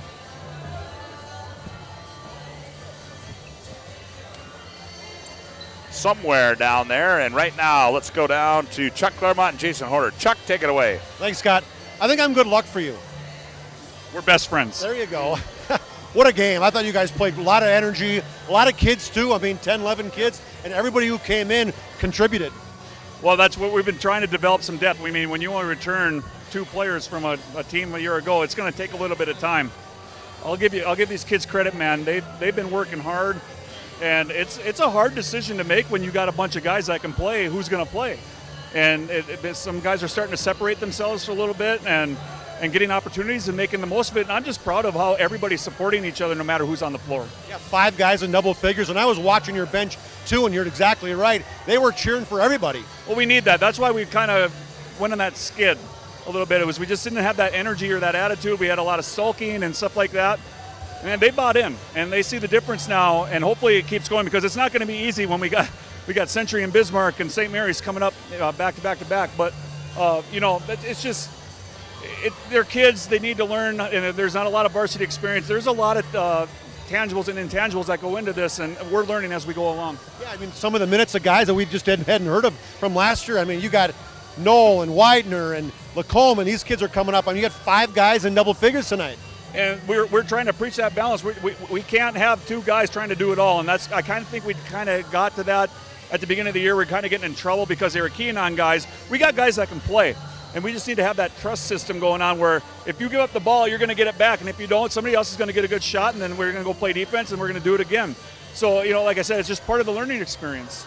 And obviously the defensive intensity tonight I thought was really good on that side. I mean, there was a couple lapses with Mandan. When you got Grubb, he's hard to defend. Yeah, we had some lapses the second half, and that's something we need to get better at because I'm not down there talking through it. Down here I can kind of talk them through it, but as we go on through the year, we're going to have to get better in the second half. And they did some things to really put us in a bad spot because he gets that mid-post up, and you've got to try to deny, but then you front, and then you're too far up in front, and then if you try to deny and if you let him catch, and then they run cutters off of that, and he's really, really good. So, he's a good player and presents problems, but overall, when we got down in the first half, and then we had that stretch, and I don't know what the run was, but it was something to like 20-2 or something like that. 19-0. Was it 19-0? Okay, so we were saying that it was like 16 or whatever, and then all of a sudden they had 18. It was 10 minutes later, but that's what we need to do, and that's what gets us going because it's amazing how when you have that energy on the defensive end, you start knocking shots down on the offensive end. Great win, Coach. Congratulations. All right, appreciate it. All right. Tanner, step in here, buddy. He's getting congratulated by everybody, and what a game by you, inside, outside, you did it all, and I just felt like as a team, your team played very well, and they were all unselfish, and you didn't force it either. Sometimes I watched you last year maybe force some things. I thought tonight you let the game come to you. Yeah, we had other players, like Jackson Kellogg, me, even I would force him at the beginning of the year, just kind of take bad shots, but today, Jackson coming back from St. Mary's, he didn't play, he had to get a different mindset going in, and I knew I did too, so if I was driving it in and I know I didn't have it, I'm like, all right, well, I got to pass it out now instead of forcing up a bad shot. And, yeah, we were all just letting it fly tonight, and thankfully we were all just hitting them. And the trust was there. That's what I thought, that the trust from you guys is you had 5 guys in double figures.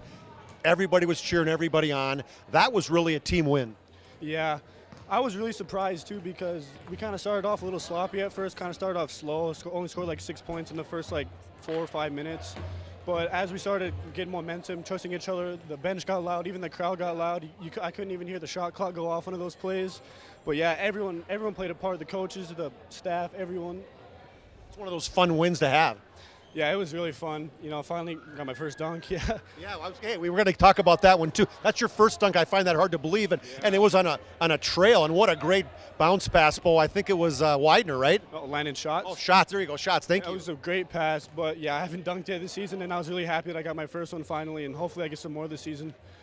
Yeah, I came off of watching Dissett get 3 against Mandan, and now Mandan's getting dunked on a ton, unfortunately. Yeah, they got a lot of good players. We had to really plan for Grubb because he's a really big physical player. I played with him for a while now, and playing against him is just really fun, though, getting to be physical with him. Yeah, and for you guys, a lot of big games coming up. Obviously Bismarck High and Century and teams like that. But you got to have a lot of confidence as you get into this 2022 stretch. Yeah, last year back in December we had a couple bad games against Turtle Mountain and Dickinson, but as we just got to keep building. We've had really great practices. The practices really helped us out with the games. So we come in confident, come in prepared, and it's just new year, new us basically. Congratulations, young man, great job. You. All right, that was very well sold by Tanner Elbow. Scotty, back up to you.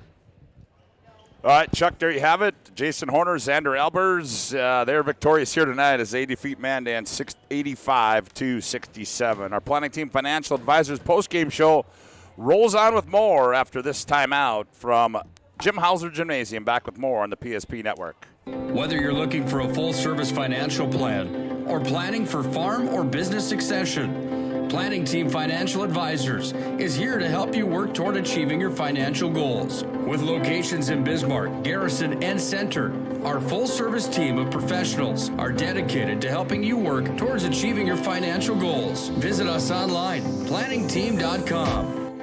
Securities offered through LPL Financial, member of FINRA and SIPC. Investment advice offered through GWM Advisors, LLC, doing business as Goss Advisors, a registered investment advisor. GWM Advisors, LLC, and Planning Team Financial Advisors are separate entities from LPL Financial.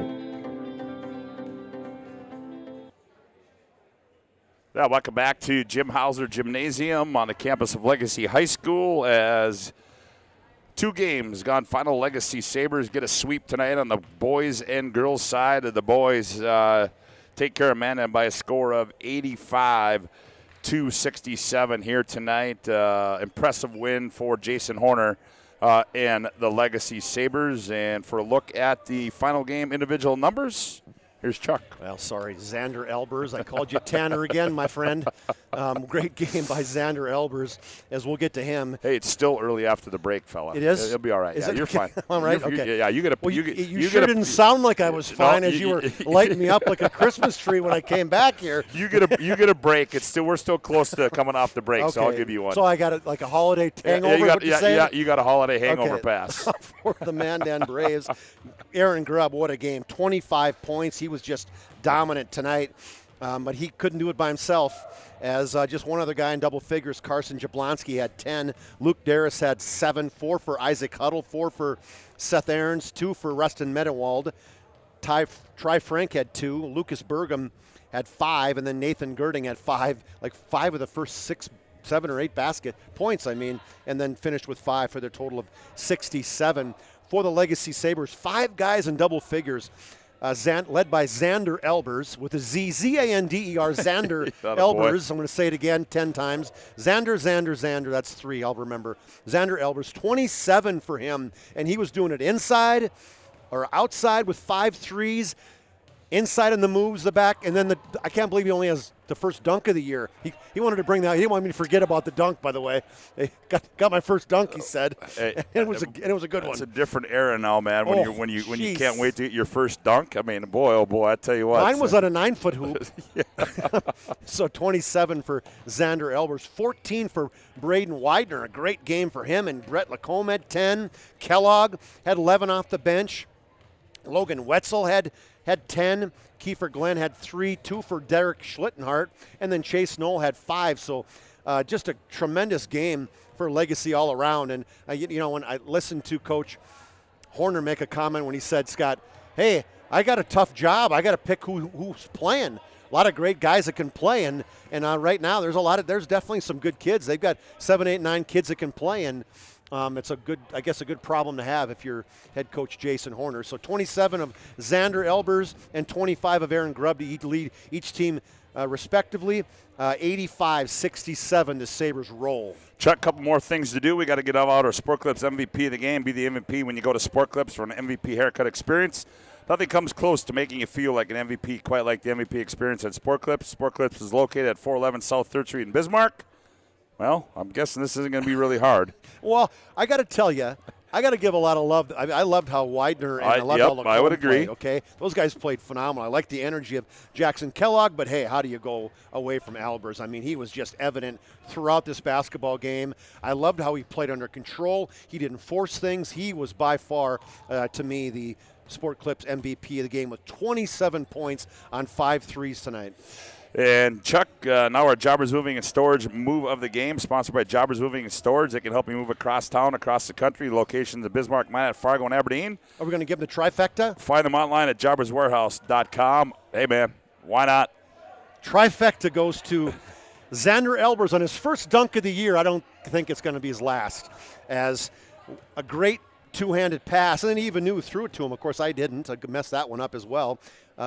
He said Landon Schatz with the two-handed shuffle pass from about his ankles, and then Elbers was finishing, filling in the break, and then two-handed slam dunk. So Xander Elbers gets our Sport Clips play of the game, our Jobbers Moving and Storage, or Jobbers Moving and Storage move of the game, Sport Clips player of the game. He gets the interview. Hey, 3 for 3, babe. 4 for 4. Why not? Hey, take it all. Yeah, good effort. Xander Elbers had a big win.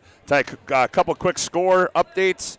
If you didn't hear, Minot over Bismarck High, 79-67. Also a final from St. Mary's.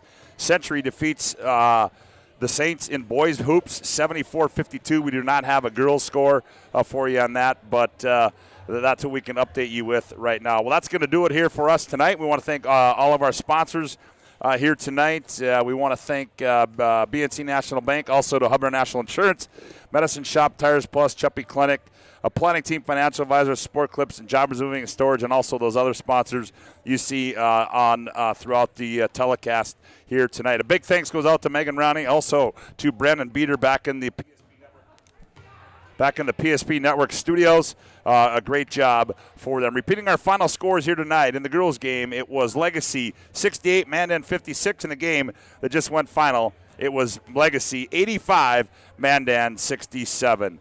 For Chuck Clairmont, Scott Woodmansee saying so long from Braves, or from Jim Hauser Gymnasium.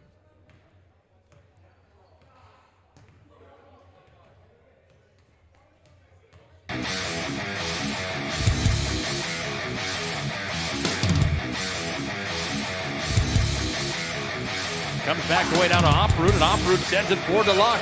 Luck's got a 2-on-1 into the zone. Luck dropped it back. Ellington shoots. Scores! Oh, what a twisted wrister from Morelli. He made no doubt about it. Short-handed goal for the Magi. They lead 2-0.